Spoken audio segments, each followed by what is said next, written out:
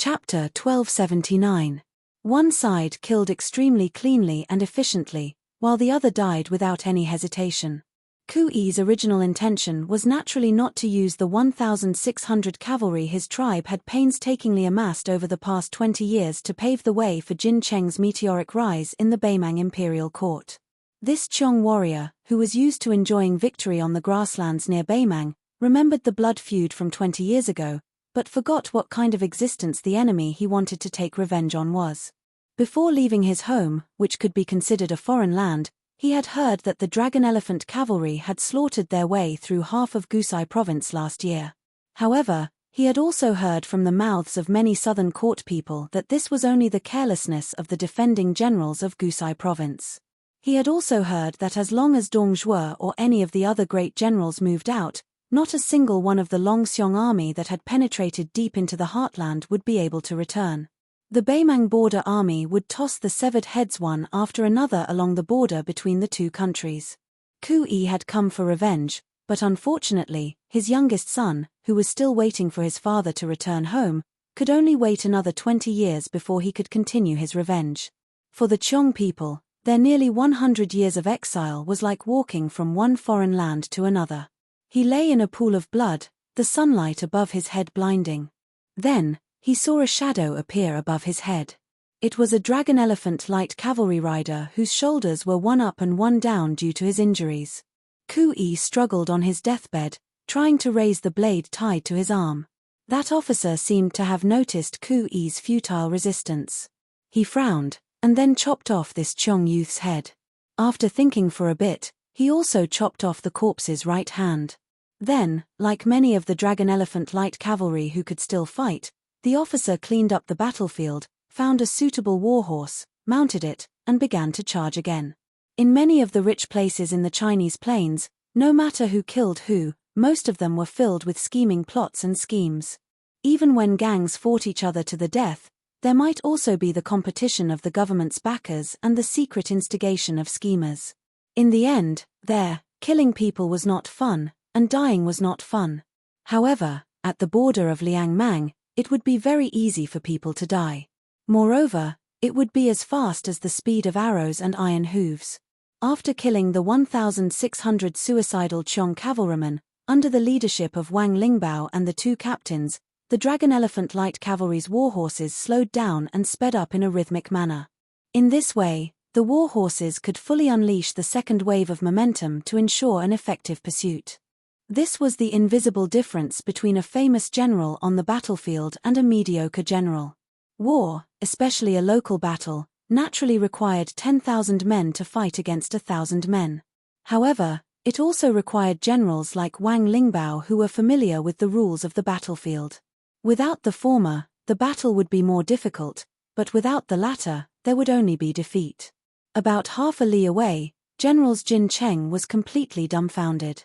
However, this middle-aged Qiong cavalryman, who was more experienced than Kui, did not hesitate at all. Without saying a word, he led the Qiong cavalry in an arc and retreated. The reason why they did not stop and flee was because the Dragon Elephant light cavalry, whose fighting strength was negligible, did not allow them to waste even a little bit of their fighting strength. Wang Lingbao calculated the distance between the two sides and the warhorse speed.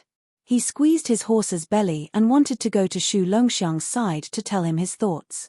However, this young commander of the Longxiong army had already raised his arm and made a simple hand gesture that everyone in the Beiliang frontier army knew. Quickly stop him.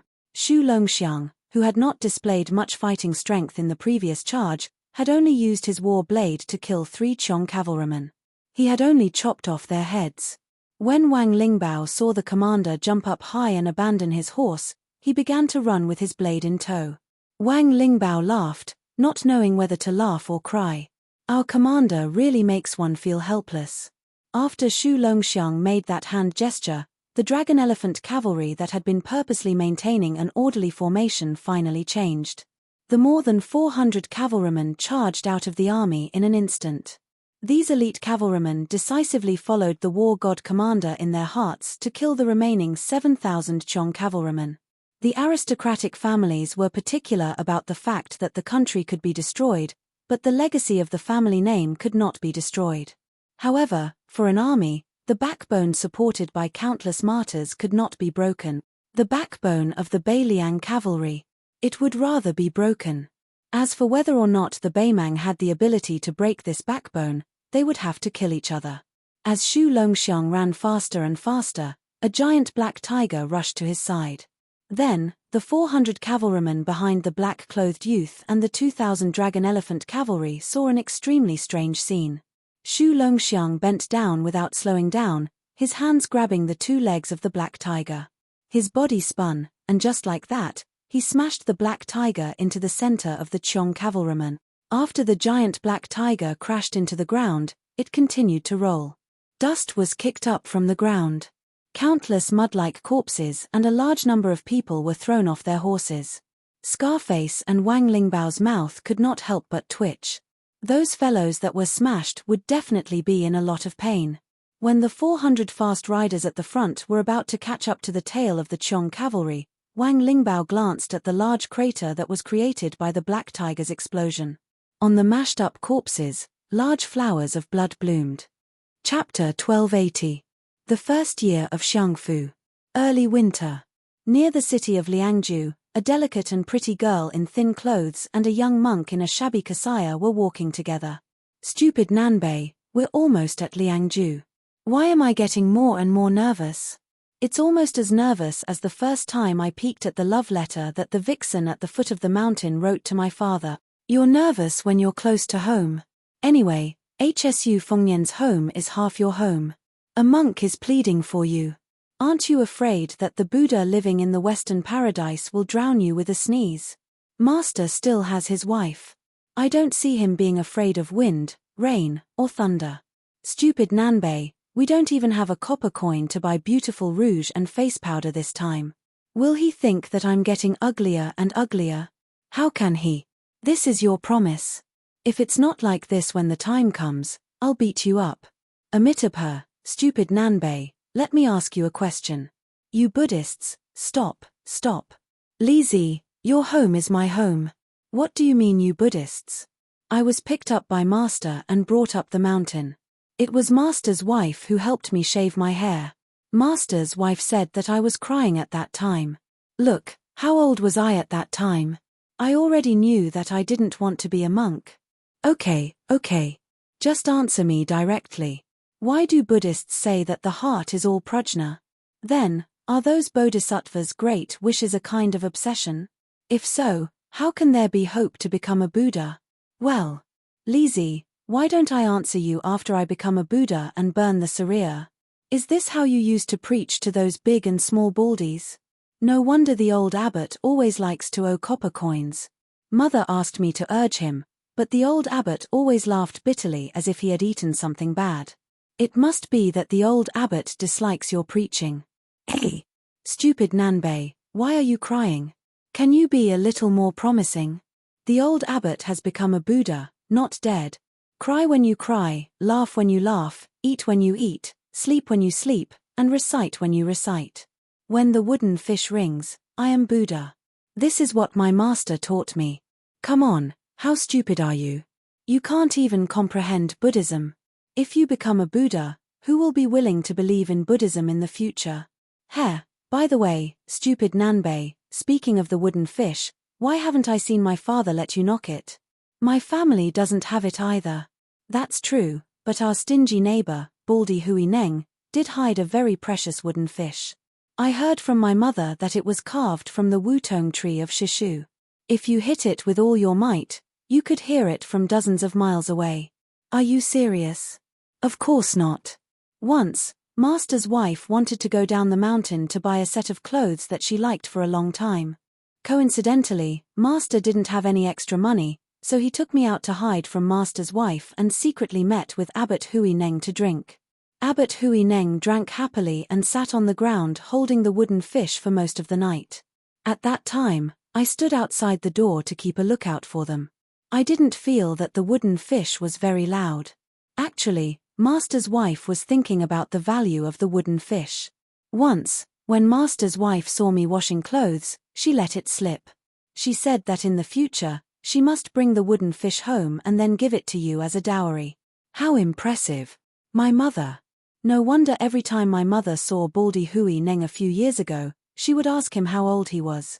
Alas, fortunately, my mother only wandered around the small town at the foot of the mountain and never went into the Jianghu. Otherwise, which young master would be willing to pay attention to her? Anyway, master is watching over master's wife, and master's wife isn't willing to go into the Jianghu. Besides, master's wife always said that the women at the foot of the mountain are either tigresses that eat people without spitting out their bones or foxes that only have skin but not brains. Especially that great peace city, the streets are full of shameless and indecent women. It has always been master's forbidden area. How can master's wife be at ease with master? Otherwise, master's wife wouldn't have followed master to the capital this time, right? Wu Nanbei. Do you believe that I won't tell my mother? Amitabha. Master, no wonder you don't talk back every time master's wife scolds you. The more you say, the more mistakes you make. I kind of understand. Stupid Nanbei, what are you muttering about? On the road, the young girl puffed up her cheeks and clenched her fists as if she was knocking on the wooden fish. Dong dong dong tilde when the wooden fish sounds, I am Buddha. Yaya yaya tilde dong dong dong tilde. The young monk secretly turned his head and snickered. On this day, the sun was warm. As the center of Beimang's southern dynasty, Xijing City was originally called Good Son-in-Law City. It was once just a normal city. With the influx of scholars from the north, it gradually had deep and secluded courtyards in Jiangnan. It had thick black tiles and white walls in the style of respecting one's ancestors. It had the private library of an aristocratic family that cultivated and studied. It had the unfamiliar sounds of reading, elegant hi-hats and broad belts, beautiful women's long dresses that dragged on the ground, and all kinds of food that dazzled the locals. Good Son-in-Law City became more and more prosperous day by day until it became Beimang's auxiliary capital. With continuous expansion, there was a court where the local nobles and foreign scholars each occupied half of the country. There was a system of 3 provinces and 6 departments. There were many talents, and it was beautiful. With the passage of more than 20 years, this city seemed to have grown from a thin little girl into a plump, beautiful woman. Then, on this imperial road that was slightly more deserted than usual, a group of people walked slowly. The leader was an old woman. The old woman's age was naturally not something that new Xijing City could compare with. The old woman with an old fox fur draped over her shoulders was followed by an old Confucian scholar. Further behind, there was a middle-aged swordsman with a sword and a burly man in his 50s walking side by side. The old woman suddenly chuckled softly and said, I heard that our war god met that family of 3 at Mount Hui, but they didn't fight. The old man in the green shirt nodded. Chapter 1281. The old woman lamented, Is there a fragrance outside the walls? Why are the 2 people I admire heading to Liang? One of them dared to charge to the foot of the imperial capital's walls alone and meet my gaze. The other one is a sect by himself. If I remember correctly, this sect with only one person is ranked higher than the princess's grave and your chess and sword music school, right? If they are willing to stay in Beimang. Forget it, let's not talk about it. The chess and sword music school had 4 masters at its peak. Although Huang Baozhu, or the devil Luo Yang, had betrayed Beimang, Hong Jingyan was already the leader of the Ruran cavalry. Sword Qi Jin and the ancestor of the bronze statue were also among the top masters in Beimang. Who in the world would dare to underestimate the chess and sword music school? The old man who looked like a shabby old scholar smiled. If that wasn't the case, wouldn't the Jianghu be a lot less fun? The old woman turned to look at the middle-aged man with a sword. Huang Qing, do you have a chance of winning against that person? She wasn't asking about his chances of winning, but whether he had a chance of winning. The person who was asked nodded. Although the answer wasn't a pleasant surprise, it wasn't to the extent of disappointing the old woman. Huang Qing's real name was Sun Xiaopu. The chess and sword music school's name was Sword Qi Jin, and he was also Hong Jingyan's master. Because of the Liang dynasty's ridicule of the Beimang sword forest's lack of manpower, some people even declared that no one in Beimang could talk about the way of the sword. Because of this, he changed his name to Huang Qing. The old woman who could make Sword Qi Jin her retainer was obvious. This aging female eagle had been flying in the sky above all the other eagles in the grassland for far too long. The four of them walked into the palace of Shijing. Then, under the careful guidance of the eunuch from the ceremony directorate, only Empress Murong and the prefect of peace entered a secluded attic. Inside the attic, there was a greyish-black hornless dragon vat made of an unknown material. The vat was less than half a person's height, but it was so huge that it occupied most of the attic's main hall. Empress Murong placed her hands on the cool rim of the round vat, squinting her eyes as she looked at the clear water in it. This vat was called Slumber. Only after she had usurped the throne did someone secretly enter the palace to report to her that there was a dragon hibernating at the bottom of the vat. At a glance, he couldn't tell if there was a flood dragon, but the scene in his line of sight was already strange enough. There was no wind or waves. The surface of the water was clearly still, but it was uneven everywhere. If one were to look carefully, one could vaguely see that there were many small carps of different colors floating in the water. Empress Murong raised her head and looked around. Other than the prefect of peace beside her, there were only 9 people in the room. Among them, there was the immortal Nan Ming, who was second only to the state preceptor Yuan Qingshan in Daode sect, the most secretive qi cultivator in Beimang, and the astrologer Yelu Guanzhu, whose ancestors had been predicting the future for the Beimang royal family. Even Huang Songpu, the former king of the southern courtyard in the southern dynasty, had not seen the 9 real hermits who had lived here for decades. As for the other dignitaries in the southern dynasty, they did not expect to see them. They probably did not know that there was such a strange attic in western capital, such an inexplicable vat, and so many strange people gathered here. Empress Murong asked softly, "Where is Zhao Dun, the Prince of Liang, who said that he would not attend the court because he was unwell?" Immortal Nan Ming, who had a head full of white hair but a face as tender as a child, walked to Empress Murong's side with a thin purple bamboo pole. He extended the pole and gently drew a small circle at a spot 2 feet above the water surface. The 100-year-old elder immortal of Daode sect, whose voice was no different from a child's, said crisply, "Judging from the position, Zhao Dun has indeed secretly patrolled the border as the spider web reported." Empress Murong's finger lightly tapped the edge of the vat and sneered, "He's only at the age of knowing his destiny. He's going to die in front of an old woman like me. How pitiful." The surroundings were silent. No one dared to answer. She asked again, "Other than the little thing representing Chen Zhibao that suddenly grew a dragon claw, is there anything else worth mentioning?" Immortal Nan Ming used the purple bamboo pole to point at a spot a little further south than before. Zhongjulu's tail fell 4 feet into the vat and is about to sink to the bottom. The old woman laughed. What a Liang dynasty's deer that committed suicide. At this moment, the place that the old immortal Nan Ming was pointing at should be Great Peace City. After immortal Chiline's ascension, the new sect master of Daode sect was expressionless. He moved the pole and pointed at the northwest direction. HSU Fengnian is still around Huayang Pass. Suddenly, a small black carp less than 2 inches long jumped out of the water. Then, it didn't fall back to its original position.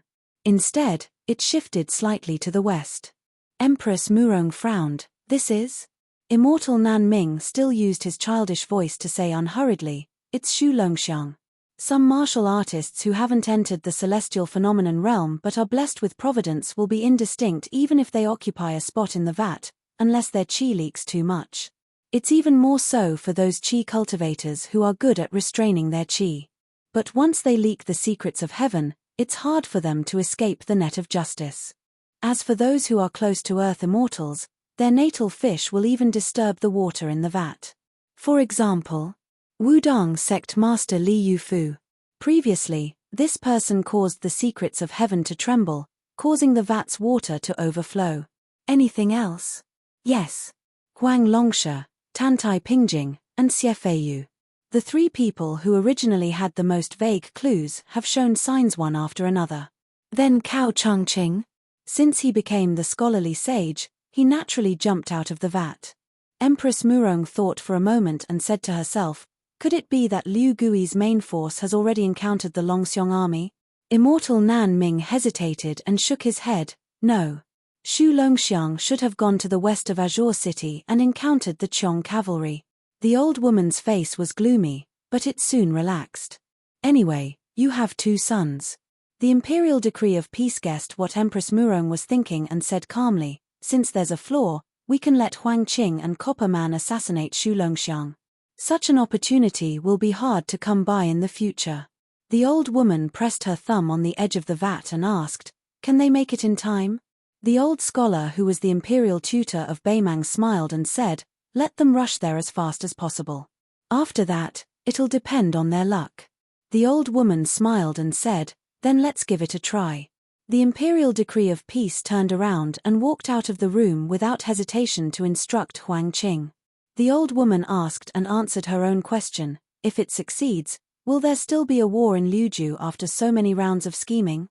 No. Chapter 1282. The Hall of Merit had the diligent room, which was different from the Imperial College. It was for the children of the Zhao family to study. Because the legitimate princes, other than the Crown Prince of the Eastern Palace, had to be conferred the title of Prince of the Eastern Palace, the diligent room was where the children of the Prince of the capital studied. A small number of descendants of officials who were conferred the title of Marquis were also allowed to enter this place, which was known as the Little Imperial Study. The diligent room had the 2 positions of junior tutor and junior tutor leading the study of politics. In addition, there were more than 20 teachers with high status who taught the Confucian classics and were personally appointed by the emperor to be the personal teacher of a certain prince or descendant. All of them were great writers of the dynasty. Occasionally, there would be a knowledgeable and highly respected Da Huang who would enter to give a lecture. That group of dragon sons and grandsons, as well as the children of nobles and nobles, entered the diligent room at the age of rushing into the age. Every day they would study for 10 hours, day after day, year after year, all the way until they were married and conferred nobility. Regardless of whether it was winter or summer, they studied without stopping. This tradition had been unshakable for the past 20 years, from the previous emperor to the current emperor. Moreover, the rules of the diligent room were complex and extremely strict. The students who entered the room did not hold a fan in summer or add charcoal in winter. Regardless of their status, they had to bow to the teachers they met on the way. If they made a minor mistake, they would be punished with a bamboo punishment. If the current emperor wrote a couplet, stand with sincerity, learn the truth and hung it on both sides. Other than the obscure Prince Zhao Kai, all of the children, including the Crown Prince Zhao Zhuan and the eldest Prince Zhao Wu, had spent a long time in the diligent room. If the position of junior tutor and junior tutor was said to be extraordinary and was expected to be conferred the title of Marquis, then the teachers of the diligent room were worthy of being called the emperor's teacher. As for the 2 positions of junior tutor and junior tutor, they had always been empty. The 2 masters of the Song family had dominated the literary world for 30 years, but they still could not obtain this position.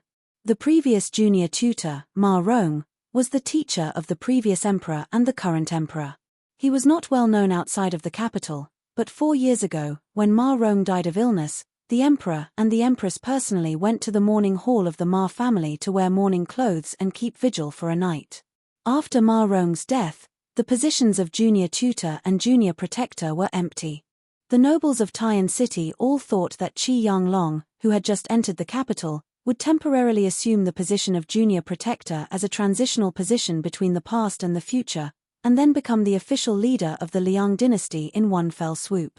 However, a young man who didn't even have the qualifications to assume the position of junior protector abruptly barged into everyone's eyes and took the position of junior protector. This person had obtained the title of Jinsha at the tail end of the Yonghui era, but he was far less eye-catching than the top 3. He had entered the Hanlin Academy and served as the Yellow Gatekeeper, but he was also lukewarm. It wasn't until he became the daily librarian of the Imperial Study in the Forbidden City that he received a few more glances from the important figures in the capital. However, that was all. Later on, this person was quietly promoted to the Minister of Meritorious Contributions Department, assisting the Minister of Personnel, Zhao Yuling, and his old superior, Prime Minister, Yin Mao Chun. He had successively participated in the imperial investigations and the local great evaluations, 2 major events that were enough to determine the status of a 4th-rank official in Liang. This scholar, who could be considered a young man in the imperial court, was the one who truly made people speechless. In the imperial investigations that were held once every 3 years, this person still didn't reveal himself. However, in the South Great evaluations, this person was truly vicious and merciless, removing the official status of the governor of Pingju and 6 county governors in one fell swoop. It had only been 3 months, and he was quickly transferred back to the capital. Otherwise, everyone in the court believed that this person would have died on the way to the south. So much so that when he became the diligent junior protector of the house, most people were numb to it. This person's path of promotion in the officialdom was too obscure, leaving no opportunity for people to give him a cold shoulder. In the end, people only knew that he had married a nameless princess a few years ago, and that she was a relative of the imperial family. In the imperial court, he had never participated in the struggle between factions, nor was he close to civil and military officials. He had never interacted with the eunuchs in the palace, not even once drinking wine with prostitutes.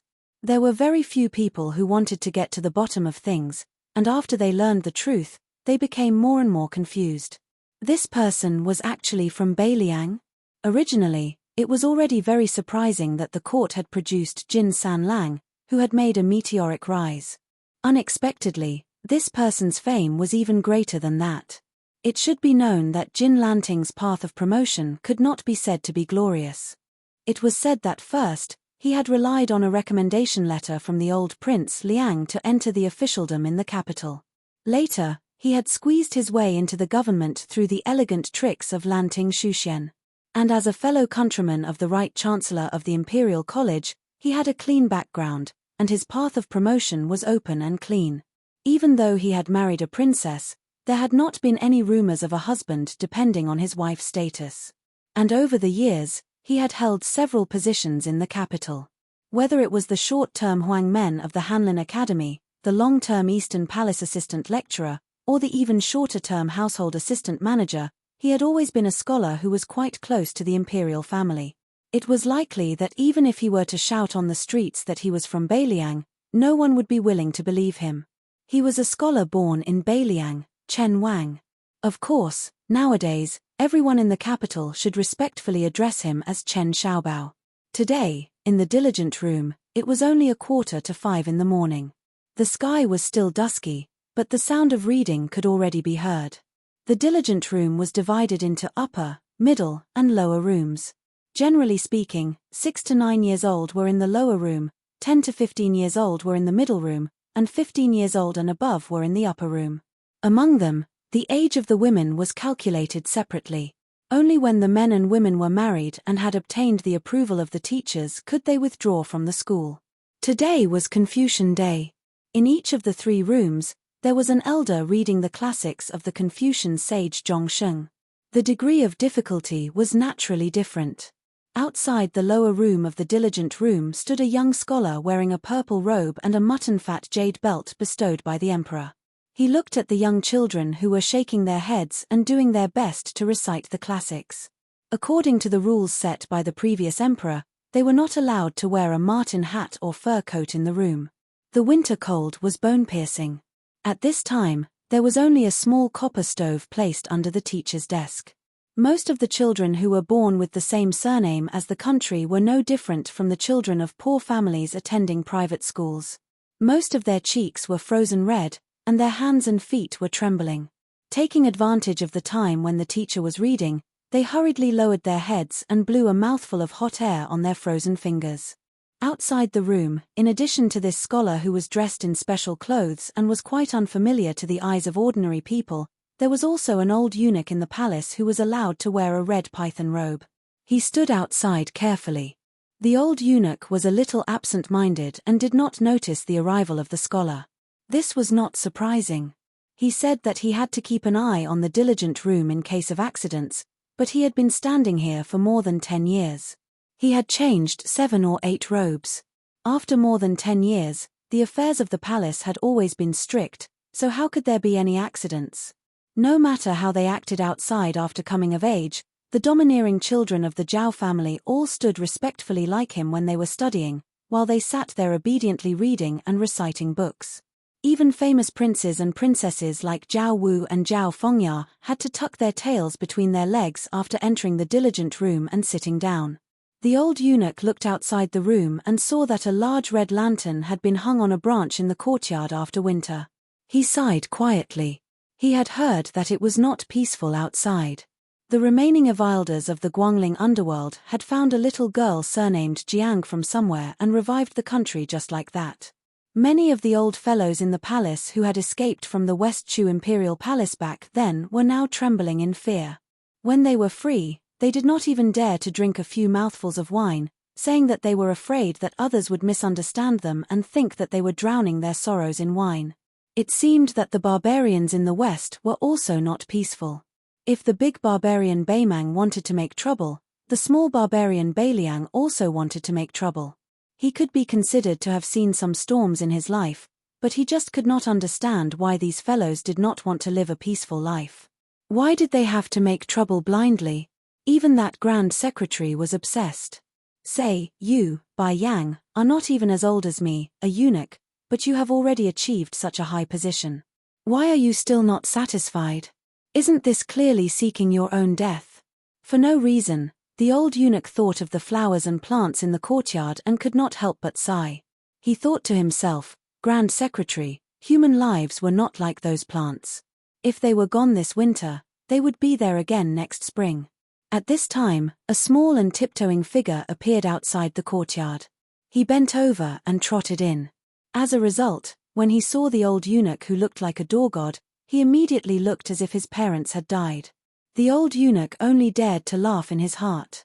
This little fellow was the grandson of Commandery Prince Feng. Although he was not the eldest grandson of the eldest branch, he was still very doted on. However, this child had always been a punching bag in the lower branch. After all, the title of Commandery Prince Feng could frighten people outside the palace, but here, no one took it seriously. In addition, the little fellow's body was weak and his temperament was soft. He was bullied all day long to the point that he did not dare to go home and complain to his elders. Even if he changed into a new pair of festive boots, they would be trampled into old ones by those naughty fellows. He looked at the child's sickly pale face and his pitiful appearance as he desperately covered his mouth to prevent himself from coughing. Although the old eunuch felt sorry for him, he, a eunuch, did not dare to violate the rules set by the previous emperor. If he was late once, he would be punished with bamboo. If he was late twice, he would be demoted. If he was late 3 times, he would be demoted again. Until he had no more rank to demote, he would be directly expelled from the diligent room. About 10 years ago, in the hands of the emperor, there was a lawless old prince who was the only legitimate grandson. He was directly demoted to a commoner. The old eunuch stopped the sweaty grandson of Commandery Prince Feng. With a cold face, he said, if I remember correctly, this is the 2nd time you have been late. You go in first. I will record it and send it to the imperial clan court. The child coughed and said intermittently, Grandfather Liu, I really did not mean to be late. I have a cold. The old eunuch waved his hand. He was not willing to listen to the child's explanation. The royal family was not a big or small matter. This was the principle that the elders in the palace had taught the younger generation with countless bloody facts. He was only a servant. Why should he seek trouble for himself? Chapter 1283. It was at this moment that the old eunuch realized that there was a dazzling purple color beside him. He was shocked and even more shocked. After he came back to his senses and was about to bow, that person smiled and shook his head. The old eunuch, who was already the head eunuch of the palace, could only bow. The scholar in purple robes and jade belt walked to the old eunuch's side and grabbed the child's cold hand. He used a bit of force to pry open the child's fingers, only to discover that the child had coughed up blood. The scholar looked at the teary-eyed child and smiled gently. He rubbed the child's head and didn't say anything. He took the child's other hand and crossed the threshold of the lower room. The lecturer in the room was a famous literary figure from the Hanlin Academy. He glanced at the scholar's robes and then at the late child with a displeased expression. However, no matter how far this literary figure had distanced himself from the quarrels of officialdom, he was still somewhat afraid of the deep meaning of the purple robes. He stopped his recitation and reached out to grab a bamboo whip from the desk. With a straight face, he said to the child, Zhao Li, stretch out your hand. The child was about to step forward to accept his punishment when the scholar, who was no older than 30, said in a warm voice, "Lecturer Han, Zhao Li isn't being naughty. He just caught a cold and coughed up blood at such a young age." Yet, he still insisted on entering the room to study. In the end, this is pardonable. The demotion from the imperial clan court is unavoidable, but can this bamboo punishment be waived? The old scholar snorted coldly, "Waive the bamboo punishment? What kind of scandal is this?" The scholar still smiled faintly and said, "The law is nothing more than human feelings." The old keeper cast a sidelong glance at this latecomer far above the rest junior and sneered, "Law, sentiment, and reason. Even Grand Chancellor Qi doesn't dare to say which of the three is more important. I wonder where did Lord Junior Guardian learn from?" Chen Wang, who was destined to become the first Lord Junior Guardian of the auspicious talisman era, said calmly, "This junior is self-taught and has no teacher." However, Chen Wang secretly believes that as long as there is a reason in the world, there is no distinction between big and small. The Confucian sage Zhong said it, the emperor said it, and even the common people said it. Official Han sneered, "Then I'll have to ask one more question. This is a reason that anyone can say, but who can prove it?" Chen Wang laughed softly and said, "It's nothing more than the 4 words of the conscience of heaven and earth. The heaven is fair, the earth is sorrowful, and the two do not interfere with each other. Man is not a plant, how can he not be heartless? Man is not a beast, how can he not have compassion?" Official Han's face was ashen as he tightly gripped the bamboo whip that he had used to beat countless descendants of the dragon clan. "Other people might respect you and be a bit afraid of you, Chen Wang, but I, Han Yusheng, would not take you, a Beiliang barbarian, seriously." The keeper was just about to explode in anger when he noticed a rare guest standing by the door, clad in a bright yellow robe. He quickly put down his bamboo whip and rose to bow. The other children also rose to their feet and saluted. "Greetings, Your Highness the Crown Prince." Zhao Zhuan laughed heartily and said, "I've disturbed Scholar Han's teachings. Forgive me, forgive me. There is one thing I must explain to Scholar Han. Zhao Li's nephew was on his way to the diligent room when I stopped him and inquired about his well-being for a long time, causing him to be delayed. I will personally inform the Imperial Clan Court. As for the bamboo punishment, if Scholar Han is afraid of breaking the rules, I will take the punishment for Zhao Li. Furthermore, this child is suffering from a severe cold. I have to ask Han Yusheng for a leave of absence. Studying is important, but the body is even more important. We study, we study.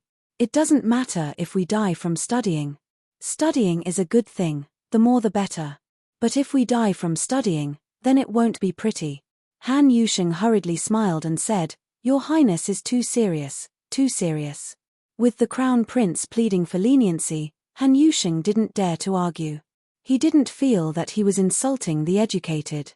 He only felt that if Sage Zhong were alive, he would do the same.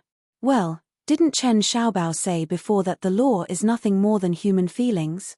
Zhao Zhuan rubbed Zhao Li's little head and said with a smile, "Don't forget to ask your aunt for more sweets in the future."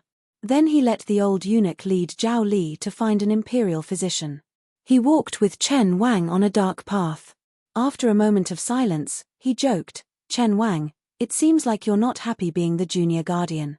Chen Wang laughed and dismissed it. Zhao Zhuan stopped and looked at this guy.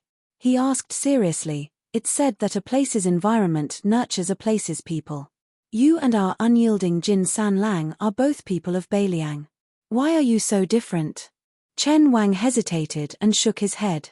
He said self-deprecatingly, "A place's environment also has its own differences.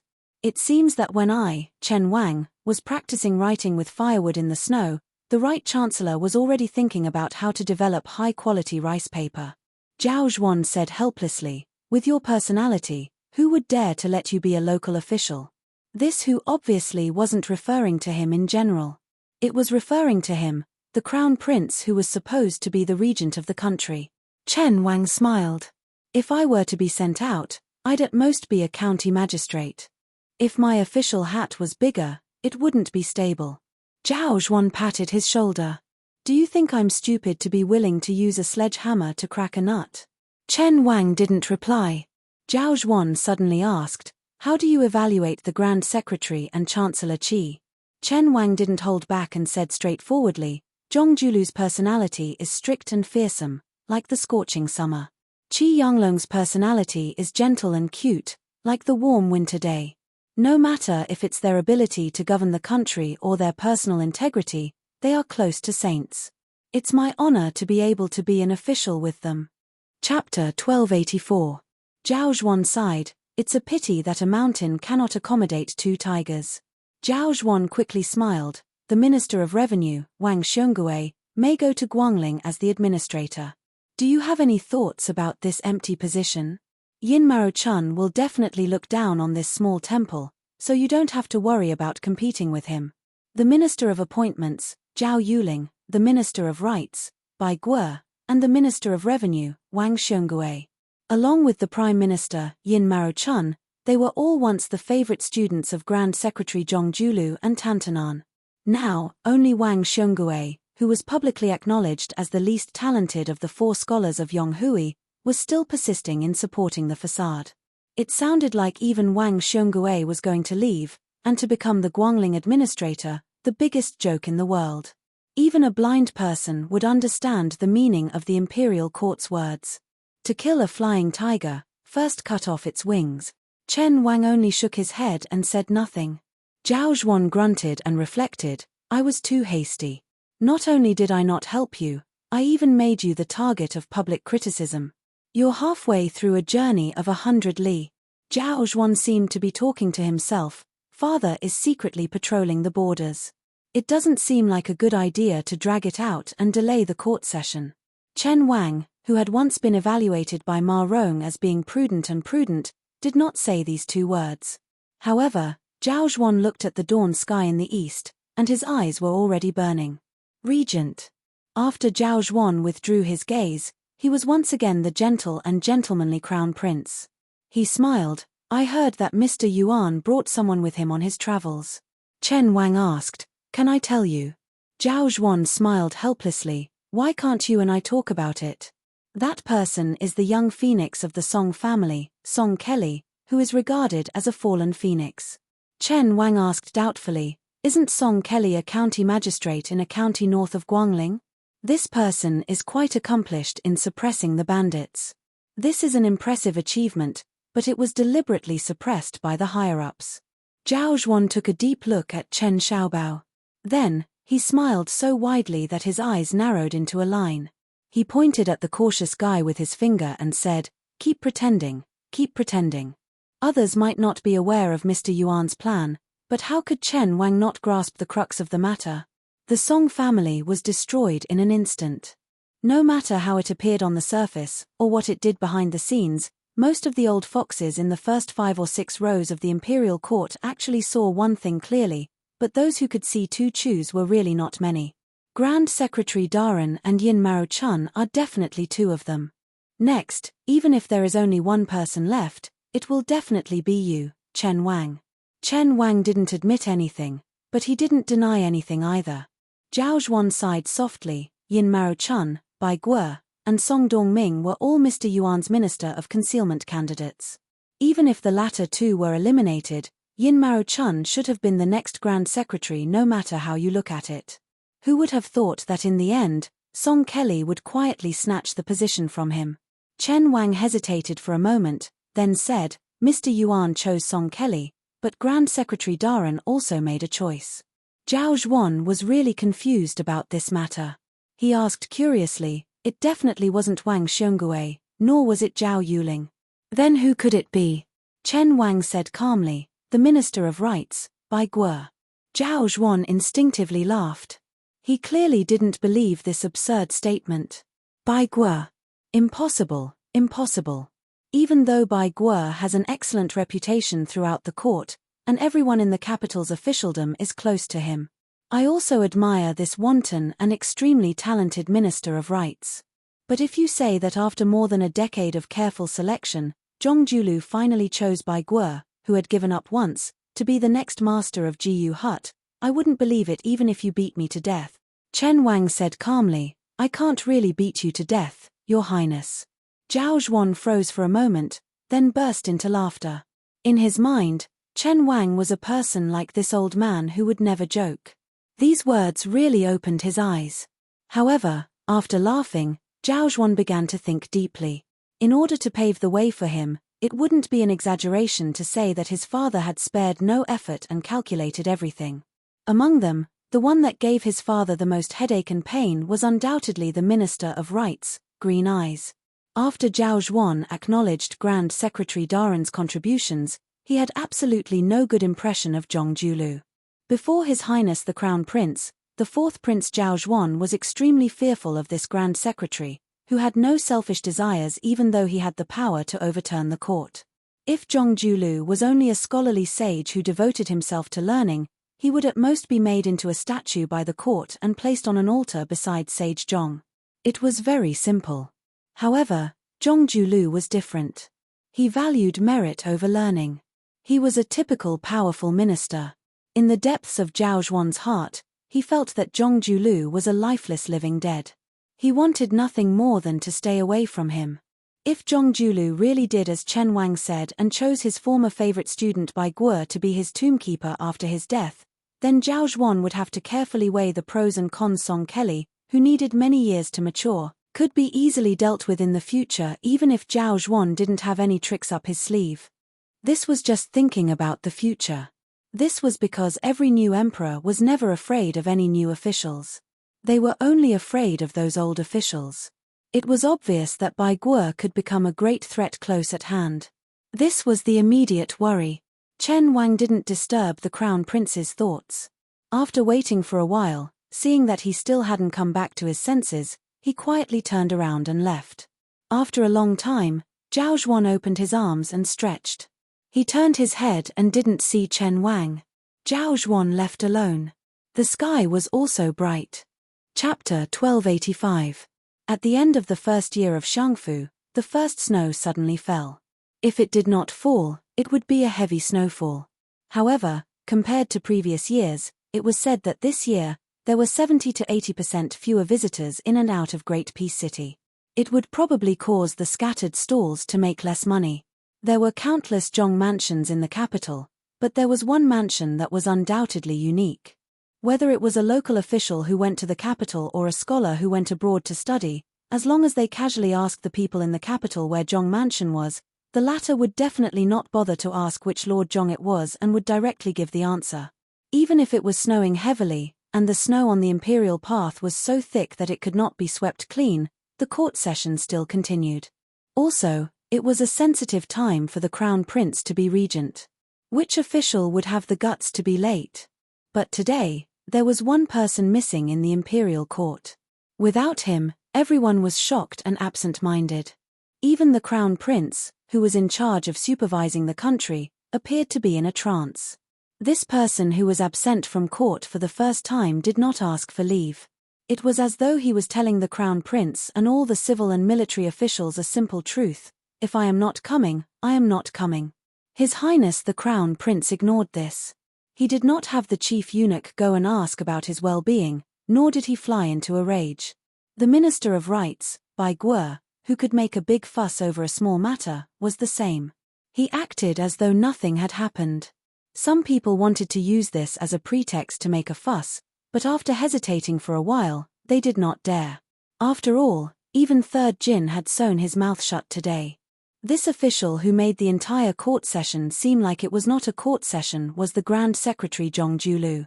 He and the emperor who was patrolling the borders were the most diligent people in the court. However, one was the first among the monarchs, and the other was the first among the officials. Zhong Julu was not feeling well today.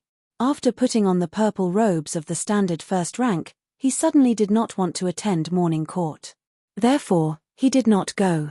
This old man, whose sideburns were turning white, had been sitting under the eaves since early in the morning. He did not change into more comfortable and warm clothes. The old housekeeper of the mansion had brought in a simple stove made of bamboo strips, and had added charcoal to the stove many times. In Zhong Julu's life, other than a few times when his good friend Tantanan forced him to drink a few cups or two, he almost never drank. He insisted that drinking would make things worse. However, with nothing to do today and nothing to do in the future, The old man still did not have the slightest intention of drinking. When it was close to noon, he carelessly ate some of the rough homemade pastries and continued to flip through the nameless poetry collection in his hands. Jongjulu's ability to govern was outstanding in the world. Most likely, even those powerful political opponents who still had the strength to fight when he first started his career would not deny it against their will. However, Jongjulu came from the Hanlin Academy. Other than the artistic essays he wrote when he was young that could be considered sloppy and had some talent, whether it was in memorials or memorials, the wording of his speech and the words themselves, they were all dull and tasteless. After so many years, there was not a single good work of a famous teacher that was passed down. There were also no rumors that he favored a literary master, and no comments that added the finishing touch to a good work. From an outsider's point of view, the Grand Secretary seemed to have a natural resistance to writing. In reality, only Huan Wen knew that his old friend Jongjulu did not hesitate to write, but he would also fall in love with the good works of many scholars, especially the good sentences that added the finishing touch. Whether it was the frontier poems, the resentment poems, or the sentimental poems, the funeral essays, they all had their own preferences. They were all collected in that self-edited poetry collection. For example, the Tokoroka Ouyang family's memorial to their father in Shangyin Academy, the Chu War declaration that Zhao Changling personally carried the sword in the Battle of the Western Wall, and so on. Jongjulu would occasionally flip through them. Among them was Huang Longsha's "The Yellow River runs for more than 1,000 miles to the north, the air of grievance turns into black clouds." There was also that line by that person who had been scolded as my Shu Mai Liang back then, "There is no war in the horizon, the energy of war dissipates into the sun and moonlight." There was also a famous palace resentment line from an unknown person in the previous dynasty, "Outsiders do not see a smile, the heavenly treasures last year's is a gift for the world." Shu Weixiong's took up a lot of space among the 300 or so. Even some of the poems that Hsu Fengnian had clearly bought with a large sum of money were included. This was probably the so-called magnanimity of the Prime Minister. The old steward suddenly jogged up the steps and said in a low voice, "Old master, the young master has come." Jongjulu was slightly puzzled, but did not say anything. While his son and daughter-in-law feared him as a father, he was not unreasonable to the point that his children were not allowed to disturb him. However, the eldest son and second son had soft personalities and were somewhat pedantic from a young age. After they got married and started their careers, the two daughters-in-law came from a small family. If not for the Grand Secretary's blessing of having two grandchildren, they would not dare to come here and ask for trouble. The youngest son, Zhong Bianguan, was an anomaly among the three sons. His personality was the most stubborn, but his relationship with the Zhong manor was also the most rigid. It was as if father and son would never have any contact with each other. For Zhong Bianguan to take the initiative to walk into this manor was indeed like the sun rising from the west. Although Jongjulu's face was expressionless, he still unconsciously glanced in the direction of the courtyard gate. Even a vicious tiger would not eat its cubs. How many fathers in the world truly loathed their own sons? Chapter 1286. Zhong Bianguan was still as sloppy as ever. He ran into the yard with an item in his hand that was not commonly seen in the capital. It was a small copper stove made of bamboo that was popular in the countryside of Jiangnan. Inside, there was a charcoal fire covered in ash for warmth. The elderly all liked to carry this item when they went out for a walk or chatted at home. The ancestral home of the Zhong family was south of the Guangling River. Before Jongjulu made a name for himself in the imperial examinations, he often used this when he was studying hard. After all, compared to a large stove, it saved a lot of charcoal fire. Even poor families could use it if they gritted their teeth. After he became famous in the capital, only his grandfather, who had moved to Tian City to live out his retirement, occasionally used it. Who knew where Zhong Bianguan had gotten such an old antique from? Zhong Bianguan asked the steward for some new charcoal to pour into the stove. He also shoveled some ash from the large bamboo stove under Jongjulu's feet. Crouching on the ground, he finished fiddling with it and handed it to Jongjulu. Jongjulu was startled. He took it and placed it on his lap. With one hand holding the book and the other holding the stove, the warmth immediately increased. Zhong Bian-guan asked for a small stool from the steward and grumbled endlessly, "How old are you? You don't know how to admit your old age. You insist on admiring the snow outside and reading to act like a hero." The steward smiled knowingly and left. These words could only be said by the young master. The other two young masters would never dare to say such things. The old master only needed to give them a slightly impatient glance, and the two young masters, who only knew how to bury themselves in books, would tremble in fear. Even in the summer, it was as if they were walking on thin ice. Zhong Bian-guan used an iron pincer to stir the charcoal fire in the stove and said to himself, "I heard from the marketplace that your words as the Grand Secretary are becoming more and more useless today. Many 5th and 6th level minor officials dare to be sloppy. Other than Wang Xionggui's Ministry of Revenue and Ministry of Rights, which can be considered honest, the Ministry of Appointments, Ministry of War, Ministry of Works, and Ministry of Justice all have countermeasures against Zhong Bian-guan's policies. Especially the Hanlin Academy and Imperial College. Every few days, the noble officials and scholars will come up with a few new poems that borrow from the past to satirize the present. There are even some who say that the emperor is patrolling the borders.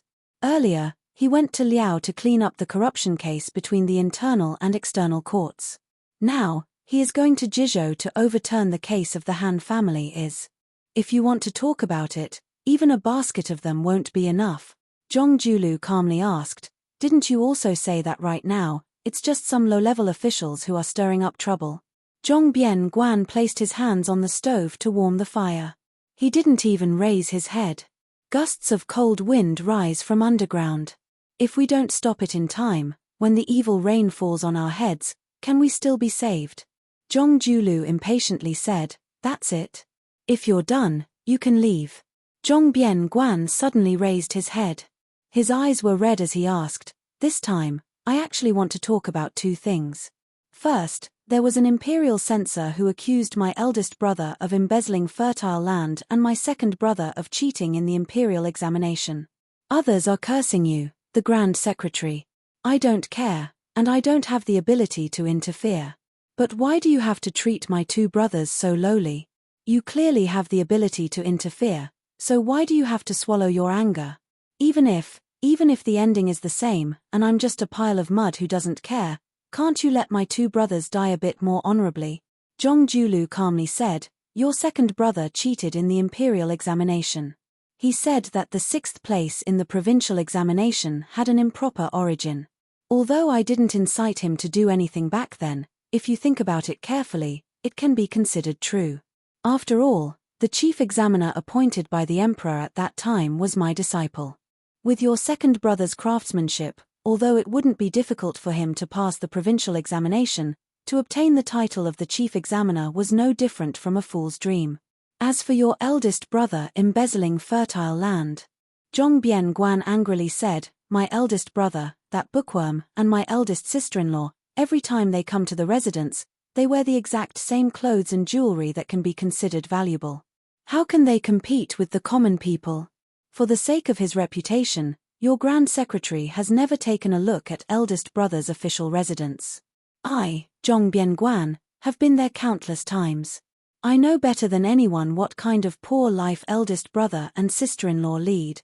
Zhong Julu interrupted his youngest son's words and calmly said, "In the 8th year of Yonghui, I indeed helped your eldest brother purchase 300 mu of fertile land.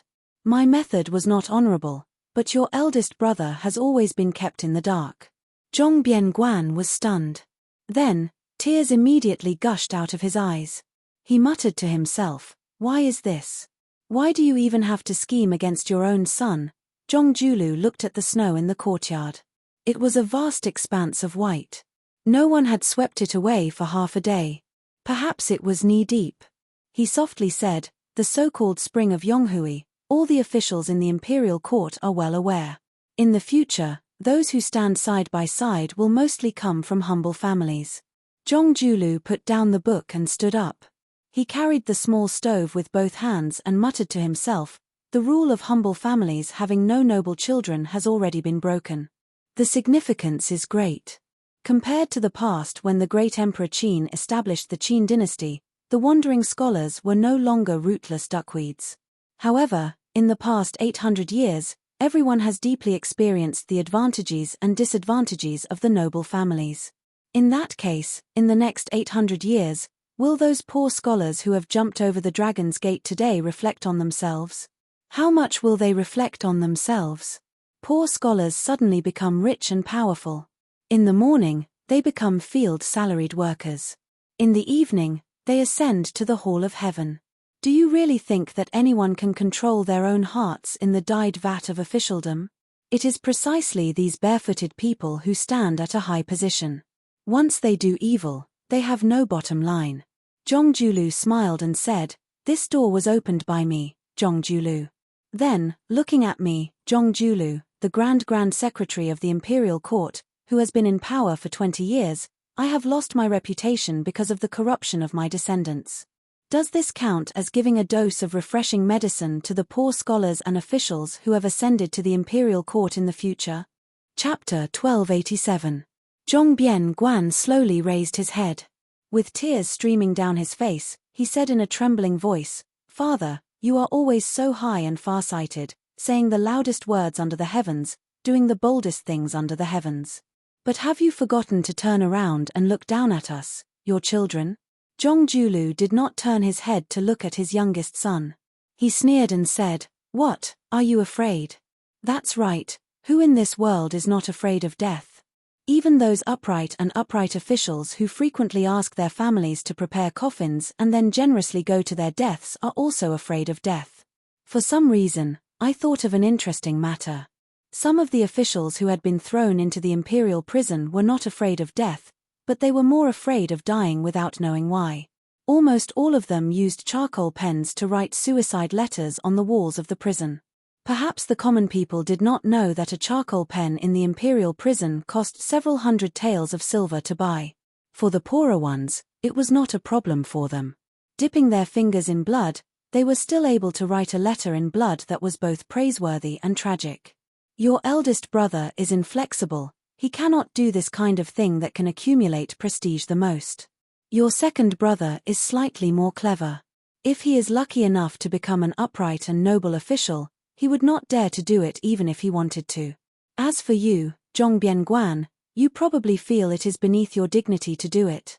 Zhongbian Guan stood up and snatched the small stove from Jongjulu's hands. He fiercely smashed it into the snowy ground below the steps. The raging charcoal fire that rolled out of the stove quickly dissipated. Jongjulu did not care about this son's disobedient behavior. Not to mention licking his children's affection, he even wanted to personally serve his son's 3 bowls of death rice. Even if his son wanted to beat him, the Grand Secretary, a few times, it did not seem to be a big deal. Jongjulu slowly turned his head. Looking at his ashen-faced youngest son, he asked, "Do you really think your eldest brother and second brother do not know the situation of the imperial court at all? Do you really think they do not know the fate of the entire Zhong family? Only you, Zhongbian Guan, can be smart all your life, but they can't be smart for once." Jongjulu retracted his gaze and sneered, "Then you are too self-righteous. Among my sons, you, Zhongbian Guan, are the most thoughtful. But your 2 brothers are pedantic, but how can they be stupid? They have been influenced by the political situation for so many years. No matter how pure their thoughts are, they have long been enlightened." Zhongbian Guan squatted down and murmured, "Back then, you insisted that our 3 sons could only marry women from small families. You were waiting for this day, right? If she was a woman from a noble family, she would implicate many people. When the time comes, when His Majesty the Emperor wants to kill people, he will also be overcautious. You really are a rarely seen Grand Secretary with a conscience, not making things difficult for the monarch sitting on the dragon throne. Eldest sister-in-law and second sister-in-law can both be considered to be good at managing their families. These years, their families can be considered to have benefited from the Zhong family's glory, profiting greatly in the open and in the dark, vaguely becoming a large family in the local counties. You even made an exception and turned a blind eye to this. Hey, you are doing this to make your conscience feel a bit better, right?" Jongjulu did not say anything. Zhongbian Guan rubbed his cheeks. He looked at the small stove left behind by his grandfather in the snow and said quietly, "Father, in order to become a good official, from the very beginning at my grandparents' side, you were not a good son. Then, you were not a good husband. Then, when you came to our side, you were not a good father. In the end, you were not even a good grandfather. Was it really worth it? Jongjulu raised his hands and blew out a mouthful of fog. He smiled and said, a good official. Jongjulu was in a daze. He still remembered that his best friend Tantanan had once said some drunken words. To him, it was easy to be a loyal and treacherous official, it was easy to be an honest and muddle-headed official, but it was the most difficult to be a good official sandwiched between the monarch and the common people. It was difficult to explain clearly in a few words. It was already very difficult to control the monarch's world, and it was even more difficult to win a good reputation in life or in death. Jongjulu suddenly said, when I was young, I read an anonymous frontier fortress poem.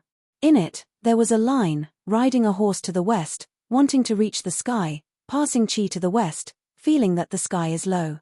I was especially fascinated. I always thought that if one day the official career was not successful, at worst I would just throw away the pen and join the army. I would go and see with my own eyes the scenery of the vast wilderness and the sky at the border. That way, my life would not be in vain. But later, when the official career was stable, after your mother gave birth to you, she gave you the name Bien Guan. For some reason, Zhong Bien Guan calmed down a lot. He squeezed out a smile and said self-mockingly, because of this unworthy name, I have been ridiculed for so many years by the group of second generation in the capital. They said that you, the Grand Secretary, should have been named Zhong Tian or Zhong Jingcheng. Jongjulu smiled and walked down the steps. He bent down to pick up the small stove. He picked up the iron tongs and put some charcoal into the fire. He handed it back to the young son and said softly, I know that your hearts have been cold for many years. Father can't do anything. Zhong Bianguan was stunned and forgot to speak. Jongjulu waved his hand and asked the steward to bring a small stool. After sitting down, he asked, the reason for this trip, is it because Mano asked for a letter of divorce from you? Do you feel that you can't vent your anger? You have been with the chicken and the dog for so many years, but at this juncture, she abandoned you and left. Do you feel like husband and wife are birds in the same forest and fly away separately in the face of disaster? Zhong Bianguan, who was asked several questions in a row, shook his head and said, I don't mind her doing this. Jongjulu wanted to say something but stopped. In the end, he just said, don't be angry at her. Among the 3 daughters-in-law of the Zhong family, she has it the hardest. It's hard for her to be an evil person. She is such a smart and kind girl. Our Zhong family has let her down. Zhong Bien Guan looked straight at his father. The latter asked back, do you understand? Zhong Bien Guan suddenly remembered something and suddenly choked with sobs. When a woman is ruthless, she is the most ruthless. When a woman is infatuated, she is the most deeply moved. Zhong Bien Guan seemed to have untied the knot in his heart and nodded vigorously. Chapter 1288.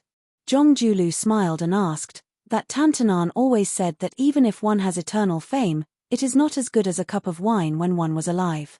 In the past, I did not believe it. Why don't the 2 of us drink a few cups today?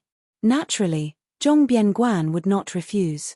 Thus, the most powerful official in Jingdo and the most useless playboy of Great Peace City, this pair of strange father and son, separated by a stove, sat across from each other on a small stool and slowly drank wine. The wine jug was placed on the edge of the stove. Zhong Bianguan said, Father, in reality, no one is angry at you. Jongjulu drank a mouthful of wine and did not speak. Cup after cup, the father and son drank like this. The steward tiptoed over to deliver a second jug of wine. Along the way, he brought a thick fur coat for the Grand Secretary. In the end, Zhong Bianguan staggered away in a drunken stupor. Jongjulu saw him to the gate of the mansion and gave the fur coat to his son to wear. Jongjulu stood on the steps and reached out to catch some snowflakes in his hand. There was nothing one could do about the affairs of the world. When one could say it, one did not want to say it. When one wanted to say it, one could not say it. Perhaps half a year ago, no one would have believed that the West Chu Navy would be able to fight the Guangling Navy downstream like a lion hunting a rabbit. Like an arrow on a bowstring, they were only waiting to go down the river and head straight for the spring snow building. Even in the darkness, just by the light of the lanterns, those towering ships exuded a savage aura of war. Presumably, every old remnant of West Chu who saw this scene would find it hard to restrain their joy and sorrow. For 20 years, the world had only heard that the Bailiang cavalry was the best in the world. Did anyone remember the majestic sight of the Da Chu navy of the past? In the last few months, there had been an endless stream of old remnant people walking or riding carriages to the riverbank to look at this scene from afar. They either knelt or clasped their hands, all of them weeping and then laughing madly as they returned home to tell their old friends. Cao Changqing personally commanded the navy. The Divine Phoenix was named after the capital city of Da Chu. A middle-aged Confucian scholar in green, who had been holding a lantern and admiring a painting, raised his head and gently extinguished the lantern. Walking out of the cabin on the top floor, he gazed toward the right bank of the Guangling River. He saw a group of cavalry dressed differently from the navy suddenly appear. Afterward, the leading knight and a few retainers leisurely crossed the river on a small boat. At the bow of the small boat stood a person. His figure was tall and slender. As the boat approached, the knight's face became clearer under the light. He was determined, conceited, and full of heroic spirit. He lacked the gentleness of a gentleman. However, this young man really couldn't ask for more. It would be strange if he was just a kind and gentle scholar who could trample the territory that Zhao Yi had painstakingly built for more than 10 years in 3 months. One of the deputy commanders of the Da Chu Navy, Song Yuanhang, stood beside the Confucian scholar in green. After seeing the uninvited guest, he did not hide his displeasure at all. Not only him, but the Navy generals who had walked out of the cabins on the lower levels of the Divine Phoenix ship also did not have a good impression of this young man. It was not a bad thing for a young man to show off his ability, but to be so arrogant that he did not consider the rules as rules was rather annoying. Similarly, as the son of one of Da Chu's most powerful families, Pei Sui, who had made great contributions earlier, was very humble. Ku Jianghuai, if it weren't for this person in charge of the Navy helping him smooth things over, he would have long rolled up his things and scrammed back to Shangyin Academy to read his books on the art of war. Earlier, he had repeatedly disrupted the plan and acted on his own initiative to move troops and generals. Not to mention that, he had come to visit the Navy tonight, and he didn't even give a greeting. Did he really think that the great Da Chu couldn't accomplish great things without one Ku Jianghuai? The scene that followed made the Navy commanders on the ship even angrier. Ku Jianghuai did not board the ship to greet the commander of Da Chu's 3 armies, Cao Changqing. Instead, he stood at the bow of the small boat with his hand on his sword. He raised his head to look at the green-robed man. After directly calling his name, he asked in a low voice, "Cao Changqing, why won't you allow me to take down the 6,000 soldiers that Song Li dropped into my pocket?" The white-haired Cao Changqing did not make a sound and met the young man's gaze. The tall Ku Jianghuai had no awareness that he was talking to Da Chu's second stabilizing needle after Yi Bai Kuei. His tone was angry and dissatisfied, almost questioning. The opportunity is fleeting. Song Li is not an idiot who doesn't understand military matters. Wait until he has a firm foothold on the Eastern Front and straightens out the internal conflict in the spring snow building before I want to do it in one go. Ku Jianghuai, you are already General Ku. As for the imperial edict to remove you from your position, you will receive it a few days later. However, it is all the same whether it is early or late. Cao Changqing. I, Ku Jianghuai, originally thought that Da Chu still had 2.5 people who knew how to use troops and enough to conquer the world. Since there is only half left tonight, then there is no hope of reviving the country. It doesn't matter if I am an official or not. I want to open my eyes and see if that half can help you take down the spring snow building. Ku Jianghuai angrily threw his sword into the Guangling River. The small boat turned around and left. Song Yuanhang quietly asked, "Minister, has this kid lost his mind?" Cao Changqing smiled slightly. He has not gone mad. Ku Jianghuai is very clear-headed. His view of the Eastern Front is correct. This, however, what Ku Jianghuai does not know is that he has been blinded by a single leaf. "Minister, why do you say this? The main general of the Eastern Front that I, Cao Changqing, want should not only focus on the spring snow building and Zhao Yi. If he stops here, Then Xie Shibian will be able to achieve his so-called half a person. The blue-clothed official lowered his head and looked at the Guangling River flowing east. He was in a daze. Ku Jianghuai should be able to see further. He should be looking at the Great Peace City. Chapter 1289. In the prince's mansion in Xiangfan City, the young king of Jing and Zhao Zun was summoned to Guangling to quell the rebellion. So far, he had not made any contributions. The large Qingju was handed over to a blind man who was also young. It was peaceful. He did not make any outstanding achievements, but he did not degenerate to the point where he had to use self-deprecating methods to win the trust of the new king of Jing'an. It could be said to be a model example of a ruler and his minister being compatible. It was somewhat similar to the partnership between the king of Yang and Naylan Yusi. After nightfall, the stars twinkled. Lu Xuan stood under the eaves and raised his head to look at the resplendent starry sky. Next to him was the maidservant that Prince Jing'an's estate had placed at his side. He never thought that after spending so much time together, they would end up in the same boat. But this might not necessarily be the young Prince Jing'an's original scheme. Teacher, you asked the prince to only lose and not win. When the time comes and the Zhao family loses face, the emperor will most likely blame you, right? Of course he will, and it will be a heavy punishment. Then why did the prince agree? When the old and the new take over, the new emperor will bring in new officials.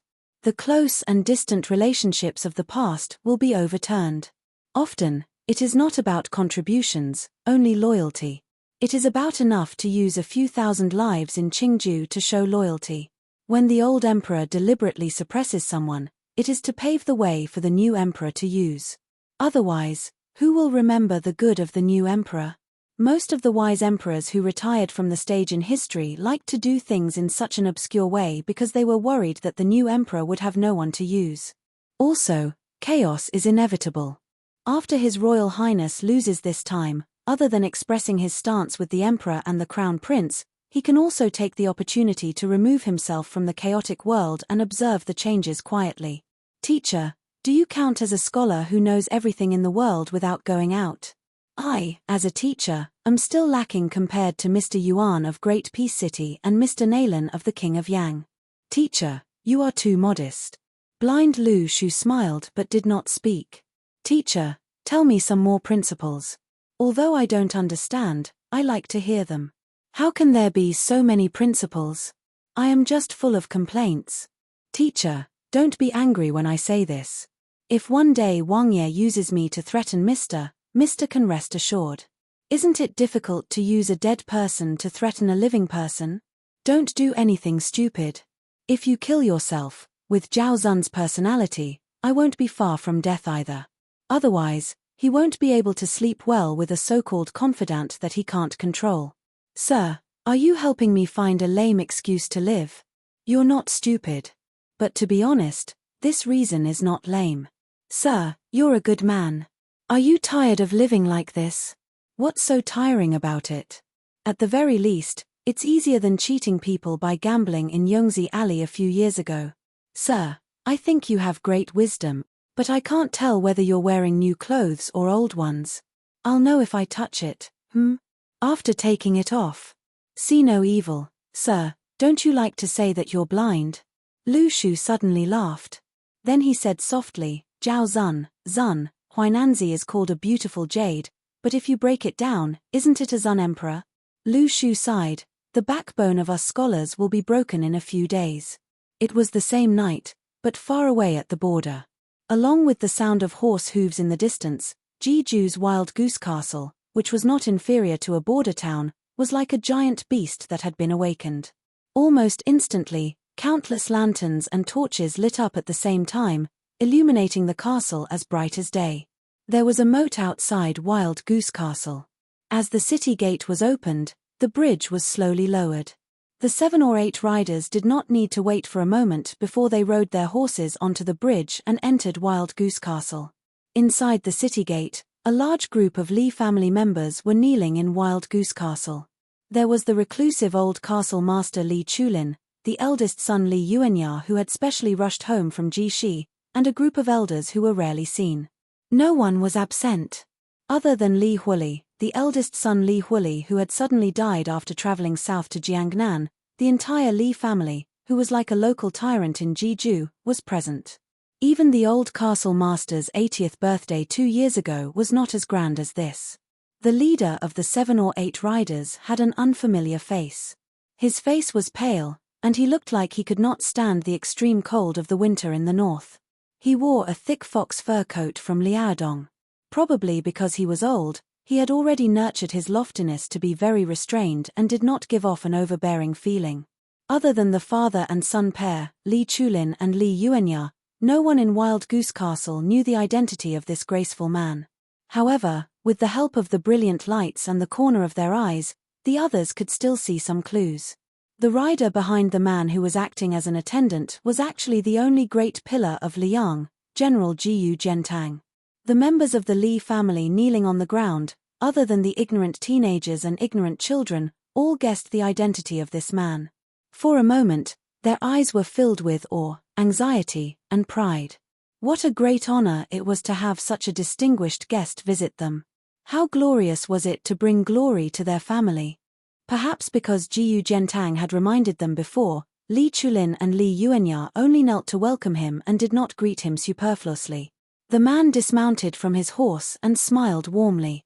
The north is cold, and the land is cold. Besides, the records of rights of the kings states that 80 strokes of the rod should be used in court. Old castle master, please rise. Everyone else, don't kneel. The 6 riders behind him dismounted at the same time. General Jiyu Gentang, who was in light armor and carrying a saber, stepped forward silently and helped the man lead his horse. Li Chulin stood up carefully. Every wrinkle and crevice on his haggard and dignified face seemed to emit a strange brilliance.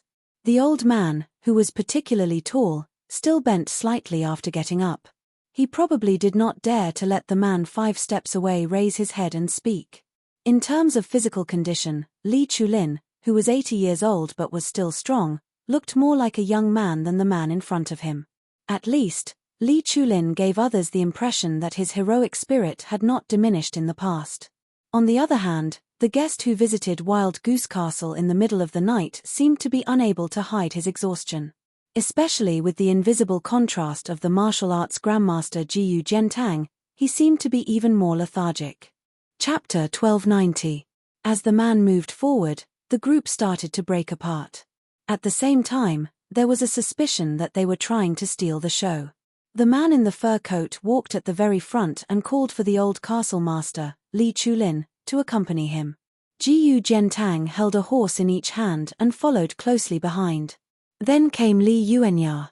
These 4 people slowly walked at the front. Then came the 5 riders who each held heavy military power on the northern border of the dynasty. Finally came the old and young members of the Li family.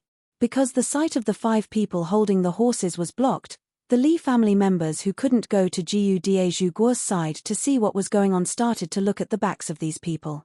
The old man with the sharp eyes of Yangbao recognized most of them and guessed the rest. He couldn't help but be speechless. These 5 people were all important figures in the military who held the title of general with real power. The lowest official was rank 4. It could be said that if these 5 people died at Yangbao, then the northern border of the 2 liaos would be half paralyzed. However, with Jiyu Gentang, who was the number 1 blade user in the world, holding the line, it would be difficult for these 5 generals to die even if they wanted to. Other than having high positions and power, these 5 riders had one thing in common. Compared to the old generals like Yang Shunxing and Yang Zhenchuan, although their military achievements and fame were not as great, they won because they were young. The oldest was less than 50 years old and the youngest was only 30 years old. The battlefield at the border didn't care about age and experience more than the court. Therefore, it could be said that these 5 were destined to become the future military pillars of the Liang imperial court. Perhaps the next minister of war of Great Peace City would emerge from among them. The man walked on the smooth road paved with large green stone slabs. He raised his head and looked at the numerous fire dragons that stretched up from the lanterns. He sighed softly and said, "This is the first time I have entered Ji province in my life. I should have come earlier. My Zhao family is about to conquer the world. Usually, when I go to the diligent room to teach the Zhao family members, I always say that we can't slack off. We can't be misled by the ancients and believe that after conquering the world, we have to dismount from the horse and protect the world. That's what I said, but I don't seem to have done a good job of teaching them by word and example. Presumably, some of the Zhao clan's descendants will find it harder to place as much importance on military affairs as their ancestors. No matter how brave the old fox Li Chulin was, he didn't dare to interrupt the Son of Heaven's family affairs. He could only perk up his ears and not miss a single word. As long as the emperor, who was traveling incognito, didn't ask questions, he would just listen and not speak.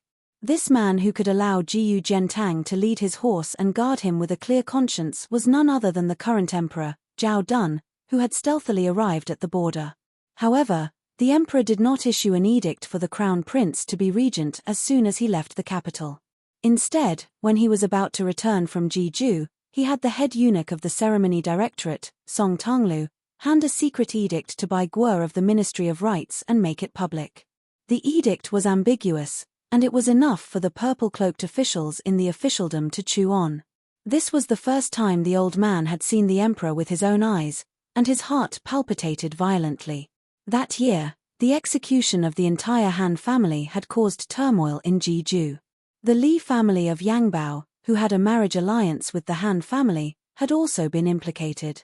At that time, Li Chulin, who had yet to vacate the position of family head for Li Yuanya, was extremely vicious and merciless. Not only did he tie up the young couple and bring them to the execution ground in Jeju's capital, he didn't even spare their young children. In the end, the two children, who should have been surnamed Li, were beheaded along with their parents.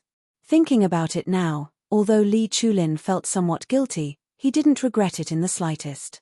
Under the strife of the general situation, the lives of a few innocent people didn't count for much. In just one night, the Han family, who had been loyal for hundreds of years, had become a traitor who had betrayed the country. For the past 10 years, everyone in the imperial court had said that it was the blue-eyed Grand Secretary who had harmed the public interest. It had even turned into one of the most powerful crimes that the imperial censorate had used to impeach Zhong Julu. This made the old man, who liked to read history in his spare time, feel somewhat distressed. In the past dynasties, there had always been treacherous officials who manipulated power and deceived the public. In the end, they were executed under the law, and never dared to say how muddle-headed the emperor was. To be honest, Li Chulin admired the Grand Secretary who was in the center of the imperial court but kept himself clean in all aspects. If it weren't for Zhong Julu's insistence on supporting the northern border and using half of the imperial court's taxes to support the northern border, the old Minister of War behind him wouldn't have been able to handle the situation so easily.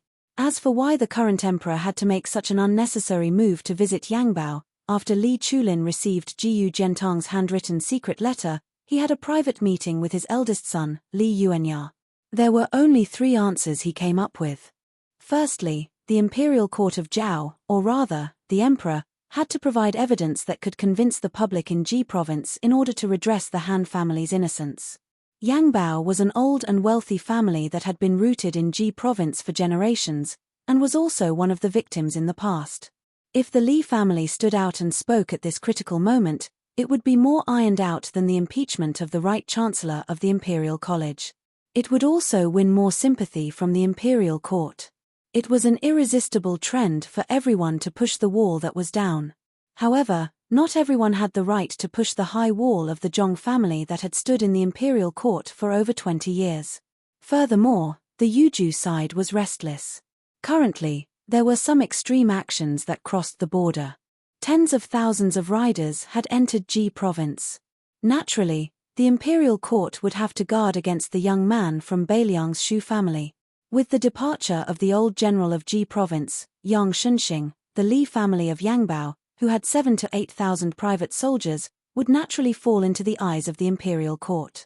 Both father and son guessed that it was a personal matter of the emperor. After the previous 2 times where he personally led the troops and returned with no results, the current emperor had never patrolled the borders. He had not even gone to the prosperous Jiangnan. The people mistakenly thought that the current emperor only cared about internal affairs and did not care about military exploits on the borders. This was definitely the view of a country bumpkin. Li Chulin had always believed that the current emperor had an extremely strong desire to conquer Beimang, because this was the only feat that could prove that he could stand shoulder to shoulder with the late emperor. Emperor Zhao Dun gradually ascended along the green stone path. Yanbao's path also had the reputation of being the path of blue clouds. All the officials of Ji province would take this path in hopes of good luck. However, to the person sitting on the dragon chair, the meteoric rise that the officials dreamed of was not even worth mentioning. Li Chulin was shocked. It was said that the emperor did not forget to train his body in addition to working hard. The people of Ji province all thought that this man, who was only 50 years old, could continue to sit on that chair and look south for another 10 to 20 years. How could his physical strength be so weak? He actually had to pant after every 100 steps. Could it be that the prosperous Li Yang was about to change? It had to be known that Li Yang could not be considered peaceful.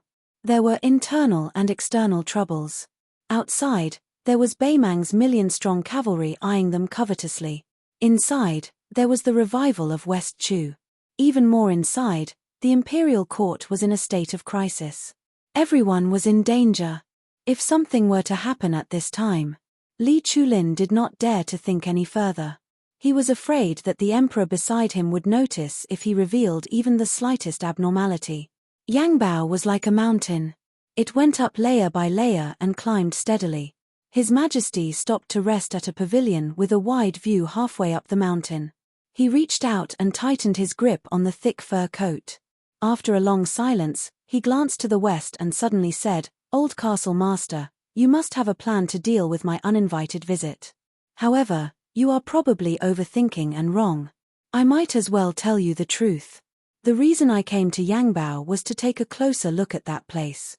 The old fort master of Yanbo Castle seemed to be shocked. He subconsciously straightened his back and then quickly bent down heavily. The old man, who was used to the ups and downs of life, trembled in fear and did not dare to speak. The emperor waved his hand. Jiyu Jiantang walked forward a few steps. Li Chulin tactfully retreated and waited at the bottom of the steps. The emperor coughed a few times. His tone was somewhat difficult. "Jiantang, I have changed my mind. Follow me back to the capital tomorrow. When the time comes, you will send him off. Since I do not dare to see him, and none of the civil officials in the imperial court are worthy, I have thought about it. Only you, a general with the title of Pillar of the State, are worthy. I actually know a little about the thoughts he has buried deep in his heart." Jiyu Jiantang said calmly, "Does your Majesty have any words to pass on?" The emperor hesitated and said self-deprecatingly, "Just tell him that the Dun in Zhao Dun's name is worthy of the world. Only he, Zhongjulu, is ashamed." Chapter 1291. The arrival of the Emperor Zhao Dun and the Crown Prince Zhao Zhuan took advantage of the situation to govern the country. The Liyang court did not become turbulent because of this. On the contrary, under the direction of the Crown Prince Zhao Zhuan, as well as the strong support of the Crown Prince Yin Marochun and the other Eternal Hui Spring officials, the court even showed signs of greater vitality than before. Zhao Zhuan showed the same diligence as the current emperor. He never missed court meetings, sat through the night, and frequently summoned his officials. The Crown Prince did not disappoint and showed the presence of a wise ruler. Imperceptibly, the heavy haze that covered Great Peace City at the end of the first year of auspicious talisman faded slightly. Under Zhao Zhuan's management, a series of dazzling and far-reaching changes in power unfolded in the center of the dynasty. Qi Yanglong, as everyone expected, became the head of the secretariat, which had always been empty, and became an extremely rare prime minister in Liyang's history. Together with Zhongjulu, the leader of the secretariat, he was called the Grand Secretary by the people of the capital. Wang Xiongui, who had always been a tiring official in the capital and had been promoted to Minister of Revenue, was sent out to become the Guangling Taoist administrator. At the same time, Zhao Yuling, who was also from the Yonghui era, resigned as the Minister of Personnel and was promoted by half a rank, entering the secretariat to assist the old head of the secretariat Qi Yanglong. Yin Marochun, the head of the Hanlin Academy, who had always been known as the Crown Prince but was actually only a rank 3 official, finally took a substantial step forward. Not only was he given the title of Grand Secretary of the Hall of Harmony, ranked second out of the 6 Grand Secretaries of Li Yang, he also took over as Minister of Personnel. With the Beijing investigation and local reviews as a foundation, the Li Yang court was not surprised by this move. Bai Guo, the Minister of Rights, filled the vacancy left by Wang Xionggui's departure, moving from the Ministry of Rights to the Ministry of Revenue. Although their ranks were the same, one was the Minister of Rights of the Yamen, and the other was the Ministry of Revenue that was in charge of land taxes. Everyone could see that Bai Guo had also stepped onto a new level and did not fall too far behind Zhao Yuling and Yin Maochun. As for the Right Chancellor of the Imperial College, Jin Lanting, who had a public conflict with Yarou Baifeng, he became the luckiest person in the Liang dynasty in the past 5 years. After the left Assistant Minister of the Ministry of Rights was promoted to Minister, Jin Lanting, who had been on the cusp of Great Peace City for the past few years, once again gave everyone a huge surprise. He was promoted to secondary grade 2 left Assistant Minister of the Ministry of Rights.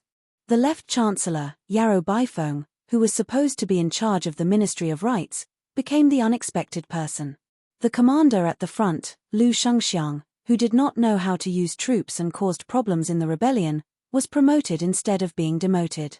Although he resigned from his position as the left Assistant Minister of the Ministry of War, he was promoted instead. Although he resigned from his position as the left Assistant Minister of the Ministry of War, he received the title of Primary Grade 2 General. The Dragon General, Xu Gong, who was seen as having the potential to lead troops down south, was not only unable to replace Lu Shengxiang, who was widely acknowledged to be mediocre, but this pillar of the Xu family was instead hidden as the left Assistant Minister of the Ministry of War. After taking the position, it was rumored that he was going to be chased out of Great Peace City to patrol the northern border. It was hard to imagine that such a grand storm had nothing to do with that purple-bearded, blue-eyed man from beginning to end. Last year, during the inspection, Zhao Yuling and Yin Maochun submitted to the emperor matters regarding the promotion and reprimand of the 1,800 officials in the capital. This year was the external inspection, which was also the year of the local evaluation. After Yin Maochun returned to the capital a while ago, he quickly ran into the emperor on his border patrol. Thus, under an imperial edict from Liaoxi to the capital, the details of the local evaluation were sent to the crown prince. Zhao Zhuan was given full authority over this matter. After the morning court session, the crown prince had Song Tonglu, head of the ceremony directorate, pass on a message to all of the grand secretaries of the palace, the big shots of the 2 provinces under the Hall of Secretaries, the assistant ministers of the 6 ministries, and a number of dukes and marquises surnamed Zhao to participate in this impromptu afternoon court session, which could be considered a common occurrence in Liang Imperial Court. In the meeting room, the 3 officials of the Ministry of Personnel, the Ministry of Personnel's Merit Auditing Department, the Ministry of Appointment Examination Department, and the newly appointed Merit Auditing Department were responsible for reporting the specific situation. The Crown Prince and the 20 or so most powerful dukes and marquises in the Liang dynasty passed around the files one after another. There were also several eunuchs, including the ceremony directorate, who were present to listen. These eunuchs, who wore bright red python robes, were mainly responsible for adding charcoal and changing the refreshments. Grand Secretary Zhong Julu was invited, but did not attend. In the warm room, there were not many new faces, but many of the old faces had changed into brand new official robes and court robes. It was not the new year, but there was already a new atmosphere. The former Minister of Personnel, Zhao Yuling, was already one of the few first-rank officials. Today, he sat beside the head of the Hall of Secretaries, Qi Yanglong. Intentionally or unintentionally, he glanced at Yin Maochun, who was also of Zhonglu origin. When he lowered his head and leisurely drank his tea, the corners of his mouth quietly curved up. A certain someone had been called the Prime Minister for more than 10 years. Today, he was only the Minister of Personnel of the External Court, nothing more than eating the leftovers from his own leftovers. The dust had more or less settled, but didn't he still not lose the title of Prime Minister? When would he be able to take on the role of Prime Minister in reality? In the spring of Eternal Hui, it was publicly acknowledged that Bai Guo was the most talented, but Yin Maochun was the most suitable. However, I, Zhao Yuling, am now a step ahead of him. The so-called Grand Secretary of the Palace of Harmony that Yin Mao-chun has is nothing more than the Emperor's arms to compensate you for not being able to become the head of the Palace of Secretaries. Chapter 1292. In truth, half a month ago, Zhao Yuling had been secretly worried. He was not afraid that Yin Mao-chun, who had been dormant for many years, would amaze the world with a single brilliant feat. What he was afraid of was that Yin Mao-chun would continue to be suppressed in the Hanlin Academy. This meant that once someone completely fell from power, Yin Mao-chun would be destined to be the one with the greatest benefits. Now that the court had given him the Minister of Appointments and the Grand Secretary, Zhao Yuling, who was familiar with the thoughts of the Emperor, could be at ease. Slightly moistening his throat, Zhao Yuling, who was in a good mood, twisted the lid of his teacup. Out of the corner of his eye, he casually sized up the new Minister of Revenue, Bai Guo. He had never seen this disappointing fellow as an enemy. Even though Bai Guo had a good reputation in the court, once one had climbed to their level, they only paid attention to 4 words: simplicity in the heart of the Emperor. As expected, Bai Guo had not been able to enter Tantanan's subordinate province, and he had not been able to obtain the position of First Minister of the 6 ministries. In the end, in this room, the most disappointed person was Yin Mao-chun. The second most disappointed person was our new Minister of Revenue. However, in Zhao Yuling's view, Bai Guo, who did not have much of a foundation, should be satisfied to be able to obtain the position of Minister of Revenue. Zhao Yuling raised his eyelids and just happened to see the bearded young Third Minister Jin looking over. Zhao Yuling's face was expressionless. The newly appointed Left Assistant Minister of Rights, Jin Lanting, hurriedly smiled in greeting. Zhao Yuling did not pay him any attention. He turned around and put down his teacup, laughing coldly in his heart. Did a lucky fellow who had relied on crooked methods to barely make it to the center of the dynasty really think he could last forever? In the court, one was not afraid of the battles between gentlemen, or even between factions. However, the greatest taboo was to make enemies everywhere because of personal grudges. Coming from a small, unknown noble family in Beiliang, in just a few short years, he had angered Huan Wen and Yarrow Baifeng. Even if he managed to use his influence to take down someone, could he, Jin Lanting, clean up the mess afterwards? Other than Jin Lanting, who was attending such a high-level court meeting for the first time, there was another official who was even more unfamiliar to Great Peace City than Jin Lanting. That was Xu Gong of the Gumu family of Gangnam-do. As the Assistant Minister of the Ministry of War, he was still a famous general even though he had missed the Spring and Autumn War. At this moment, he was sitting upright beside his superior, Liu Baijie. His eyes were focused on his nose was focused on his heart, and his expression was firm and rigid. Compared to the elegant bearing of the Tongxi sword immortal Lu Shangshu, Xu Gong was more like a military general on the battlefield. His body was tall and sturdy, and his appearance was rough. His ascension this time was the most confusing of all the officials who had changed positions. Logically speaking, Xu Gong did not have any great achievements, nor was he Jiyu Jiantang's direct line of command. He did not have any big tree in the court that he could rely on, so he should not have been included in the Jingdo court. But this time, he had suddenly appeared out of nowhere, and then was quickly expelled from the capital. This made Xu Gong seem even more like a joke. The court meeting only came to an end at dusk. The Minister of Works and the Assistant Minister of the Ministry of Justice, both in their 60s, could not hide their fatigue. Crown Prince Zhao Zhuan ordered the ceremony directorate to have the imperial kitchen send over some food. During this time, all the officials could find time to rest or walk out of their rooms to get some air. Huan Wen was an important official with sufficient experience, reputation, and achievements. Naturally, he would not be as reserved and uneasy as the assistant ministers of the 6 ministries. He was the first to leave the room. Crown Prince Zhao Zhuan quickly rose and walked out quickly. He called out to Tantanan with a smile, and then they walked out together. This scene, in the eyes of those who paid attention, could not help but cause their imaginations to run wild. Jin Lanting sat in his seat without moving. He also did not take the initiative to exchange pleasantries with any of the seniors in the room. He seemed particularly lonely. In the corridor outside the room, Huan Wen smiled and asked, "What matter does your highness have?" There was no one around. The Crown Prince blinked and secretly made a gesture of raising his cup to drink. Huan Wen was not polite. He chuckled and said, "That would be great." The two of them walked to a distant side room. Behind them was the head eunuch of the ceremony directorate, Song Tanglu. The Crown Prince hesitated and then said, "The position of the Right Chancellor of the Imperial College is temporarily vacant. Master Yarrow has not recommended anyone for the position. Does Tantanan have any suggestions?" Huan Wen was stunned. Crown Prince Zhao Zhuan smiled and did not speak. Huan Wen also smiled and did not hesitate. He said straightforwardly, "There is no candidate for the Right Chancellor of the Imperial College. The province under my tutelage is lacking a satisfactory assistant official. Coincidentally, I can take this opportunity to ask for someone from Your Highness." Zhao Zhuan furrowed his brows and asked quietly, "Could it be?" Although the Crown Prince did not say a name, Tantanan had already nodded.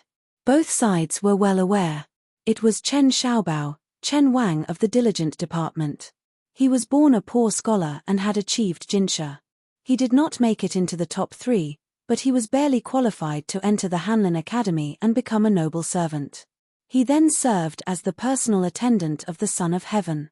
Later, he was briefly a lecturer in the Eastern Palace and a doctor in the Meritorious Service Department.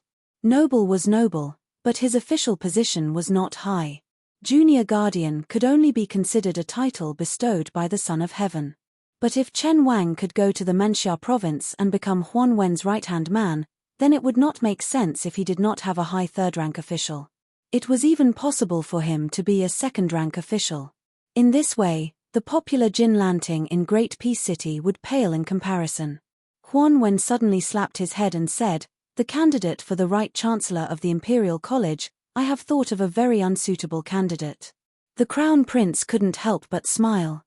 He said helplessly, "Tantanan, your words." Huan Wen laughed loudly and didn't say anything else. But once again, both sides were well aware that the two official positions had been decided before the wine was even drunk. One was Chen Wang, going to the Manxia province. The other was Sun Yin, going to the Imperial College. They both seemed to come from Beiliang. Chapter 1293. In the past, the Liang dynasty, which had been belittled as the Northern Barbarians, was not like West Chu, which had flourished in its literary style. It had never had the position of Grand Tutor or Grand Tutor. After unifying the Central Plains, it was still like this. Furthermore, to prevent the officials from monopolizing power, even the two provinces under the Hall of Secretaries were empty. Until recently, Huan Wen and Qi Yanglong broke the old rule. The Diligent Room was the study place for the sons and grandsons of the Emperor and the sons and grandsons of the Emperor and the Marquis. The teachers who gave lectures here were all virtuous scholars with both ability and political integrity. It's just that their official rank was not high, so much so that some of the famous scholars who were of the same rank were barely qualified. Even the head of the Diligent Room, Chen Wang, only had the title of Junior Protector above his head. His actual salary was even lower than that of a normal servant of the Hanlin Academy. Thus, when Chen Wang appeared out of nowhere and took over the position of Junior Protector of the Diligent Room, Taiyan City only thought that a little Prime Minister second to Yin Maruchun had appeared. He would have to train step by step for a decade or two before he could truly enter the center of power. However, a rumbling rumor quickly spread. Not only did this person have to immediately rush to the Manxia province to take up an important position, he might even steal food from the tiger's mouth from Yin Maruchun, who had controlled the Hanlin Academy for decades.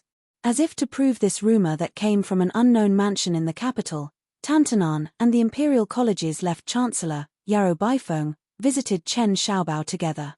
It was said that they had a good chat and became friends despite the difference in age.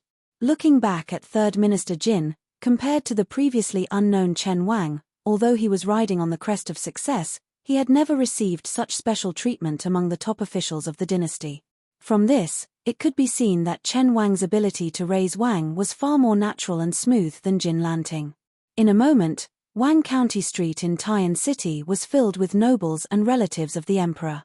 This originally inconspicuous little county manor was suddenly filled with people and carriages. The grandfather of Chen Wang's wife was not from the legitimate line of the previous emperor. He was a lowly person and his words carried little weight. However, during the Spring and Autumn War, he stood firmly behind the previous emperor and waved the flag and shouted for him. The eldest son of the first wife could inherit the title of Commandery Prince of Chai. Chen Wang's wife, as the daughter of the Commandery Prince of Chai, should have been demoted to a county princess. However, the emperor remembered the loyalty of the 2 generations of Chai Commandery princes and made an exception and arranged for her to marry Chen Wang. Now, it was not only Chen Wang, but the Commandery Prince of Chai Commandery Prince's skills of Chai Commandery Prince. Chen Wang and the Commandery Princess had already moved out of the prince's mansion. Their new mansion was not far from each other. If his wife wanted to go back to her parents' home, it would only take the time to drink a cup of tea. At first, Prince Chai was afraid that his daughter's frequent visits would make Chen Wang unhappy. However, as time went by, he discovered that his virtuous son-in-law's breadth of mind was indeed extraordinary. Now that Chen Wang was the junior guardian and was about to enter the Menxia province, which was gradually becoming more and more powerful, he did not have the slightest bit of arrogance that was common among the children of poor families. Because the Chen mansion was closed to visitors all year round and did not see any strangers, this was an iron rule set by Chen Wang before he became famous. Many opportunists who wanted to warm up the stove had to take a step back and go to the junior guardian's father-in-law's mansion with gifts. This made Commandery Prince Chai, who had the nickname of Cold Bench Commandery Prince, feel proud. The Commandery Prince Chai, who was slightly older, would visit his neighbors on the street with his hands behind his back. The grievances of the first half of his life were probably swept away. Great Peace City welcomed its second snowfall. Before the old snow had completely melted, new snow was piled up. The more tired and lazy families didn't even bother to sweep the snow. The elders who were familiar with the solar terms muttered that before the year was over, there might have been a snowy scene to enjoy. It was just that the winter cold was bone-chilling, making it hard for these old bones with one foot in the grave. However, other than sighing, the elders would often gather their friends around the stove and chat. The common people of the capital under the sun of heaven liked to point out the country. This was especially the case for these old fellows who had experienced 2 or even 3 dynasties of Emperor Li Yang.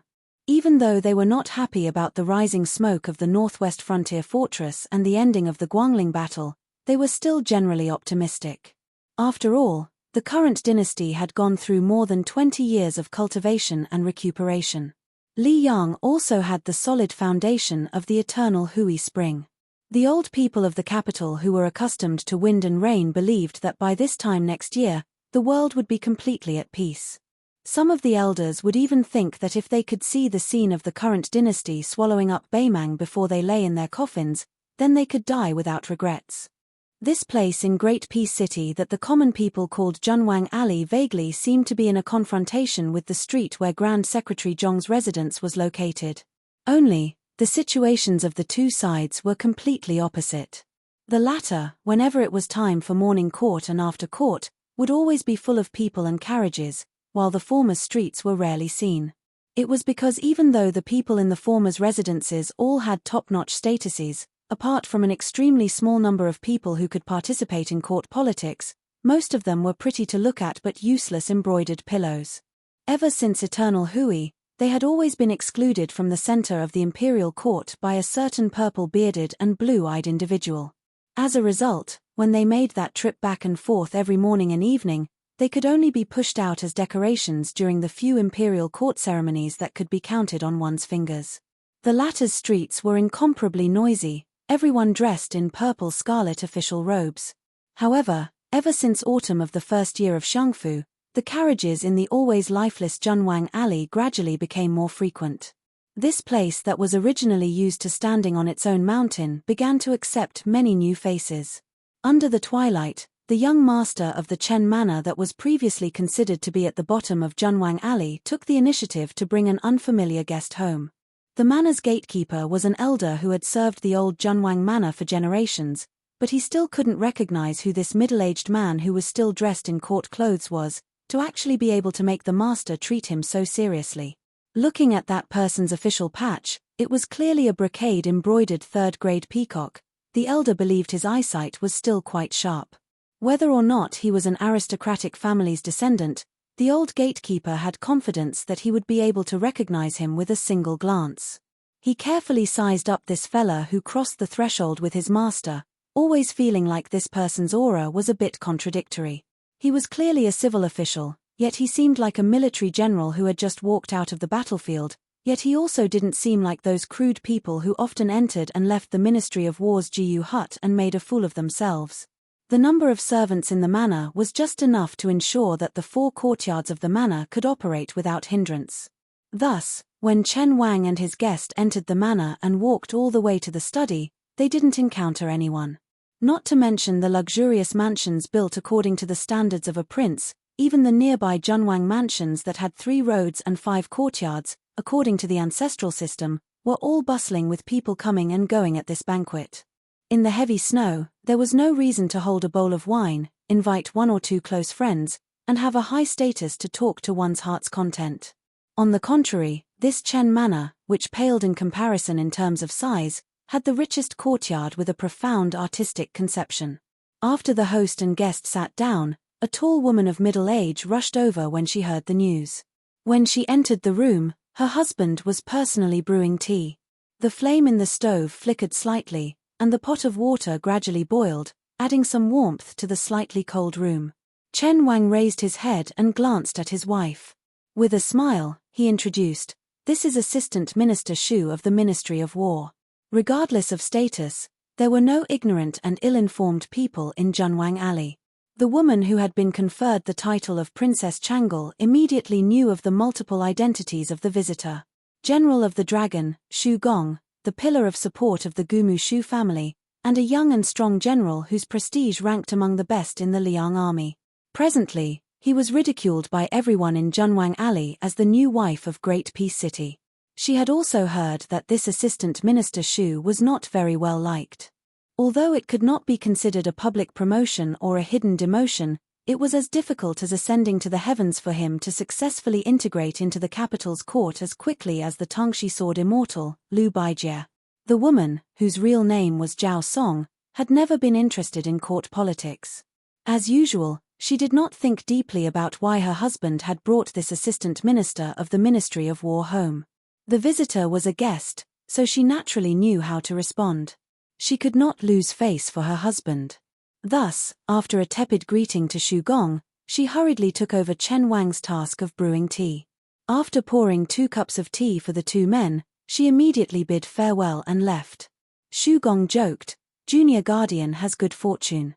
We really can't be envious." Xu Gong had always been a proper local official. He had never purposely built any connections in Great Peace City, where it was easier to become an official if one had connections in court. Just as the rumors said, he was able to enter the capital this time because he had relied on the elders of his clan and a number of seniors in Gangnam-do to sell their old faces to beg for this position. His path in the future was really up to the teacher to lead the way, and cultivation depended on the individual. Thus, after he entered the capital, he was extremely restrained and reserved. He almost never left his home. The reason he was able to get in touch with Chen Wang was because Chen Wang had once interacted with Xu Gong when he was assisting Yin Mao-chun in the great plan of conducting the local examinations. They were friends and regretted not having met earlier. At the time, Xu Gong could never have imagined that Chen Wang would rise so quickly and become one of the important officials in the center of the dynasty. Chen Wang was not too humble. He nodded and smiled. "My wife's personality is one of the better ones among the many golden branches of the Zhao family."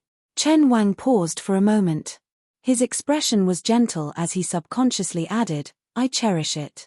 Xu Gong hesitated for a moment and then asked, "Forgive me for asking, but although my clan has hoped for many years that I would one day enter the Ministry of Military Personnel, for some reason, the elders in my clan were very surprised that I was summoned to the capital this time.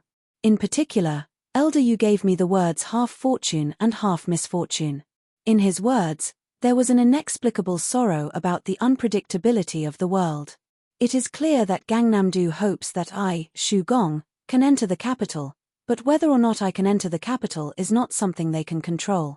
Junior Guardian, did anyone in the capital put in a good word for me? If one could speak, they would speak. This was the friendship of a gentleman. Xu Gong knew that his direct question was not in accordance with the rules of an official, but he believed that he was sincere in his friendship with Chen Wang and did not bother to hide it. Chen Wang smiled and pointed at himself. Xu Gong was stunned. Chapter 1294. Chen Wang straightened his expression and said, when the Yu family first entered the capital, there was no doubt that they had the intention of introducing Brother Xu to the capital. They also had some plans. For some reason, they did not follow up. In my view, at the last moment, they felt that Brother Xu should not come to Great Peace City for now. At the time, I had not entered the diligent department as junior protector and was still sitting in the position of merit examiner of the Ministry of Appointments. I was in my position and said some things to His Highness the Crown Prince. Of course, that was just icing on the cake. If not for Brother Xu's own abilities, allowing me to exaggerate, His Highness the Crown Prince would not have any ideas. Xu Gong didn't know whether to laugh or cry. Chen Wang said honestly, Yu Zhenkang of Shongpilla State has his considerations, and I have my own thoughts. The situation is unstable, and I feel that with Brother Xu's talent, if not now, when will you come out? Does Brother Xu want to miss the spring and autumn war again after missing it once? Let me ask, how many more 20 years and opportunities do Brother Xu have to miss? Of course, I also understand Shongpilla State's cautiousness. They treat Brother Xu as a rare commodity and wait for the situation to deteriorate further. Maybe at that critical moment, an assistant minister of the Ministry of War will not be able to send away a hidden dragon general like you. Xu Gong nodded and said, I will listen to Junior Protector's words. Chen Wang smiled and said, so this time, Brother Xu has been forced to patrol the borders and become the laughingstock of Great Peace City. Don't blame me for drawing legs on a snake. How about I use tea in place of wine and punish myself with 3 cups? Xu Gong laughed open-mindedly and said, Brother Chen's words are pretentious. Chen Wang countered, you called me Junior Protector so many times and only called me Brother Chen. You dare to say I am pretentious? Who is the pretentious one? Xu Gong, who was as tall as a mountain, said shamelessly, Junior Protector, please forgive me. Chen Wang drank tea. The woman who stood at the door hesitated for a long time but still did not knock. She had turned back to tell her husband that she was going to her maternal home to take some things home.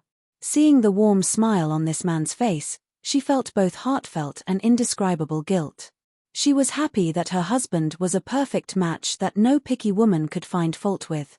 She was happy that he finally had a friend whom he could bear heart to drink tea and chat with. As for Princess Changle, she felt guilty that ever since they had been married, she had never known how to share his burdens. Based on her woman's intuition, she could sense his deeply hidden depression. Perhaps it was because being by the Emperor's side for so long was like living with a tiger. Everywhere he went, it was as if he was treading on thin ice. She, as a so-called Golden Branch and Jade Leaf, as well as her father's so-called relatives of the imperial family, had always been a restraint to her man, not a help. Chen Wang never drank. Even on the day of their marriage, he did not overdo it. Every day, he would burn the midnight oil and read. He would sleep much later than she did, but he would wake up much earlier than she did. It was as if he always had endless books to read and endless government affairs to deal with. But what was rare was that he never made her feel left out. Although she was not an intelligent woman with exquisite thoughts, she was not stupid. She believed that he truly cared for her and would not flirt outside. Chen Wang's self-respect was unsurpassed in the dozens of manors in Junwang Alley. He cared about her. She loved him very much, but she did not know what to do for him. In the room, the 2 most talented men of the Liang dynasty were drinking weak tea and talking without restraint. She quietly left. Chen Wang asked Xu Gong about the trend of the Guangling Road War. Xu Gong was deeply worried, and his tone was somewhat heavy. The Ministry of War's earliest estimate was that they would be able to quell the rebellion in half a year. In fact, it was not completely blind optimism. If Yang Shunxing and Yang Zhenchuan had not won a great victory at the time, as long as they had held on, then West Chu's revival would have been tantamount to a slow suicide. However, the 2 old generals' defeat facilitated the sharpening of West Chu's new blade. This allowed the 2 young geniuses, Xie Shibian and Ku Jianghuai, to have enough leeway to grow from battle to battle. The more they fought, the braver they became. Now that West Chu's wings are growing, it will be very difficult to end the war quickly. In addition, the commander-in-chief, Lu Shengxiang, has always been a figurehead. His true enemies are not only West Chu's rebel army, but also the intrigues of the imperial court and the struggle for power within the army. On the other hand, West Chu's side is united as an impregnable fortress. With one side weakening and one side strengthening, this war will be difficult to fight. Fortunately, the imperial court did not push all the blame onto Lu Shengxiang and did not change the commander-in-chief. Otherwise, Chen Wang nodded and said, His Highness the Crown Prince said that he has already mentally prepared himself for the remnants of West Chu's army to attack the capital. Xu Gong turned pale with fright and hurriedly looked around. Chen Wang said calmly, Don't worry. Even if these words reach His Highness, nothing will happen to you and I. His Highness still has this bit of magnanimity. Xu Gong's emotions were surging. Chen Xiaobao's simple words had revealed too many secrets. On the surface, it was praising Crown Prince Zhao Zhuan for his magnanimity and his negative attitude towards the West Chu war. The deeper meaning was that Chen Wang was sending him a hidden message. His Highness the Crown Prince was a magnanimous heir and worthy of Xu Gong's allegiance. If he dug deeper, Xu Gong felt a chill run down his spine. The Crown Prince was only supervising the country at a sensitive time. The Emperor was still alive. Was it not too early to persuade or remind an assistant minister of the Ministry of War to take a clear stand? Could it be that there was some kind of mystery behind this? It had to be said that in these years, there had never been any shocking secret information from Great Peace City that the Emperor was unwell. Could it be? Just as Xu Gong's mind was in a fierce struggle, Chen Wang seemed to have just said a few casual words and quickly jumped to the next question. Then how long can Beiliang defend? If the northwest gate cannot be defended, how will it be defended next? Xu Gong was experienced and ruthless. Chen Wang, who was sitting silently across from him, did not move.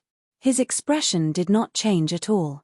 He naturally had a plan for this kind of matter.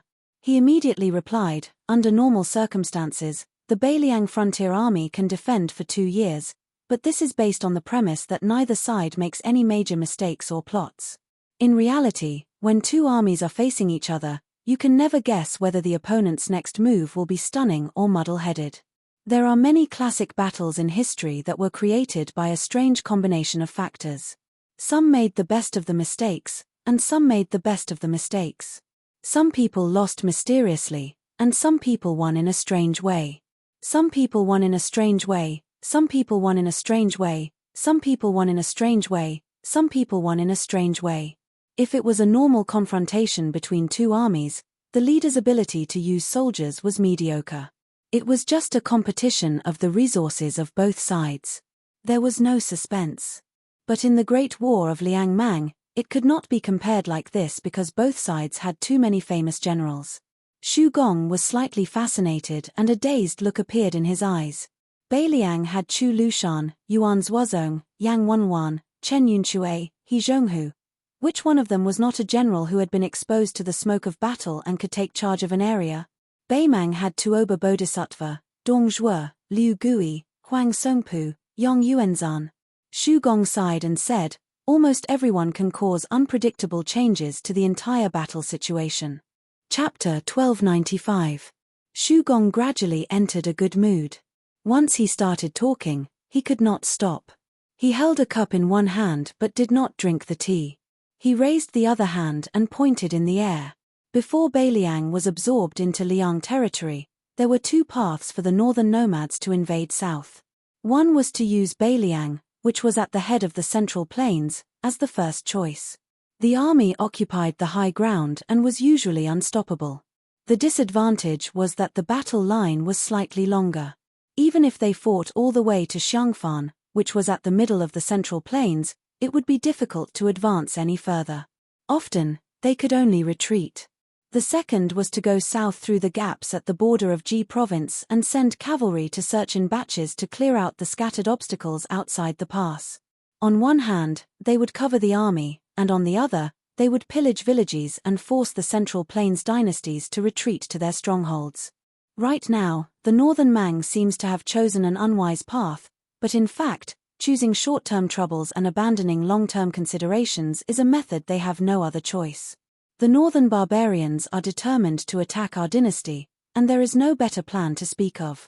There are only two options to choose from. The northern Mang can't afford to drag it out, but our dynasty can afford to drag it out. If we wait until the Guangling Path and West Chu are destroyed before the northern Mang starts the war, then we really won't be able to fight.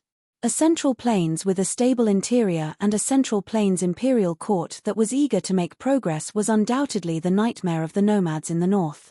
If Beimang attacks their western front first, which is the two Liao defense lines that our court built with half of our dynasty's national strength, outsiders may think that this line is closest to Greaton City and that Beimang should use their troops this way. However, the truth is that Beimang will not be able to go south at that time because Beiliang's 300,000 border army will definitely respond to the two Liao on the eastern front and initiate an attack on Beimang's southern court. Once the Beiliang cavalry wantonly enters the heartland and enters the grasslands, even if the Beimang army is lucky enough to advance all the way to Greaton City, they will not be able to return. Not only will the southern court be gone, but even the northern court will be destroyed. Since Beimang has chosen the stubborn Beiliang as their breakthrough point, let's take a step back and say that if Beimang really manages to defeat Beiliang, it is not yet time to take a breather because there will be two fierce battles soon to be fought. The most fatal thing is that these two battles are happening at the same time. Beimang, whose strength has been greatly damaged, has no choice but to fight on two fronts. Western Shu has Chen Zhibao holding the fort, and the eastern front has General Jiyu Zhentang leading the army. In front of Beimang, they are not soft persimmons. If we take another step back, Chen Zhibao is unable to contain Beimang, and Jiyu Zhentang's supposedly impregnable eastern front is completely destroyed. So what? Greaton City will be given to Beimang. Our dynasty still has the strength to fight. At this point, Xu Gong's hand suddenly pulled from north to south. We can retreat to the south of Guangling River in one go. Don't forget that we still have Zhao Bing's battle-hardened army. With Zhao Bing's army as the core fighting force, His Majesty can easily gather an army of 500,000. It is not a difficult matter. Xu Gong suddenly laughed self-deprecatingly. Speaking of which, Beimang can really force us to this point. They are quite capable. If they win the world in the end, I, Xu Gong, will accept it wholeheartedly. The worst that can happen is that we die in battle. Chen Wang said softly, there is a prerequisite to all of this. Xu Gong was silent for a moment and then nodded. The prerequisite is that Beiliang is willing to fight to the death. Chen Wang muttered to himself, I know that person is willing. Xu Gong grunted. There is no other way. He is Xu Xiao's son. Anyone can retreat, but not him. Chen Wang smiled slightly and said, it is very difficult for me to connect the young master who spent money to buy poems from me to the king of Beiliang who dares to fight when he says he wants to. Xu Gong didn't know how to respond. Chen Wang muttered, the snowflakes in Beiliang are as large as a banquet. Thinking about it, if Greaton City is already so snowy, my hometown will be even colder. Xu Gong felt some admiration for this scholar who was more than a decade younger than him. A young man from Beiliang who entered the capital to take the Jinsha exam and passed. In the capital's officialdom, he had never said a single bad word about Beiliang. He had also never concealed his little relationship with the then heir of Beiliang. Even so, he was still in the emperor's heart and walked step by step to a high position. He even had the hope of reaching the top and fighting for the position of future leader of the civil officials. Xu Gong didn't dare believe this story and didn't expect Chen Wang to tell it of his own accord. Even if Chen Wang was willing to tell it, Xu Gong wouldn't dare listen, no matter how bold he was. Unless, one day, Chen Wang really did remove the prefix of prime minister and became a second Zhongjulu, and Xu Gong also needed to become a second Jiyu Zhentang of the Liang dynasty. The conversation between the two was like drinking tea. It was 70 to 80% enjoyable, but there was still a lingering aftertaste. If they continued talking, they would probably feel disgusted. Xu Gong stood up and bid farewell. Chen Wang also stood up to see him off.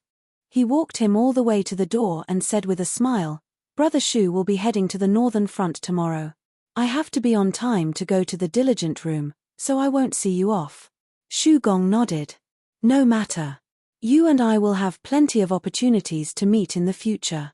Shu Gong sat in the inconspicuous carriage and slowly left in the wind and snow.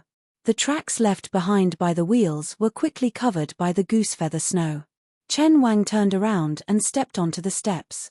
He looked up at the night sky and suddenly ordered the old gatekeeper, Old Song, prepare the carriage. I want to go enjoy the snow.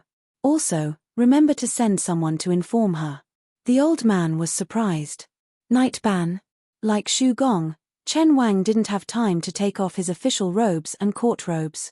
He smiled and said, just leave the city without changing. The old man immediately felt proud. He smiled knowingly and said, this old servant will go right away. A short while later, a carriage came out of the southern city gates and stopped at a small crossing. Chen Wang walked down from the carriage. For some reason, he was standing at the crossing to the south, but his gaze was looking to the west. Chen Wang took out the small item he always carried with him and sniffed it lightly. When he was young, he had read an old saying, 3 lives of good karma, in this life, one can smell the fragrance of Nanmu. In his hand was a piece of Nanmu worth 10,000 gold. At that time, he was just a poor youth who had studied hard for 10 years and still had an uncertain future. He would often sit at the shady crossing covered in reeds and read. She would often listen to him while she worked on her clothes. He said that after he became famous in the imperial examinations, he would definitely return home in glory. He would definitely bring her some of this Nanmu incense. Also, he would definitely marry her. Then, he traveled thousands of li to this great peace city, the most virtuous city in the world. He successfully jumped the Dragon's Gate in the imperial examinations of thousands of soldiers and horses. But in the end, he married. Lifting the red veil, that beautiful face in the candlelight. Not her. He only sent the 4 words, don't think about me, don't wait. After so many years, the person he was most afraid of was not the emperor whose heart was unpredictable, or the crown prince who hid his sharpness, or the omnipresent Zhao Go. He was most afraid that he would talk in his sleep, afraid that he would call out her name. He was even more afraid that the path he had chosen in his hot-bloodedness would implicate the graceful woman far away in Beiliang. She had once told him with a red face that if they married in the future, he would not be allowed to do farm labor. Why? Because he was a scholar. Chen Wang gripped the piece of Nanmu tightly. His lips trembled as he closed his eyes. The heavy snow in the middle of winter covered his shoulders. Also, he did not pay attention to the falling snow. Chen Wang. Wang, the name of the full moon. The sun was in the east, the moon in the west, looking at each other from a distance. This worthy young prime minister slowly opened his eyes and said softly, have you found a good family? Even if you haven't, don't wait anymore. If you marry, you should find a scholar who knows how to cherish you more than me. You must hate me, this heartless person, right? Chen Wang's face was filled with tears. What he didn't know was that Wataguchi Yoshihiko was still waiting for him. But he used to be standing at the ferry, but now he was lying in the reeds, waiting forever. The dead do not complain, but those who have not returned do not know. Chapter 1296. The spring snow building, known as the small temple in the southeast of Liang, was built on Lion's Cliff. The spring snow building was located in the slender green mountain village, which was formerly a summer resort of the Daichu dynasty.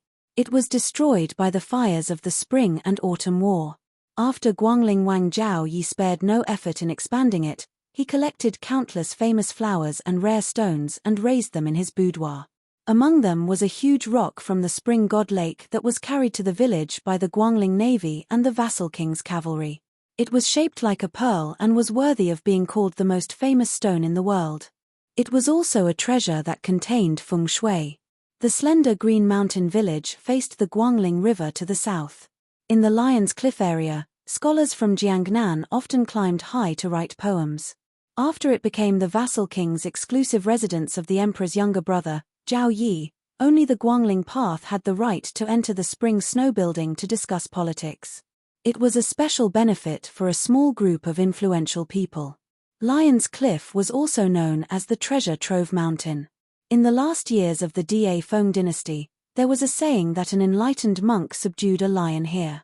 It attracted the magnificent phenomenon of flowers falling from the sky like rain.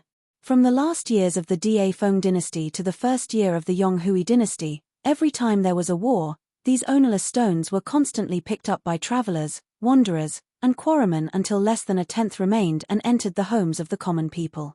After Zhao Yi was made a vassal, he either took it by force or bought it at a high price. The huge rocks surrounding the spring god lake were scattered around randomly and gradually covered Lion's Cliff. On the cliff was the spring snow building. There was a well downstairs. The first light snow in Jiangnan arrived slowly and then suddenly disappeared. However, the fires of war in the Guangling Path were really frightening. Whether it snowed or not, the size of the snowfall did not matter. The winter snow melted and it was noon. The scenery on Lion's Cliff was beautiful and gentle. A fat man sat alone at the mouth of the well below the building. This small well had always been dry and it was unknown why it was dug. It had been a mystery since ancient times. The fat man was wearing a bright yellow python robe embroidered with gold. Among the vassal kings of Liang, only this fat pig had such an honor. Even the king of Beiliang, Xu Xiao, who had no merit in the past, only had a large blue satin python robe.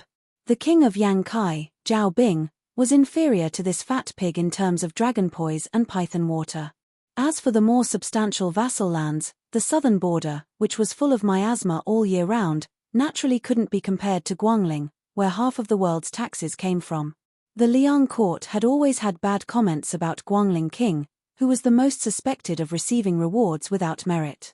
The number of imperial censors and imperial censors who died directly or indirectly at the hands of Guangling king was even more shocking. Now that he had finally received his retribution, the fat man, who was being roasted on the bonfire, did not seem to be as panicked and lost as the outside world imagined. Instead, he sat quietly at the mouth of the well without any hostility or dejection. Whenever Zhao Yi sat in a daze in the well, even the trusted aides of the spring snow building did not dare disturb him. In the distance, His Royal Highness, Zhao Yuang, stood respectfully.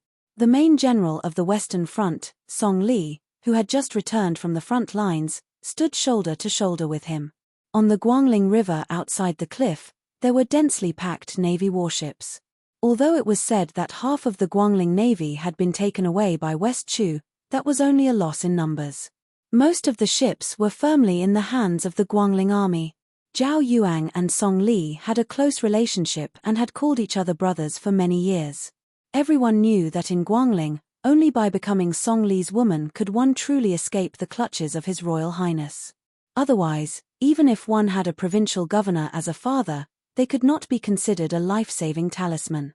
At this time, Zhao Yuang lowered his voice and said angrily, "Back then, it was said that the Grand Tutor of West Chu had fled here and was unwilling to accept the summons of the Shu family's iron cavalry. He carried the fallen princess and resolutely jumped off the cliff to meet his death." Nonsense. Lame Shu clearly tricked the court. Xu Xiao should be given an even more disgusting title. Song Li smiled and did not agree. He turned his head and glanced at the roiling river flowing east. After the fall of Chu, there was no spring and autumn. After the high cliff, there was no central plains. When Da Chu was destroyed, there were still southern Tang and western Shu that stubbornly resisted. However, there was already such a saying in the literary world. Zhao Yuang yawned and his mind wandered. Suddenly, Song Li bumped into his arm. Only then did Zhao Yuang realize that his father was waving at them. Zhao Yuang hurried forward and walked with Song Li to the side of the well.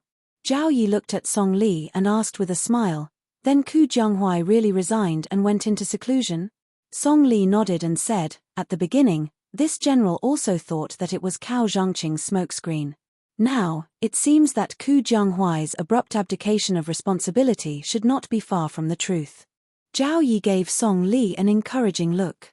Song Li thought for a moment before continuing. The situation on the Western Front was already in tatters. If Ku Jianghuai continues to expand his military achievements, at least half of Prince's tens of thousands of cavalry will have to be lost if we want to stop Ku Jianghuai's advance. Putting aside the fact that Ku Jianghuai's departure was rumored to be because he did not agree with Cao Changqing's political views, or that there were people in West Chu's court who did not want him to be too powerful and thus made things difficult for him. In any case, it is definitely a good thing for Prince. Before spring, there won't be any major movements on the Western Front. Cao Changqing agreeing to Ku Jianghuai's departure was very unreasonable. Perhaps in the future, historians will evaluate this matter and see it as an important turning point. Chapter 1297. The unusually large Zhao Yi grunted in acknowledgement. He bent down with some difficulty to pick up a stone and held it in his palm. He felt the coolness of the stone and asked, "Let's not talk about the future. Let's talk about the present. Song Li, do you think Cao Changqing will lead the army personally or let Xie Shibian fill in for Ku Jianghuai? No matter who is in charge of the Western Front, it doesn't seem to be good news." Song Li said without hesitation, "It's more likely that Xie Shibian will lead the army. Cao Changqing will most likely retreat behind the scenes to strategize." Zhao Yi said self-deprecatingly, "That's right. Why would Cao Changqing care about this king and Lu Shengxiang? He only has eyes for Jiyu Jiantang. As long as Jiyu Jiantang doesn't go south from the Liao border, Cao Changqing won't appear to take charge." Song Li nodded and said, "It seems conceited, but it's also a long-term consideration. Cao Changqing is too conspicuous. He can only give Xie Shibian and Ku Jianghuai enough opportunities to grow if he doesn't interfere with the specific deployment of troops." Zhao Yi suddenly laughed and said, "There are no heroes in the world. Only the villains can become famous." Zhao Yu was a little confused. He knew that the so-called villains were people like Xie Shibian and Ku Jianghuai, but he didn't know who his father's so-called heroes were. Zhao Yi sighed and said, "Back then, Lame Shu only needed to lightly kick to sink the land of Shenju." Zhao Yi's face was full of sarcasm. "This time, vassal King Jingnan is very loud. Let's not talk about small raindrops. There's no such thing. Other than that old fool Zhao Bing's son who has ulterior motives, the rest are a bunch of good-for-nothings. If Lame Shu hadn't died, he could have casually pulled out 50,000 elite cavalry from Beiliang and Cao Changqing and his West Chu wouldn't have been able to do anything. As for Zhao Heng, if he was willing to give his all and join forces with this king, they would also be able to solve this problem. However, Zhao Bing was just as scheming as Zhao Heng, who was ridiculed by Xu Xiao as a woman. However, Zhao Heng was a far cry from Zhao Bing's ability to feign ignorance. Before Cao Changqing and the little girl had raised the flag, they had purposefully sent 3 urgent memorials to Great Peace City saying that the South was in chaos. Hadn't they sent a letter of apology not long ago? He said that the 16 clans of the Southern Barbarian colluded with the remnants of the West Chu, which led to 3 consecutive defeats on the front line that he personally led, losing several tens of thousands of men and horses. Tens of thousands? *CK your mother. Hundreds of people, right? Your son, who was only a teenager, could go to the hinterland of Southern Barbarian to chop people's heads and build a capital. Zhao Bing, when you went, you were defeated, and you lost 3 times. What did Naylan Yusi, who claimed to be able to break a city with a flick of his finger and destroy a country with a wave of his sleeve, do? A big man, he couldn't have gotten pregnant because of you, Zhao Bing, right?" Zhao Yi sighed. Among all the kings, the old king of Jing and Zhao Heng, who couldn't recover from the setback, had the most grievances and the greatest limitations. The king of Huainan, Zhao Ying, had the most talent but the least ability. The king of Jiaodong, Zhao Sui, had the softest temper and the least temperament from beginning to end. As for this king, he had the smallest vision and couldn't compete for the title of the best cavalry in the world. He was satisfied with the title of the best navy in the world. He had the smallest ambition and never coveted the throne. He had been like this since he was a child. He even went to Lame Shu and almost knelt down in front of him so that my brother could sit on the throne. So in these years, outsiders said that this king had a fierce reputation and Xu Xiao, the king of Beiliang, was the awe-inspiring one. If we were to talk about who this prince loathes the most, it would be Zhao Bing. He changes his rudder when the wind blows, burns the bridge after crossing the river, and is a master of honeyed words and swords. It's a pity that Imperial Brother has always been wholeheartedly guarding against the Northwest. No matter how this prince, his biological younger brother of the same father and mother, tries to persuade him, he still refuses to make a move against the southern border. Zhao Yi smiled sadly and looked up at his son, Zhao Yuang, and said self-mockingly, That year when Hsu Fengnian came to Guangling River, you had a deadly feud with him. This king deliberately showed weakness to Xu Xiao and cut a piece of meat from you and sent it to Beiliang. Then at this time, he sent a secret letter to my brother. It wasn't to say anything bad about Xu Xiao in Beiliang, but to say that Zhao Bing couldn't be allowed to accumulate power. As a result, my brother still didn't care. If cutting off a few pounds of meat from this king could change my brother's mind, this king would really do it. Since my brother didn't want to be the bad guy, then this king would do it. So in this half a year, this king had people secretly assassinate the crown prince of Yang Kai 4 times, but they all returned without success. Song Li was silent. Zhao Yuang, hearing this for the first time, opened his mouth wide in shock. Zhao Yi threw out the stone that was still warm in his palm.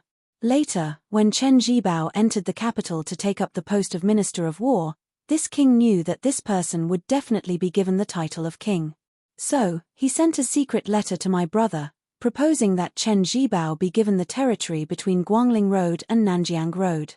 If Chen Zhibao felt that the territory was too small, this king could even give up one more province. The two of you know what the result was. Zhao Yi laughed and said, Father just wants you to inherit the throne. I don't even hope that my grandson will become a Qinwang. In the future, he will definitely go to Great Peace City to be a prince of pleasure. But Zhao Bing will be much more domineering as a father. Then Zhao Yi exhaled deeply and waved his hand tiredly. Zhao Yuang and Song Li, who had been silent all this time, retreated. Zhao Yi continued to sit at the mouth of the well, looking at the sky. He was like a fool looking at the sky from the bottom of a well. Chapter 1298. The battlefield was like a melting pot, crushing anything that had anything to do with self-righteousness. In the Beiliang Frontier Army, apart from a few high-ranking officers who knew how to use weapons other than the standard, such as Ningamei's halberds and Li Mofen's mobile arsenal that could not be viewed with common sense, there were also a few who had their own lances. Other than that, almost all of the border army soldiers did not carry anything that seemed heavy or ingenious. As for the battle between cavalry, it was definitely not like what many people imagined. After charging into each other, they would slow down their horses and attack each other. This kind of unsightly scene could make even the most experienced cavalry collapse. It was truly a waste of precious cavalry to treat them like foot soldiers. In reality, it was like the two weapons of Jianghu people sparring, dispersing upon contact and then searching for the next opportunity. If the Longxiong army, with 3,000 cavalry chasing 7,000 Qiong cavalry, did not achieve any results in the previous charge against Kui's Qiong cavalry, after stretching out a distance, Wang Lingbao would turn his head to observe the enemy cavalry's movements and decide whether to directly stop and turn around or slowly circle around to launch a second round of attacks. If there were still no clear signs of victory or defeat in the second round of collisions, Wang Lingbao would have to use the casualties on his side to choose which unit should give up the heavy spears and switch to the lighter cold blades, and which unit should continue to use the spears or the light crossbows. On the battlefield of a stalemate, a small advantage could increase one's advantage, but a single flaw was enough to bury the entire army.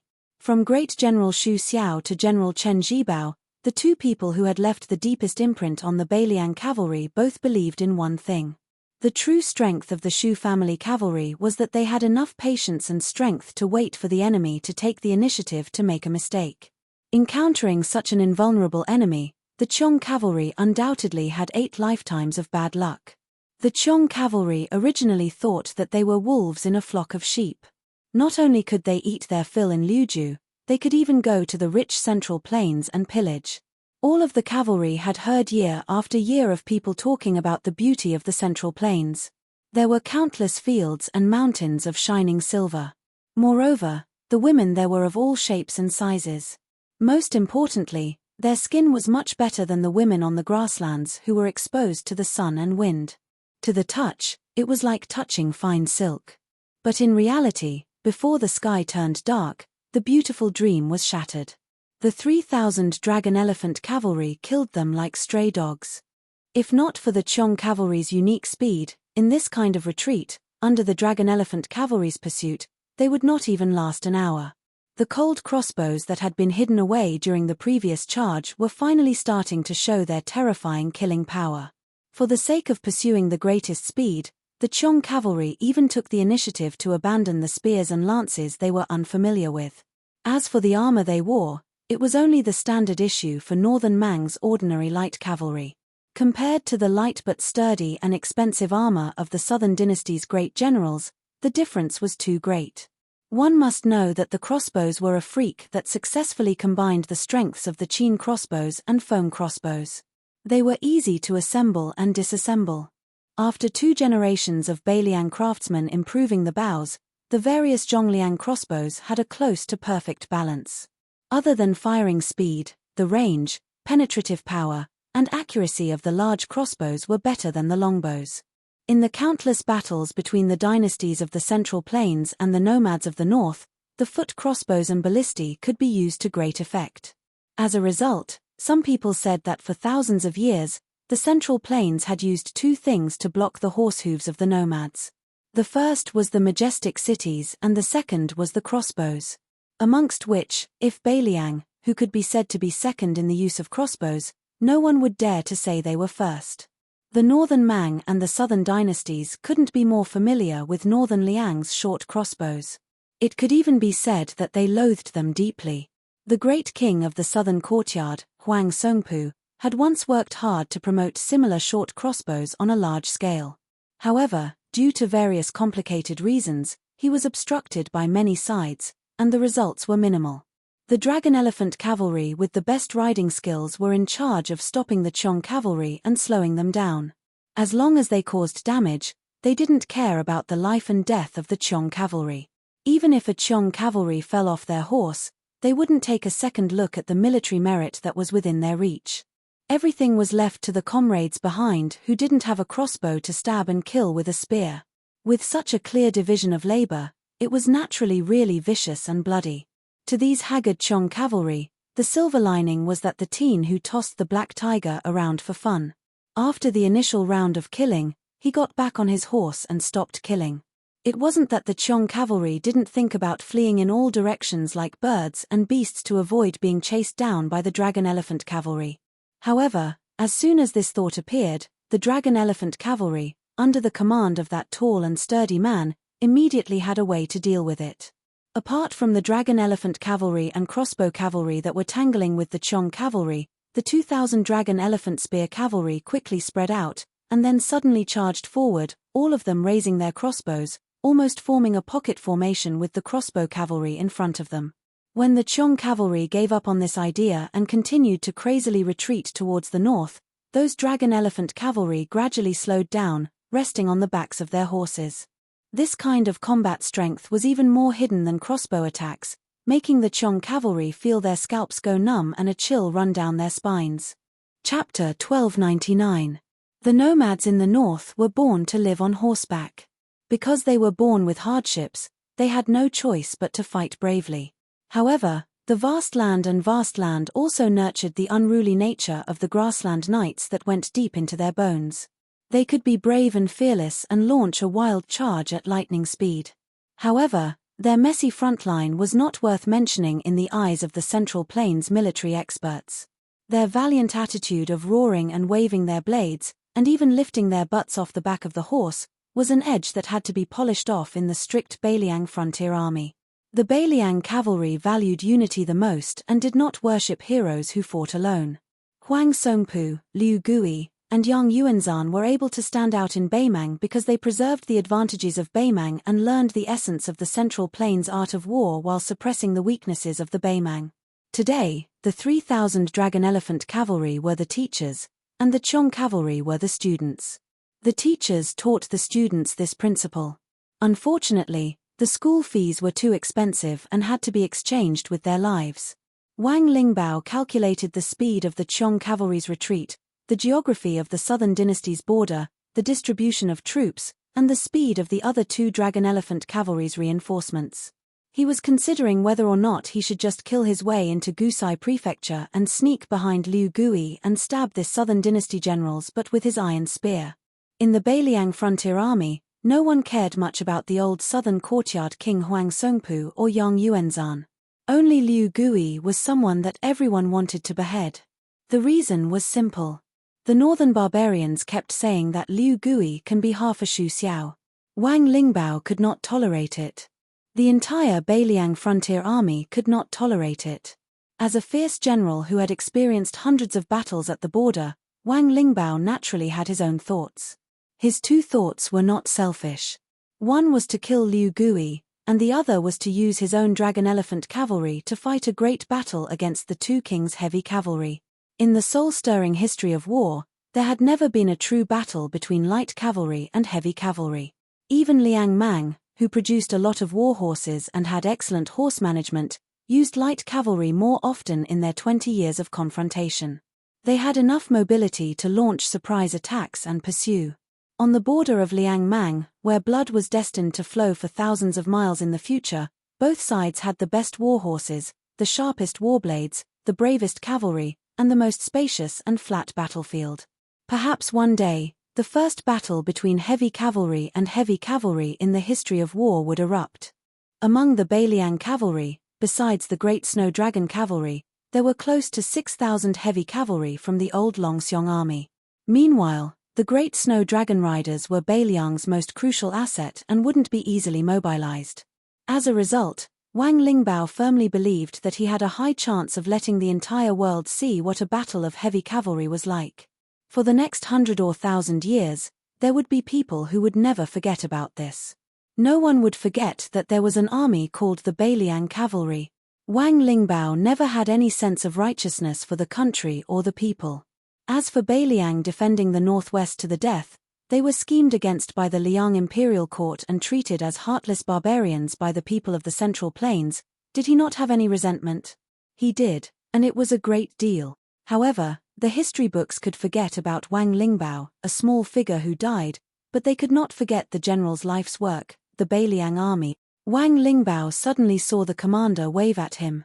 He quickly rode forward, and Shu Longxiang calmly said, "Lead the troops and chase for 30 miles. Kill as many as you can, and then return to Qingcang City." Although Wang Lingbao was full of doubts, he still didn't have any doubts. Then, this deputy general of the Longxiong army saw the youth reveal a rare savage smile. He jumped onto the black tiger and charged north, directly leaping over a large group of Qiong cavalry and heading north alone. Could it be that there was a big fish ahead of him? Wang Lingbao naturally wanted more military merits.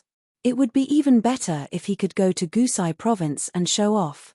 However, he wasn't a brute who didn't know the importance of things. The military merits of all 8,000 Qiong cavalry added together couldn't compare to Shu Longxiang. Someone who could move the heart of the young commander was definitely not a small fry. Wang Lingbao immediately made a decision. After calling over a few captains, he ordered in a deep voice, "Within 30 miles, kill all the Qiong cavalry. If you miss a few, you will have their merits deducted. If your merits aren't enough, what will happen to you? According to the old rules of the Longxiong army, you know better than me what will happen. In this 30-mile journey, you are allowed to kill as much as you want." The sun was setting in the west. More than 100 li north of the youth on the black tiger, two people didn't ride horses. They were flying through the air, heading south. The middle-aged swordsman wore the number 1 sword of the Beimang dynasty, the Calm Disturbance. He was as graceful as a sword immortal. The person next to him was astonishingly tall. He was twice as tall as the Jiangnan girl. His entire body was golden, and his face was solemn. He was like a divine general of the heavenly court who had descended into the mortal world. Another 100 li behind them, a rider was galloping. The rider wore a black bamboo hat and was shrouded in a wide black robe. He seemed to be afraid of sunlight. His fingers holding the reins were constantly trembling. It wasn't just his fingers and arms that were trembling. His entire body was trembling. Even his lips and teeth were no exception. This was the price one had to pay to reincarnate in someone else's body. It was precisely because he had paid such a painful price that he was able to linger on at death's door. He wanted the Shu brothers to die more than anyone else, and he wanted them to die even more miserably than him. He truly had died, and someone had torn him apart while he was still alive. But planting a willow would produce shade. He was a willow. He had relied on a long-lost secret art of the Qin dynasty to come back from the dead. Chapter 1300. As the sun set in the west, it was like an old man past his prime. Unable to bear the silence any longer, large clouds of fire gathered in the western sky, burning brilliantly. As the saying goes, one can't go out early, but one can travel 1,000 miles late. Then there would definitely be people who wouldn't have the chance to go on a long journey tomorrow. The sunlight shone so brightly that the green-clothed swordsman in the desert seemed to be wearing a golden armor. The middle-aged swordsman walked a few feet above the 1,000 miles of yellow sand and looked up at the rosy clouds in the west. His left thumb pressed on the sword hilt, and the ancient sword in the scabbard was about to come out. Originally, with his lofty character, he wouldn't join hands with others to target someone. However, he was in the sect and had no choice. Since it was the Empress and the Taiping Commandant's instructions, he could only act against his will. According to the signs revealed by the hibernation vat in Shijing, Xu Longxiang should be nearby. However, it would take a bit of luck to meet and kill him. After all, it was not easy to find a cavalry of 10,000 people in the thousands of miles of yellow sand at the border, let alone one person. It was tantamount to finding a needle in a haystack. If Xu Longxiang had reached the celestial state, where he could resonate with heaven and earth, Huang Qing could barely reach the celestial state. However, according to the spies of the spiderweb, this young man who was born in the Vajra realm eventually stayed at the threshold of the Finger Mystery realm.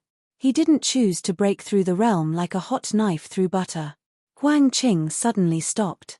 His feet gently landed on the sand, and his thumb pressed harder on the sword hilt. In an instant, 6 or 7 wisps of sword chi lingered around the calm storm scabbard. In the chess and sword music school, the Bronzeman Grandmaster, who was 1 generation higher than the Taiping Commandant, also stopped. His expression was as calm as an ancient well. Huang Qing looked forward and smiled softly. "Grandmaster, why don't you leave this task to me?" The head of sword chi did not even reach the shoulder of the golden giant. The martial arts grandmaster who rarely showed up in Beimang nodded and said calmly, "You can go first." The meaning of the grandmaster's words was very clear.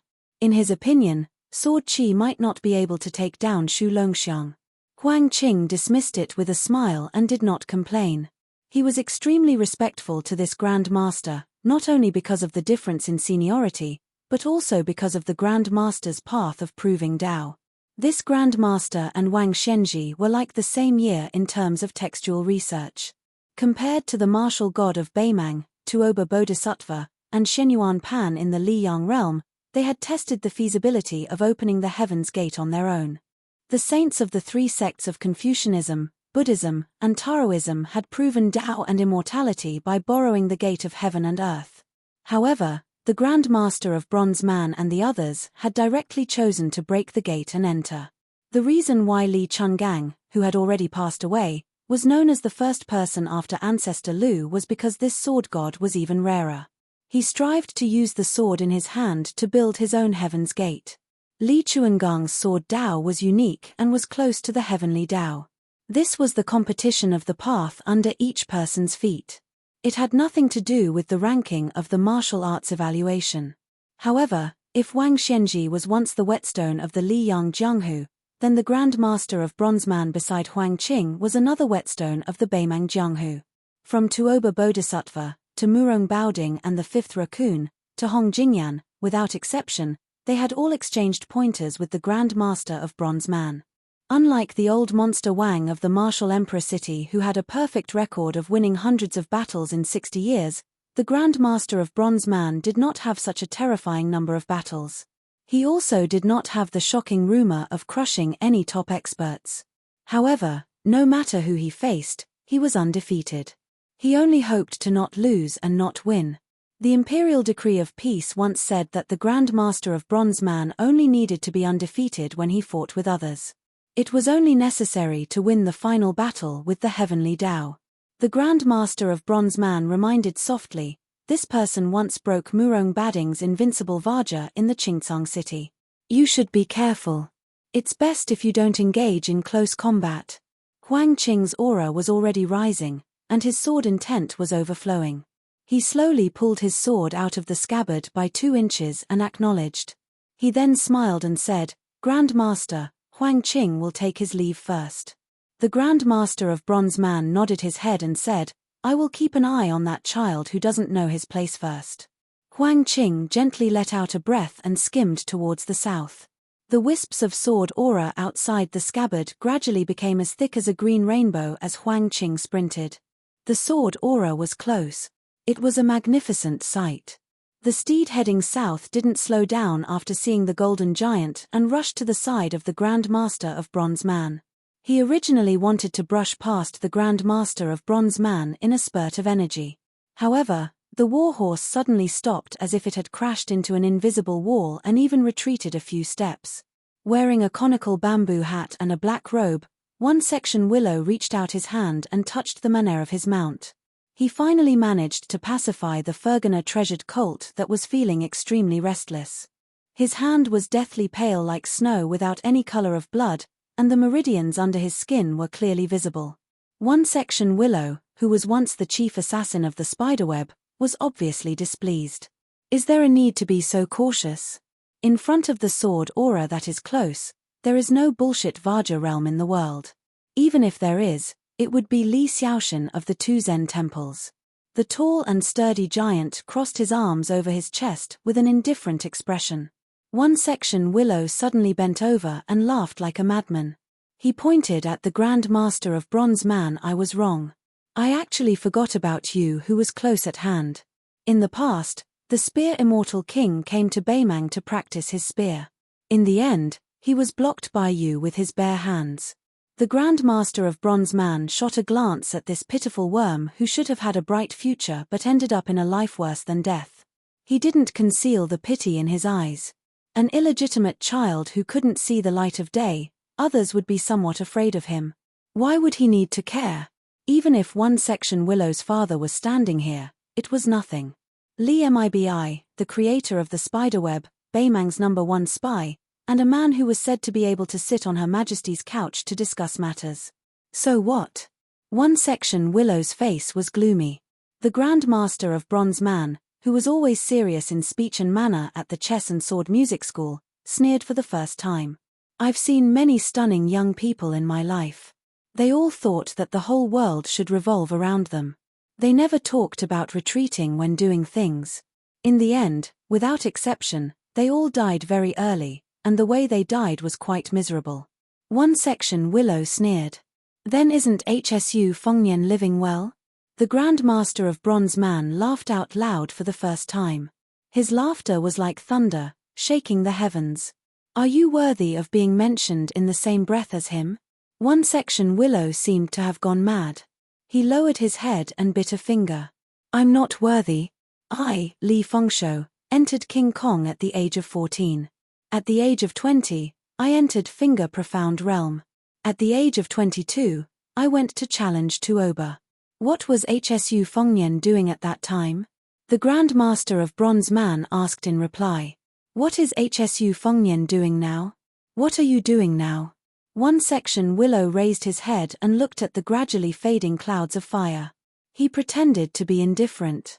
"His life is good. I lost to him, but it's not because of battle." The Grand Master of Bronze Man narrowed his eyes and looked at the twilight above his head. According to the records of the Chess and Sword Music School and the Princess's Tomb, from the Great Qin Dynasty to the Great Feng Dynasty to the Spring and Autumn period, in the past 800 years, there were only traces of banished immortals. There were a total of 37 of them, and all of them died young. These banished immortals had good lives. Naturally, they were born with good lives. But when they landed on the earth, most of them were unacclimatized and were harmed by the great Tao of the underworld. The Grand Master of Bronze Man sighed. "The people of the world painstakingly seek longevity and prove the Tao of heaven. But that's only something in the pockets of the people of heaven above the clouds. You must know that no matter how delicious the food given out is, it's still food given out." One Section Willow Li Fengshuo frowned and asked, "Why are you telling me this?" The Grand Master of Bronze Man calmly said, "There aren't many good seedlings in Beimang now. As for the future, I advise you to turn back. Don't be a beggar or a thief. Learn from Li Chenggang and Wang Xianji and become a bandit." Dusk descended and the sun set. One section Willow slowly took off the bamboo hat used to block the sun. He coldly said, "I've already died once. At most, I'll die again." The Grand Master of Bronze Man shook his head. "Since it's like this, then rather than letting you die at the hands of Shu Longxiang, it's better to let me send you on your way." One section Willow turned pale with fright. Without waiting for him to retreat, his entire body soared into the air. It was as if he was suspended in the middle of a spider web. His limbs were twisted and his head was twisted. Right at this moment, the Grand Master of Bronze Man looked towards the distant east. There was purple chi coming from the east. The Grand Master of Bronze Man hesitated for a moment. He leaned to the side and took a step towards the east. One step covered 100 jong. One section Willow, who had escaped this calamity, fiercely fell to the ground like a puddle of mud. One section Willow sat on the ground and gasped for breath. Then, he lost his mind and laughed wildly. "Hsu Fengnian, you're even more damned to have met this monster than you are to have met Tuoba. Li Chuangong's bitter end is Wang Xianji, Wang Xianji's bitter end is you. Then today, you should have a taste of what those two people tasted." Chapter 1301. A green rainbow appeared on the land. The sword aura was sharp and unstoppable. It collided with Shu Longxiang. The young man and the black tiger under Qi Xuanzhen stood together.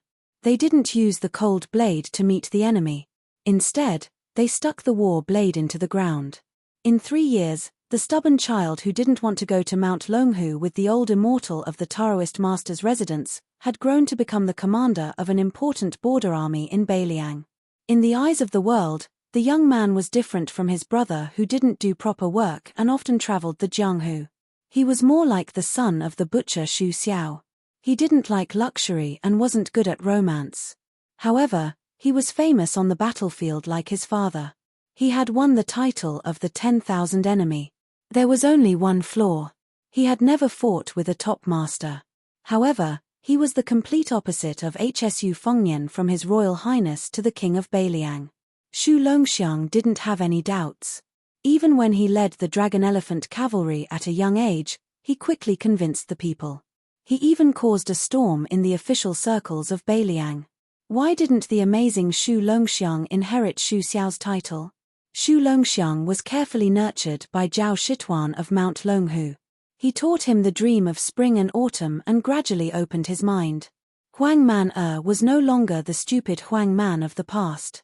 His mind was no different from that of an ordinary person. He also retained a pure heart.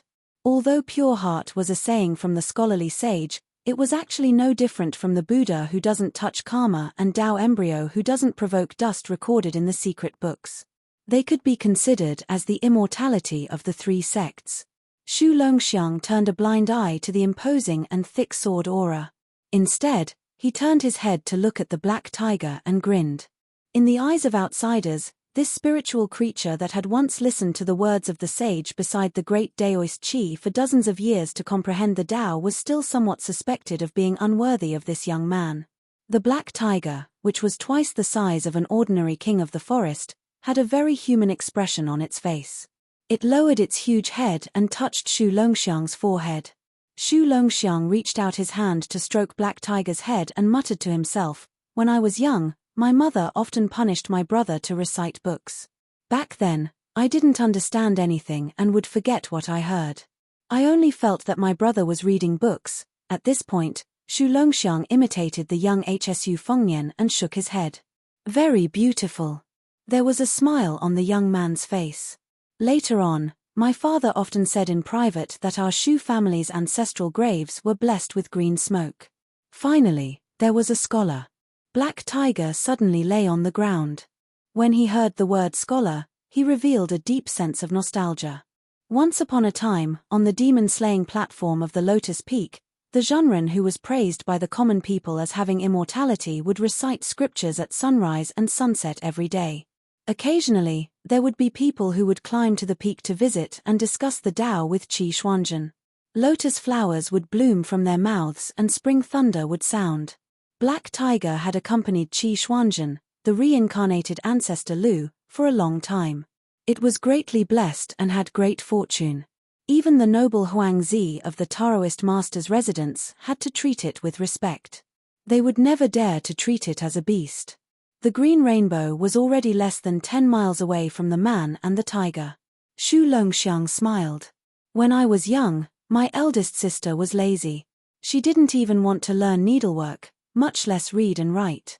She only liked to listen to my brother tell stories of immortals. Every time she couldn't sleep, she would pull my brother to sit by the bed and tell him stories. She would only allow my brother to leave after she fell asleep. No matter how tired my brother was during the day, he wouldn't refuse. Furthermore, the things in my eldest sister's room were always thrown away carelessly. My brother would always help her tidy up when he was free. Later on, my eldest sister married far away in Jiangnan. Everything was neatly placed in its original place. My brother, who should have felt relaxed, was instead always very. Probably because he didn't know what words to use to describe his brother, the young man scratched his head and simply put down his brows. Xu Longxiang forcefully exhaled. Looking forward, his gaze became determined. He said in a low voice, "My father is a big uncouth man. Furthermore, the matters at the border are incomparably heavy. Even if he wanted to, he was powerless. He never knew how to get along with us children. It was always my brother who took care of my 2 sisters and my idiotic younger brother. I don't know much, but since someone is fighting at our doorstep, and since I was born with some strength, I can't let my brother bear the burden alone like when I was young." Before I entered the Longxiong army, second sister said that there were some qi cultivators in the Beimang army who were good at observing aura. They specifically targeted the top experts in the Beiliang army so that they could plan before taking action.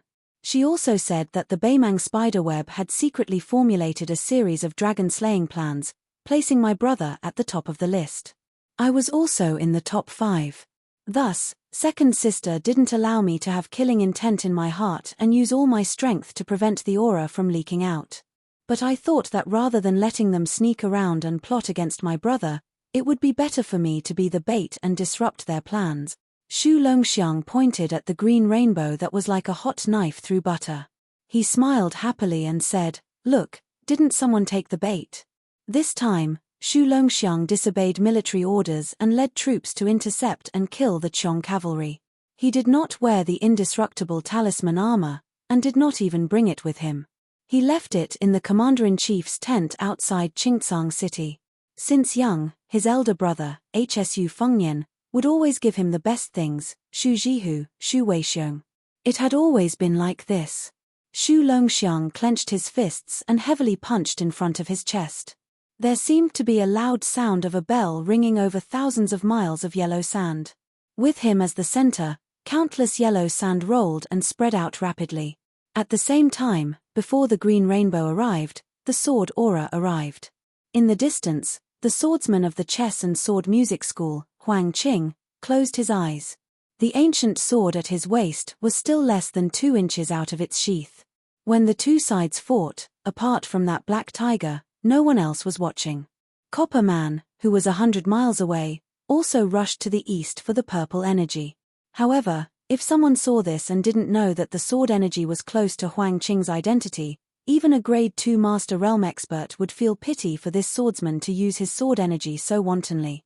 When experts faced an enemy, they didn't compete in flashy moves. Instead, they focused on holding back when accumulating strength and not releasing it. After gathering strength, they would kill in one strike. For the green shirt swordsman to release his energy right before the fight, he was just too arrogant. Only those who had reached the first level of the Finger Mystery Realm could see some clues. This swordsman was not deliberately showing off his power like a street brawl, nor was he beating the drums to gain the upper hand before 2 armies faced each other. Instead, the aura of this person who was carrying a sword but had not drawn it was too strong. When the moon was full, it would fall. When water was full, it would overflow. Huang Qing's sword energy was so strong that he needed to suppress it to not injure others. The chess and sword music school's Huang Qing lived up to his name of sword energy close. Since he was so rich that he could rival a country, so what if he spent a lot of money? Huang Qing, who kept his eyes closed, muttered, "1 dendrobium pearl," to the diamond realm. The sword in the sheath went from 2 inches to 3 inches. One dendrobium was 100 liters. How heavy was a pearl in the world, so how many dendrobium was there? The 3-inch sword gave off a glow, instantly giving off hundreds and thousands of green pearls formed from sword energy.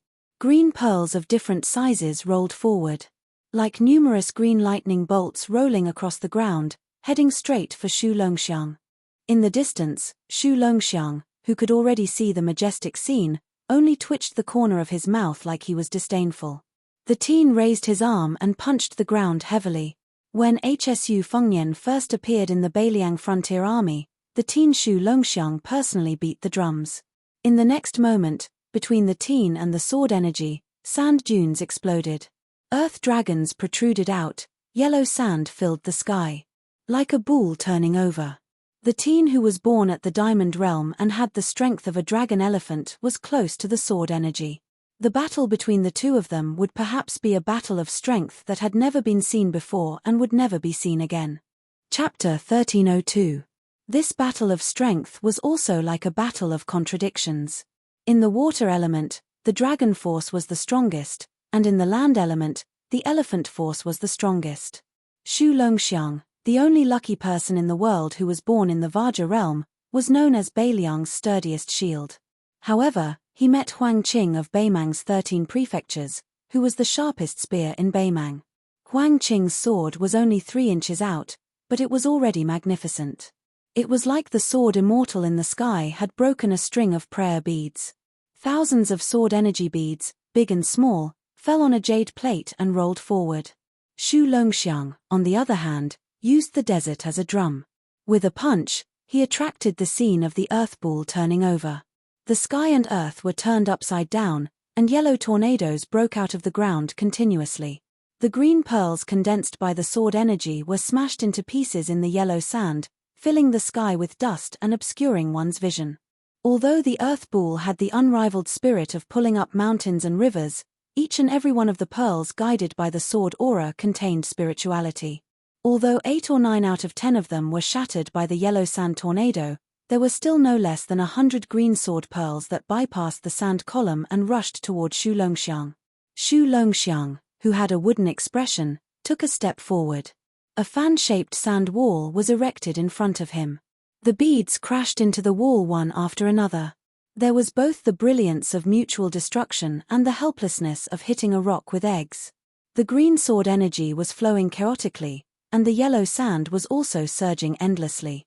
When the green robe was about to be destroyed by the pearls, Huang Qing's left hand pressed on the sword, and he floated silently. Huang Qing casually took the sword from his waist and hit Xu Longxiang's chest with the sword hilt. The calm disturbance, which was 3 inches out of the sheath, was knocked back into the scabbard after one hit. Xu Longxiang was not sent flying. His feet were still rooted to the ground, but his body slid back several feet. The young man bent slightly, forcibly stopping the momentum of his retreat, and instantly began to sprint, smashing his fists toward the green-robed swordsman. With a flick of his wrist, Huang Qing held his sword horizontally in front of him. His left elbow pressed against the scabbard, forcefully resisting Xu Longxiang's fists. The 6th most famous sword in the world, Calm Disturbance, let out an ear-piercing roar in the scabbard, and the scabbard trembled violently. Xu Longxiang maintained his posture of striking the sword with his fists and continued to run forward, while Huang Qing was pushed back several dozen feet. Huang Qing, whose feet were a foot off the ground, tapped the ground lightly with his thumb. With a smile on his face, he calmly pulled his sword out of its sheath by an inch. Li Ji folded. Xu Longxiang was too lazy to care about what kind of sword move, sword intent, and sword momentum this time, and smashed his fists again. 2-inch sword, stacked 2. 3 inches was 3 stacks. Xu Longxiang punched the scabbard again and again. Although Huang Qing, who was hovering in the air, never abandoned his sword, he was unable to stop Xu Longxiang's charge. However, as the number of punches from Li Ji increased, the distance Huang Qing retreated after each punch from the youth decreased. After Xu Longxiang's 8th punch and Li Ji's 8 stacks, Huang Qing finally stood still, with the demeanor of a grandmaster who would not move even if Mount Tai collapsed in front of him. Huang Qing, whose sleeves were fluttering, looked at the youth in front of him. He did not speak, but there was undisguised surprise and admiration in his eyes. There was only a trace of disappointment after the dust had settled. His final fist contained the legendary strength of 8 dragons and 8 elephants, so he was naturally a rarely seen genius of the martial Tao. However, he, Huang Qing, still possessed the 9 folds of Li Ji, and even the 10 layered mountains that he evolved from. If this youth who was renowned throughout northern Mang's court stopped here, then he, Huang Qing, didn't dare say that he could defeat his opponent without even drawing his sword.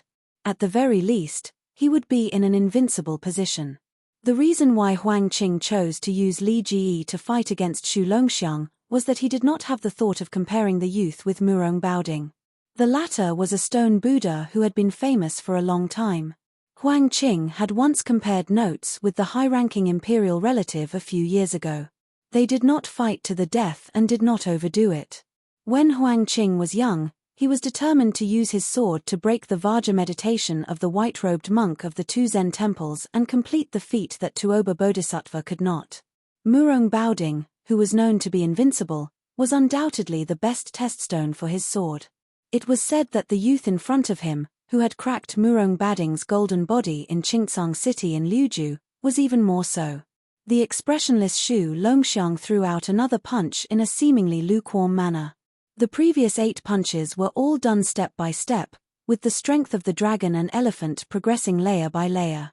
Huang Qing's Li Ji was nothing more than following the prescribed order, layer by layer. Huang Qing, who originally wanted to use Li Ji, felt his heart skip a beat. He resolutely abandoned Li Ji's 9-layered sword and shouted softly, jumping directly to the 10-layered mountain. Huang Qing, who was surrounded by 6 or 7 green rainbows, not only did not use the 10-layered mountain to block the impact of the 9th punch, but the green rainbows also exploded in the blink of an eye. The calm storm was smashed into an astonishing arc by the 2 punches. Huang Qing retreated again and again until he was 80 feet away before he could stop the decline. The scabbard of the calm storm was finally straightened with great difficulty. Huang Qing was neither angry nor fearful. Instead, he was amazed and gratified. He changed the sword stance from raising his arm horizontally to raising his sword vertically.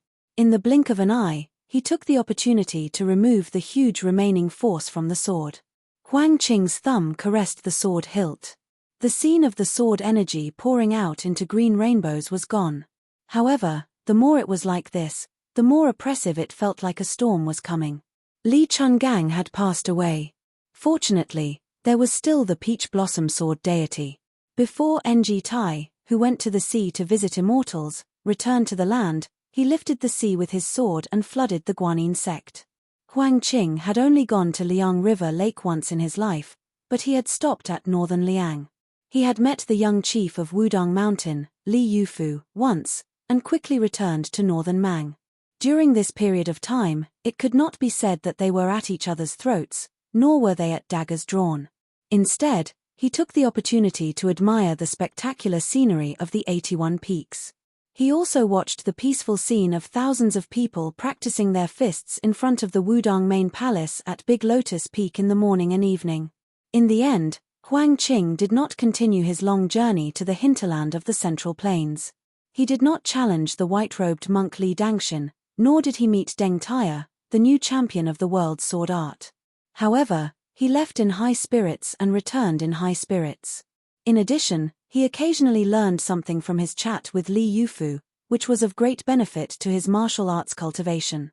In terms of the word Dao, Huang Qing admitted that there was no clear winner in his short and amiable conversation with Li Yufu. However, in terms of the word skill, he had a vivid understanding. Xu Longxiang did not pursue him. Huang Qing slightly raised the ancient sword in his hand and laughed softly. I am from chess and sword music school. My sword energy is close to Huang Qing's, and my sword is calm.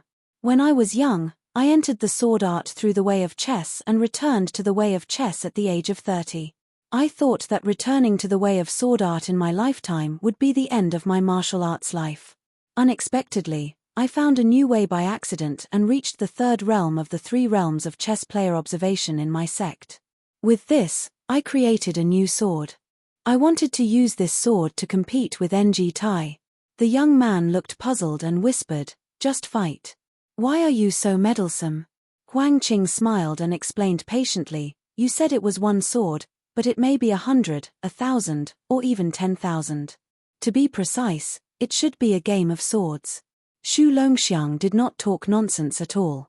He directly stepped forward and began to sprint in a straight line toward the chattering middle-aged swordsman. Huang Qing, who was like a scholar meeting a soldier, laughed it off. Then, he looked serious and closed his eyes to absorb the noble qi of heaven and earth. Waves of noble qi filled the space between heaven and earth. It vaguely formed a chessboard, with the famous rivers in the world as the winding chess lines and the huge mountains as the huge chess pieces. It formed a small chiliocosm.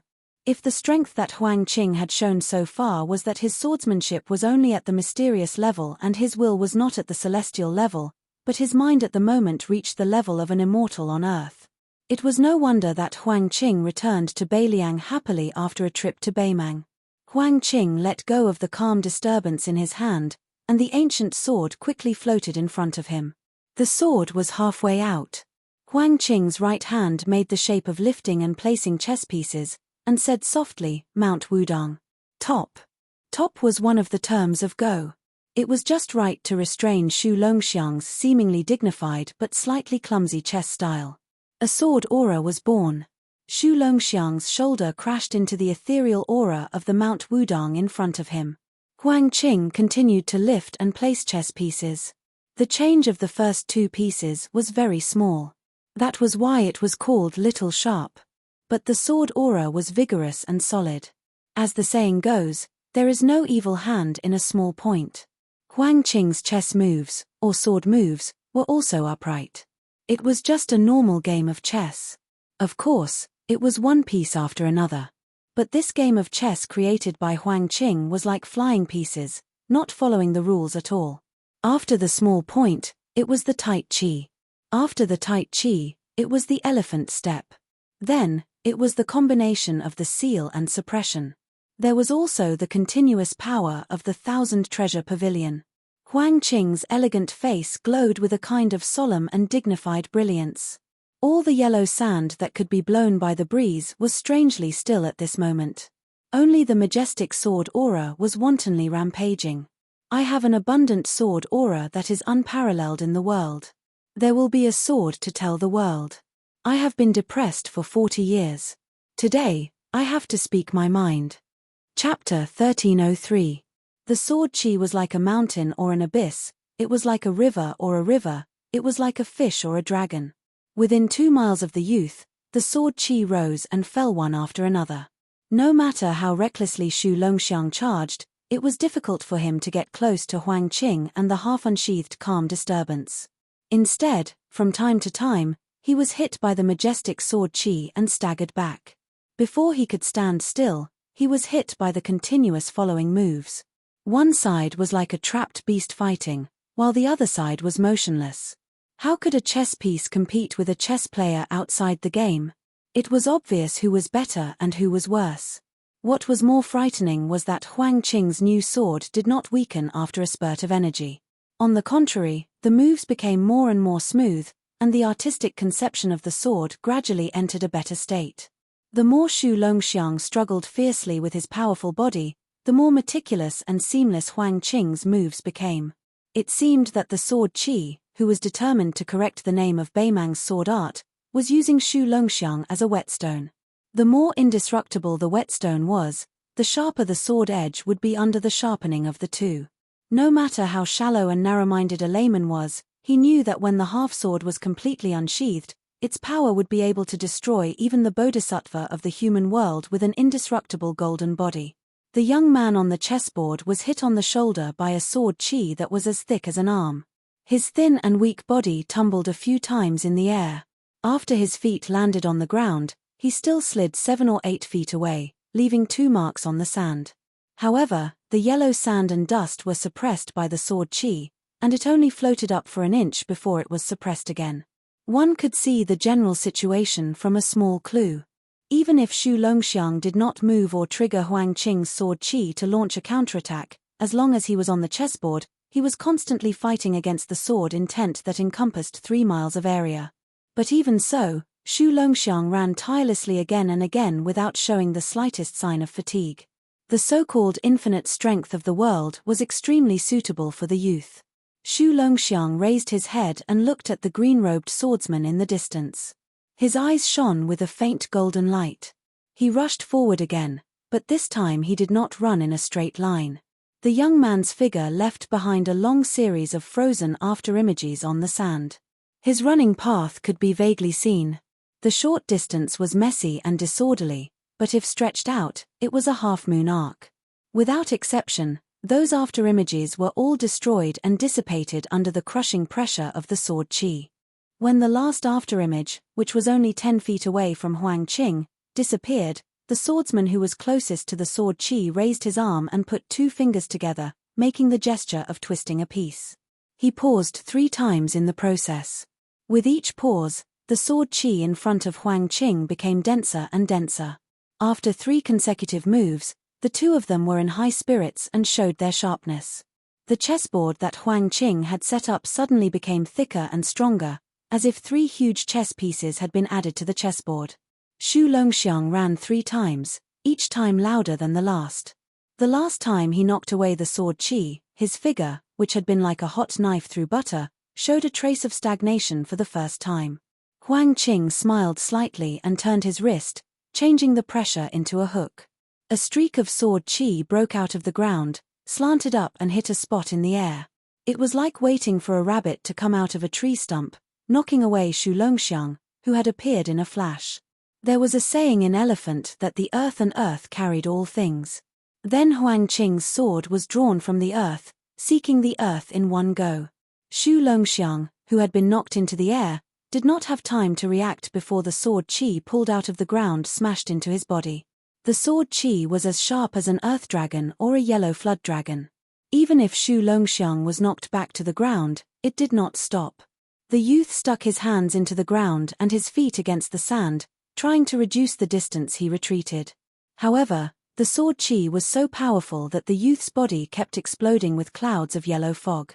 When a streak of sword qi hit his left shoulder, Xu Longxiang's shoulder obviously dropped down, his chest almost touching the ground. When he slapped his left hand and raised his shoulder, he barely blocked the sword qi. The second streak, the third streak, the fourth streak, countless sword qi that grew out of the ground and wrapped in yellow sand came down again. Inch by inch, the youth's body kept sinking down. His 5 fingers formed a hook and supported himself on the ground. The Dachu dynasty once had an overlord who could carry the cauldron. Even if you, Xu Longxiang, had great strength, could you bear the weight of heaven and earth? Huang Qing really wanted to see it for himself. Since the original intention of using Xu Longxiang to sharpen this new sword had been fulfilled, Huang Qing wanted to use this gifted youth to weigh the weight of the white-robed monk, so as to pave the way for a future battle. Qi was born when one's thoughts moved, and a square inch expanded the heaven and earth. This was Huang Qing's unique way of swordsmanship, which was different from Li Chungang, who was conceited about everything in the world and the sword, and also different from Ng Tai, who reached the extreme of swordsmanship. Only half of the calm disturbance sword was used, but it already had such spirit. It was very likely that Huang Qing had already touched the threshold of the land sword immortal. Qi Xuanzhen of Mount Longhu once joked that Xianji was just a bowing slave, celestial phenomenon was just lowering their heads and begging, only land immortals were considered sitting cross-legged. It meant that for celestials, comprehending Xianji was just a bowing slave. Ascending to the celestial phenomenon realm was just a fluke and begging for a bit of heaven's secret. Only by becoming a land immortal could one be considered not bowing or lowering their heads. However, it was only sitting cross-legged between heaven and earth, which was still a bit shorter than the heavenly way. It was said that there was once an unknown master who went to the demon-slaying platform to ask Qi Xuanzhen, using his spear to attack his shield. He asked Qi Xuanzhen how he should deal with himself. It was said that great immortal Qi only smiled and replied, "Please allow me, who is sitting cross-legged, to stretch out my leg." He was indeed the reincarnation of ancestor Lu, who had once passed the heavenly gate but did not enter. At the same time, Qi Xuanzhen also said a strange prophecy that was shrouded in clouds and mist: land immortals have differences in life and death, but there is no difference in superiority. No matter whether Huang Qing was standing or sitting, as long as he reached the sword immortal realm where he could use the power of heaven and earth, plus he was not in the three sects, he would have the qualification to be called invincible. Chapter 1304. Huang Qing opened his eyes and looked at the young man who was almost lying on the ground. There was some pity in his eyes. He felt sorry for the young man's talent, but there was also some obscure self-mockery. The typing order once said that where a poisonous snake appeared, there must be herbs. This was the natural law of all things in the world. The more a carp turned into a dragon, the more difficult it was to escape. 100 years ago, Liu Songtao was invincible in the world and sealed the mountain for a nameless wandering Taoist. Li Chuangong's swordsmanship was known to be on par with heaven. He opened the gate of heaven whenever he wanted, but he was restrained by Wang Xianji. In the end, Wang Xianji died in the hands of Hsu Fengnian. Huang Qing calmed his mind and collected his thoughts. In front of him, Shu Longxiang had already been blasted into the huge pit by countless sword qis. In his field of vision, with the young man as the center, numerous yellow Jiao dragon sword qis rose from the ground like blooming flower buds. They continuously smashed onto the young man's back, not giving him a chance to catch his breath. After all, it was reasonable that the strength of the dragon and elephant could not defeat the grand atmosphere of heaven and earth. Although Huang Qing was a little regretful that the young man did not make him use all his strength, it was not easy for him to hold on for so long in a game of swordsmanship. Huang Qing did not want to kill Shu Longxiang in this way. It was not that he was afraid of being hated by the young king of Beiliang in the future, but that Huang Qing was able to reach the great grandmaster realm of swordsmanship today, and he had a matching breadth of mind. Huang Qing reached out and pressed down on the calm storm, then suddenly pushed it back into the scabbard. Place the heaven's origin.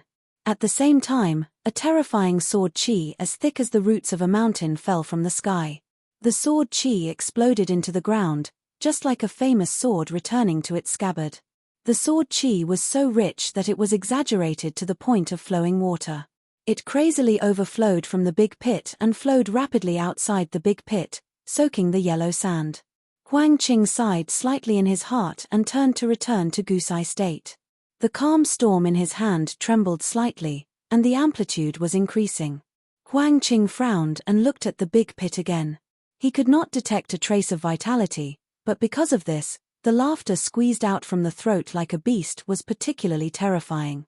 A thin figure in ragged clothes walked out along the slope of the pit. He was bent and his hands were hanging low. When he raised his head, Huang Qing was a pair of golden eyes. There was not the slightest hint of emotion in those eyes. There was neither sadness nor joy, neither worry nor joy. In the blink of an eye, Huang Qing controlled the sword qi to erect 6 tall walls behind him. The youth, who had lost his human aura, instantly appeared behind Huang Qing. He then began to run, smashing through the 6 walls in one breath. His running speed did not decrease but instead increased. When he was 2 zhong away from Huang Qing, the youth leaped high into the air and pounced at Huang Qing. Huang Qing's hand that was holding the sword slid down and grasped the end of Calm Disturbance's scabbard. After raising his arm, the hilt of the sword accurately hit the young man's throat. Huang Qing said in a low voice, "Dismiss." A bright sword light bloomed in front of the young man's chest. But what surprised Huang Qing was that after the collision, the young man tilted his head back and then hit forward at a faster speed. Not only did he break the sword qi, but he also almost lost his sword. Huang Qing took a few steps back. During this time, his 5 fingers loosened briefly. When the hilt of the calm storm was knocked back to his palm, he held it again. Fortunately, he did not fail miserably. Otherwise, the sword qi would have been knocked out of his hand by the young man's throat. But Huang Qing's palm was also bleeding. Huang Qing's wrist shook. The sword was only an inch out when the young man landed and twisted his body. He held the hilt with one hand and gently pushed his chest with the other. Not only was the calm storm pushed back into the scabbard, but Huang Qing was also pushed more than 100 feet away by the young man. Huang Qing, who was flying backwards, stepped on the air a few times like a dragonfly skimming the surface of the water, creating a long string of mysterious ripples that looked like water ripples. When those ripples gradually expanded and came into contact with each other, sword chi swayed like lotuses from the water. These 20 or so green lotuses were as tall as an adult in the blink of an eye, blocking the path of the young man. The young man with golden eyes stared at Huang Qing. In the process of sprinting, he grinned but did not speak. His hands casually tore apart the green lotuses that were in his way. Huang Qing took half a step forward, and the back of his shoe was completely covered by the yellow sand. Then, he drew an arc on the ground and took half a step back. The yellow sand behind him was pulled by this half step, and he actually pulled out a crescent-shaped sand dragon that was more than 100 feet long. Huang Qing's move was not the sword out of the scabbard, but the scabbard leaving the sword. It was aimed at the young man's heart. Since ancient times, swords had always been shorter and shorter. The Qin sword was more than 22 inches long, while the Dafeng sword was only 19 inches and 6 fen. Later on, the Nine Kingdoms' private sword furnaces aside, the imperial court's swords all had different lengths, but they did not exceed the Dafeng sword. However, the Calm Storm, which was one of the most famous swords in the world, was a new weapon that had been forged for less than 20 years. It was as long as the ancient sword of the Qin dynasty, 21 inches and 3 fen. It was to seek the profound meaning of long sword to reach far. This was probably the expectation of the person who gave the sword to Huang Qing. After Huang Qing unsheathed the scabbard instead of the sword, he silently recited, 16 views. The scabbard was 16 inches away from the sword tip. Every inch out, there was a view, one form. 16 wonderful visions appeared in the 16 inches in the air. First, there was an illusory little man in a green robe sitting on the sword tip in Huang Qing's hand. He was facing the west. There was a rising sun, shaped like a hanging drum. When the red sun was seen, it opened and closed its eyes. After the sun view, there was a water view. There was ice-like colored glaze, shining brightly. Next, there was the Vajra Seven Treasures Golden Pagoda, shining brightly. There were constantly precious trees, precious ponds, and precious lotuses growing. There was the endless music of the heavens, and the fairies scattered flowers. Most of Huang Qing's sword.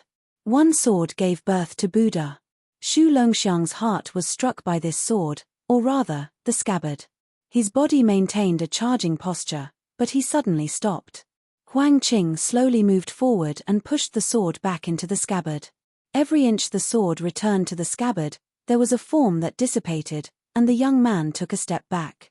Huang Qing looked at the young man 16 steps away and sighed softly, I only know that ghosts and gods can protect things, but I don't know that dragons and elephants will turn into ashes. Chapter 1305. To the north of Qingcang City in Liuzhu, Beimang's vanguard had arrived at the ancient Dong Beach. This place was originally one of a series of passes outside the Great Wall built by the Dafeng dynasty when the army was at its peak. It was used to store military supplies and food, and was used to suppress Rongdi when they went out of the pass. However, it had long become a ruined site for traveling scholars to write poems and reminisce about the past. The low city walls that were built with quicksand, loose stones, and red willow reeds in the early years were still faintly visible. The higher trenches on both sides of the city walls had long been shaved off by the sandstorm year after year. Merchants traveling between Beiliang and the western regions could still occasionally pick up some broken arrowheads, broken knives, copper coins and other antiques.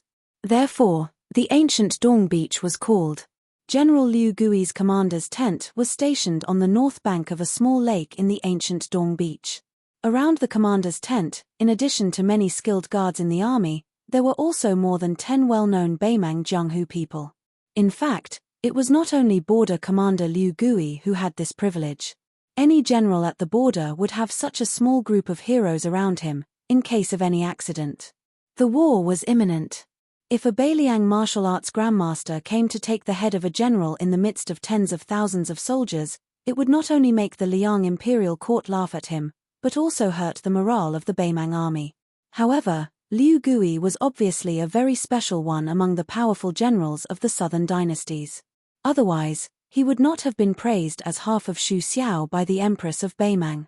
Therefore, in addition to a large number of personal guards and retainers in the commander's tent, there were also many assassins.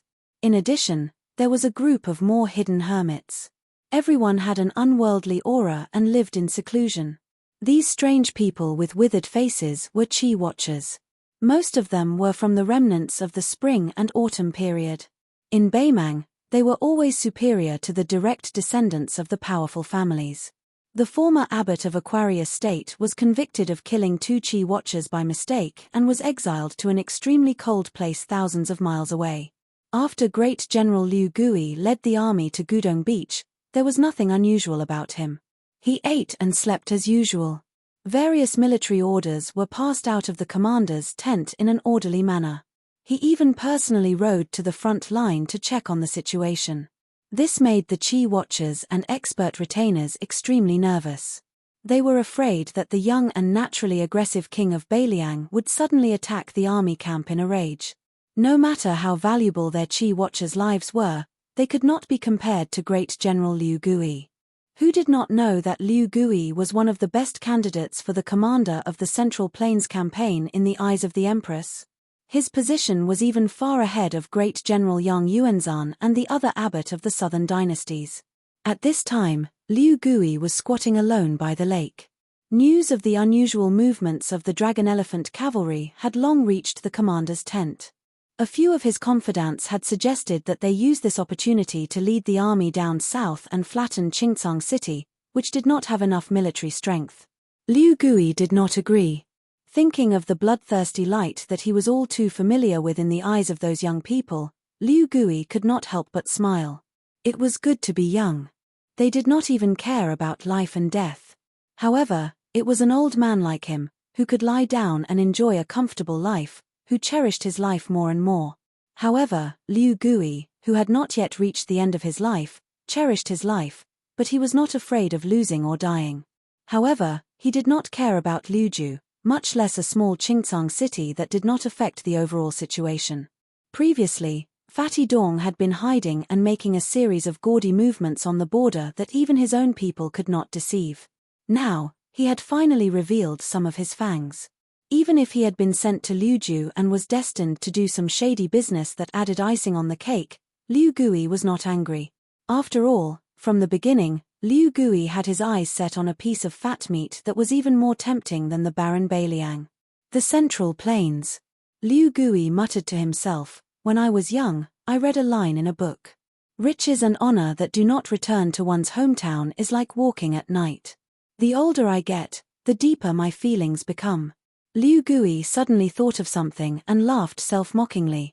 Back then, when the emperor said that he was half Xu Xiao, it really had both advantages and disadvantages. The advantages were naturally that his reputation in the Southern Dynasty army had risen. As for the disadvantages, they were now beginning to show.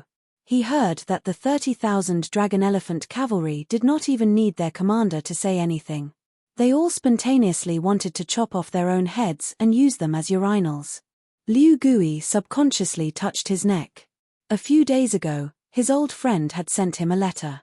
In the letter, he had ridiculed Yang Yuanzhan for being far less valuable than Great General Liu's head. Liu Gui heard a series of urgent shouts behind him. He stood up and turned around to see 3 people jogging over. One of them was the new commander of the Black Fox Shelter. The other was a master from the chess and sword music school, and the leader of the Qi watchers under his command. The last one had a panicked expression. He quickly walked over and whispered, "Great General, we saw a Qi coming from the east. Its target is the commander's tent. If there are no big surprises, it should be the king of Beiliang himself. At the latest, it will take 3 incense sticks to burn." Liu Gui was stunned. He knew very well that Dong Zhuo was about to make a big move in the northern regions of Yu and Liang. He smiled and asked, "Has the king of Beiliang gone mad?" Lin Fu said helplessly, "My dear great general, look at the situation. Who cares if HSU Fengnian's brain is flooded with water? Let's quickly set up a defensive line. This kind of top-notch martial arts grandmaster can break through a formation by himself. If he is determined to make a move on you, great general, you really can't underestimate him." Liu Gui's expression did not change. However, he was not arrogant enough to wait for the world's most powerful person to come to him. He said calmly, "Lin Fu, pass down the order. The Central Army will turn east. Then, Let Huyen Kuchen and Yelu Zongtang each lead 500 fast and light cavalry troops to the left and right flanks. You will lead another 180 Black Fox shelters and act according to the situation. As for the palace's private army, let them arrange themselves. They are more experienced in dealing with Jianghu masters. Lin Fu whispered, "Do we need to place 200 heavy cavalry troops at the front of the battle formation?" Chapter 1306. Liu Gui glared at him and said, "Let's not talk about whether the 200 heavy cavalry can stop the king of Beiliang. Even if they can, how many of them will be left? Even if you don't feel sorry for them, I do." Lin Fu chuckled and did not dare to take matters into his own hands. He quickly turned and ran off to deploy the troops. Liu Gui walked side by side with the Qi refinement warrior in white and the master from the chess and sword music school. The Qi refinement warrior seemed to have been influenced by the general's calmness in the face of danger. He was no longer as anxious as before. He said softly, "General, please rest assured. The 600 well-trained men that His Majesty has bestowed upon him are not very useful if they are used to break through the enemy's lines. However, they are very effective against these lone warriors. Although the king of Beiliang is indeed very powerful, I believe that he is not so powerful that." Liu Gui smiled and continued the conversation. "Killing people as if they are taking something out of their pocket, right?" The Qi refinement warrior looked a little embarrassed. Liu Gui said calmly, "Although I don't know the depth of that Hsu Fengnian, I feel that if he really wants to die together with me, it is not difficult for him to kill me, Liu Gui. The difficulty lies in how he can escape unscathed. The reason why I say that he is crazy is not because the Hsu Fengnian knows that he cannot do it, but because he feels that it is not worth it for him to exchange the king of Beiliang's life for my life, Liu Gui's." Liu Gui smiled and said, "I am very assured. All of you should be even more assured. Our Taiping commandery is always meticulous. We may have a backup plan in the dark." The swordsman from the chess and sword music school smiled knowingly. About half an hour later, an eye-opening army appeared in front of Liu Gui's army. There were less than 600 of them. However, each of them, who were known as the material officers in the Beimang army, was unusually burly and muscular. Everyone had the back of a tiger, the waist of a bear, and the arms of an ape. Beiliang had many crossbows, while Beimang had many strong bows. This was a fact that everyone knew. However, at this moment, Liu Gui's army was lined up in a ballista formation. What was even more frightening was that there wasn't a single light crossbow in this battle formation. Even the waist crossbows were in the minority.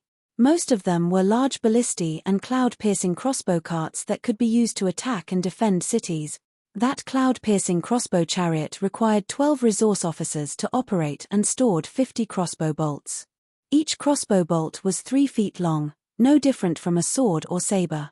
Moreover, the tip of the arrow was coated with a green poison. Back then, when Northern Mang's Empress Murong solicited the forces of the pugilistic world, it wasn't something that could be accomplished just by moving her lips. It was precisely this item that had established a miraculous merit and ruthlessly crushed the sects and gangs that refused to be controlled one after another. Within 200 steps, when an arrow was shot out, it was said to be equivalent to the full blow of a second-level Supreme Power Master. If this description wasn't enough to describe the fissomeness of the ballista and the cloud-piercing ballista, then there was an even more shocking description. Within 100 steps, an arrow was equivalent to a flying sword. These crossbows were built and maintained at the cost of abandoning their original purpose. In exchange, the Empress had said, "If the people of Jianghu are not willing to obediently jump around in Jianghu, then I'll skewer you into candid gourds." On the battlefield, if one was really targeted to death by such a large number of crossbows, they would not hesitate to accidentally injure their own soldiers. How could a valiant person who could break through enemy lines fight hundreds of battles and live a long life? Liu Gui was heavily guarded at the back of the army. He didn't deliberately put on his shining armor, nor did he set up an eye-catching flag. He looked straight ahead, squinted his eyes, and didn't say a word. A subordinate general beside the general said worriedly, "In fact, the decisive factor is the 3 waves of arrows between 250 steps. If the last wave of arrows, which is as powerful as a flying sword, can't do anything, and that person breaks into the army, it's most likely too late to change the direction of the ballista. Liu Gui pointed at the ballista formation in front of him that was constantly changing under the instructions of the Qi cultivators. He shook his head and smiled. Then you've underestimated these Qi cultivators and material officers' ballista. If you look carefully at the width and thickness of the ballista formation, you'll know that the direction of attack of the arrows is not one line or a few lines horizontally. Instead, they're determined to shoot a huge fan-shaped rain of arrows vertically. Even if that person doesn't break the formation in a straight line, these ballista can also respond under the command of the Qi cultivators. The power of the ballista itself is indeed terrifying, but what's more terrifying are these Qi cultivators and material officers who came prepared from the beginning. The general lamented, "It's no wonder that our Beimang's Jianghu is not as lively as Liang's." Liu Gui sneered, "What's the use of being so lively in the Jianghu? A bunch of boorish men who only know how to use martial arts to break the rules. They don't care about the country at all. I dare say that in the future, when our dynasty steps into the hinterland of the Central Plains, there will be plenty of Liang's Jianghu experts who will help us kill people. They might even kill people with more heart and soul than our Beimang's army." Liu Gui suddenly stopped talking. A dazzling purple spot appeared in the farthest distance of the old man's vision. The general beside him gasped and said in a trembling voice, "It's really coming." Liu Gui subconsciously raised his arm to give the order. After he put down his arm, his expression was complicated for a moment. He muttered to himself, "His indeed Xu Xiao's son."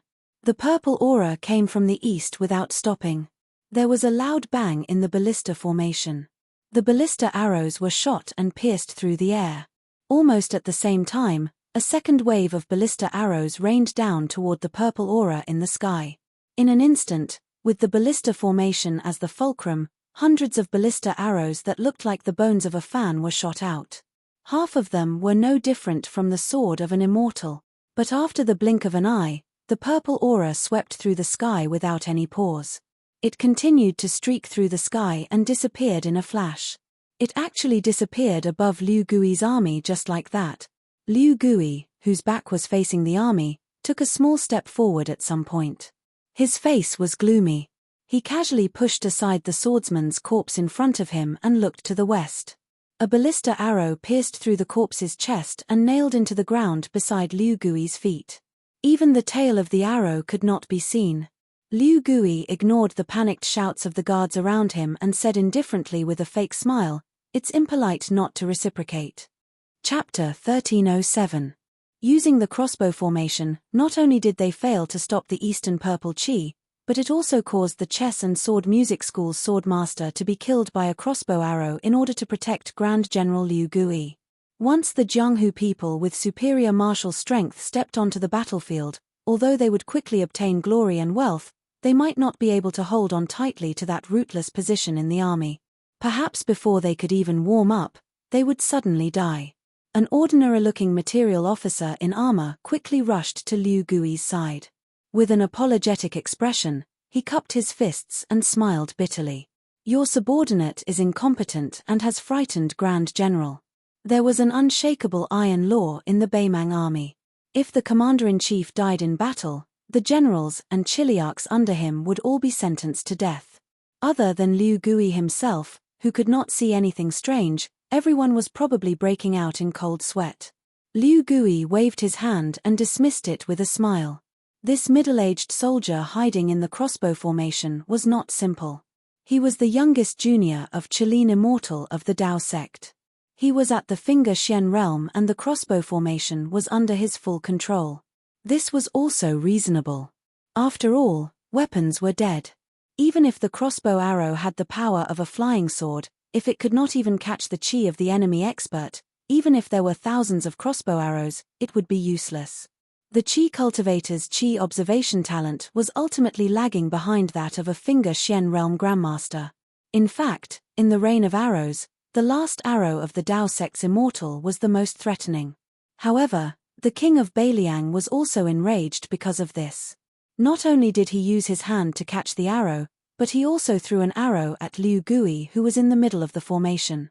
In the end, the chess and sword music school's expert became the scapegoat. Liu Gui was somewhat puzzled. If the king of Beiliang did not want to kill people to establish his authority, what was he planning to do? At this critical juncture where the Battle of Liang Mang was imminent, why did he run alone to the barren land west of Liuzhu? Logically speaking, there should be a group of Qiong cavalry there to disrupt the situation. However, although the Qiong cavalry had sharp blades and fast horses, there were only 10,000 of them and they were destined to not be able to affect the overall situation. Just when Liu Gui was full of doubts, an old Qi watcher squeezed out of the encirclement of the personal guards and walked quickly to Liu Gui's side. He whispered, "General, another top master suddenly appeared in the west. His momentum is not weaker than that of the king of Beiliang. The two will soon collide. It seems that they are going to stop the king of Beiliang from going west." The Qiong cavalry broke in and the dragon elephant cavalry unreasonably split their forces. Liu Gui suddenly laughed and said, "Interesting. Even my bait wasn't able to get the king of Beiliang to take the bait. How did the little Qiong cavalry manage to succeed?" Liu Gui immediately stopped laughing. He called the leader of the Black Fox Guards, Lin Fu, and ordered in a deep voice, "Qi refinement warriors, split into 3 groups. The first group will lead the crossbow formation to the west. The other 2 groups will lead the 2 wings of Huyen Kuchen and Yelu Zongtang's personal guards with 500 men each. As for you, Lin Fu, bring all the Black Fox Guards. I will give you another 200 heavy cavalry and 10,000 light cavalry. Ignore the king of Beiliang's movements. Just focus on finding the Longxiong army that has left the main army and fight them at all cost." Lin Fu was surprised and asked carefully, "General, what if the Qingtsang city garrison and the deputy general of the Longxiong army, Li Mofen, choose to leave the city now and attack Gudong Beach?" Liu Gui snorted and asked in return, "Even if they have the guts, do they have the guts?" Lin Fu shrank his neck and did not dare to say another word. Danger lurked everywhere on the battlefield. Danger was always present, but opportunities were fleeting. Whether one was a mediocre person who had no achievements or mistakes, or a famous general on the battlefield who could turn the tide, it all depended on the commander's decision. Liu Gui saw that the Daoda sect's Taoist priest, who was young but had an extremely high seniority, seemed to be hesitating. He was probably afraid that he would fall into the trap of luring the tiger away from the mountain. Once he was assassinated by the Beiliang loyalists in Liuzhu, His Majesty would vent his anger on the Daoda sect. The old man laughed softly and said, "Taoist priest, there is no need to waste your time by this old man's side. You won't be able to achieve anything. If we can defeat the Longxiong army this time, I will personally ask His Majesty for a reward." Even though this Daoist whose attire was no different from the head of the materials official was the esteemed state preceptor Yuan Qingshan's junior brother, he was still extremely respectful before Liu Gui. When he heard what was said, his favorable impression of this great general increased by a bit. Northern Mang's nobles and martial artists were mostly condescending. The Daoist inwardly decided that regardless of whether Flo Province's battle was a success or failure, when he returned to the sect, he was going to persuade his senior brothers to place a heavy bet on Liu Gui and not stake everything on the Ruran cavalry's commander Hong Jingyan. Beimang's method of annihilating Buddhism was even more ruthless and tragic than Li Yang's. The power of Taoism was like the sun in the midday sky, especially after his senior apprentice brother had transformed into a rainbow and ascended. The Daoda sect's status rose like a boat on a rising tide. It was believed that if he could form a relationship with Liu Gui before he made his mark, Beimang would definitely unify the Taoism of the Central Plains when it unified the world in the future. Mount Longhu, which could still be considered the ancestral court of Taoism, would definitely not be able to compete with the Daoda sect, which was close to Liu Gui, for the position of leader. Liu Gui stood where he was and looked at the dust that was gradually rising in the distance. Suddenly, he laughed involuntarily. "It can't be that Beimang is finished before our battle has even begun, right? So there's a big battle before a big battle. The order of peace, what a good plan." The purple clouds came from the east and left to the west. A golden bronze figure with a majestic aura like that of a celestial being strode forward.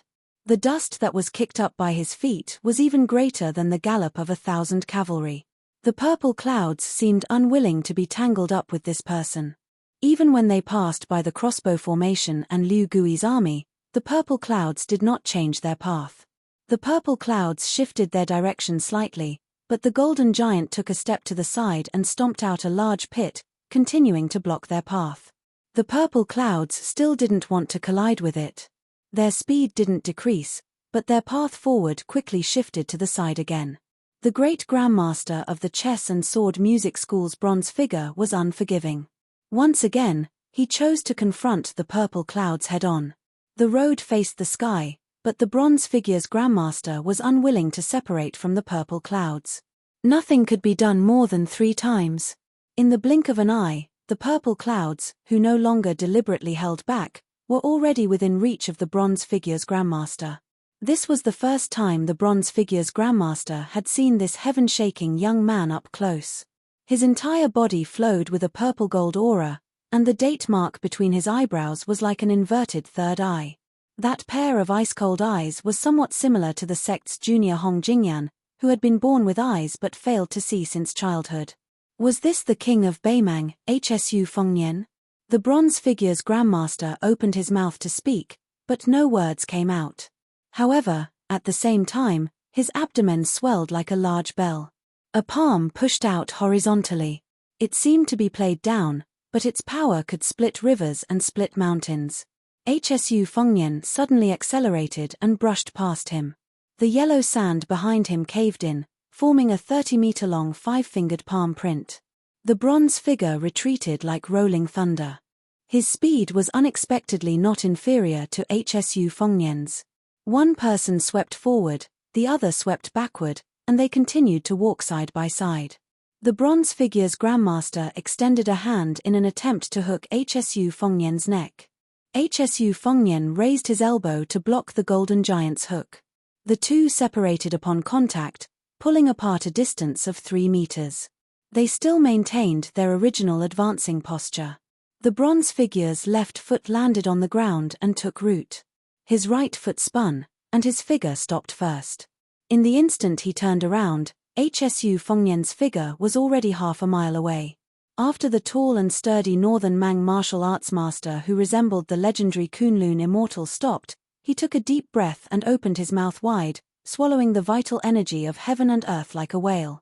With his majestic body as the center, circles of invisible ripples spread out. The ground shook and cracked, tearing out a pattern like a spider web. The golden giant leaped up, rapidly closing the distance between the two. In the air, he raised his arm high and heavily smashed down towards the back of Hsu Fengnian's head. But Hsu Fengnian suddenly stopped. The bronze figure's fist smashed into the air 6 feet above the ground, maintaining the posture of a lion hunting a rabbit in front of Hsu Fengnian. Hsu Fengnian's toes tapped, slanted upwards, and lightly tapped the bronze figure's shoulder, trying to continue forward. The bronze figure's grandmaster who straightened his back shouted, "How dare you!" A palm slammed down from the air. A whirlpool of wind and clouds suddenly appeared in the sky. At the same time, the bronze figure's grandmaster raised his other hand. A tornado rushed up from the ground. The image above was taken from the sky, and the method below was taken from the earth. The two collided, attacking Hsu Fengnian between heaven and earth. Hsu Fengnian's figure lightly spun, barely avoiding this earth-shattering collision. But his advance was finally blocked by the bronze figure's grandmaster. The latter took a step forward, using the magical power of shrinking heaven and earth into a square inch. He stretched out his hand and grabbed Hsu Fengnian's ankle in the air, drawing a semicircle in the air, and fiercely smashed it out. Hsu Fengnian opened the 5 fingers of his left hand, lightly brushing, and forcibly stopping his body. This was the first time he stood still, facing the bronze figure's grandmaster who had always been suppressed by Hong Jingyan in the chess and sword music school. The bronze figure's grandmaster sneered, "Want to leave?" Hsu Fengnian's face was expressionless, not answering. His line of sight directly jumped over the golden giant, looking further west. The bronze figure's grandmaster glanced at the young king of Beiliang's saber at his waist, saying flatly, "It's very difficult if you don't use your saber." This was not a wild boast from the bronze figure's mouth. Others did not know this person's ability, but Hsu Fengnian knew a little. The Tide Listening Pavilion had a top-secret file, in which there was early contact with the six-pearl bodhisattva of Mount Lantuor. But the hidden strength of the bronze figure's grandmaster was clearly not something that the female bodhisattva could compare to. Not to mention anything else in the file, just 2 phrases were enough to make people afraid. Banished immortal. Heavenly King Dharmakaya. Hsu Fengnian indeed did not have the confidence to leave this person behind and continue forward. But this did not mean that if Hsu Fengnian fought without restraint, he would not have a chance to kill him. Hsu Fengnian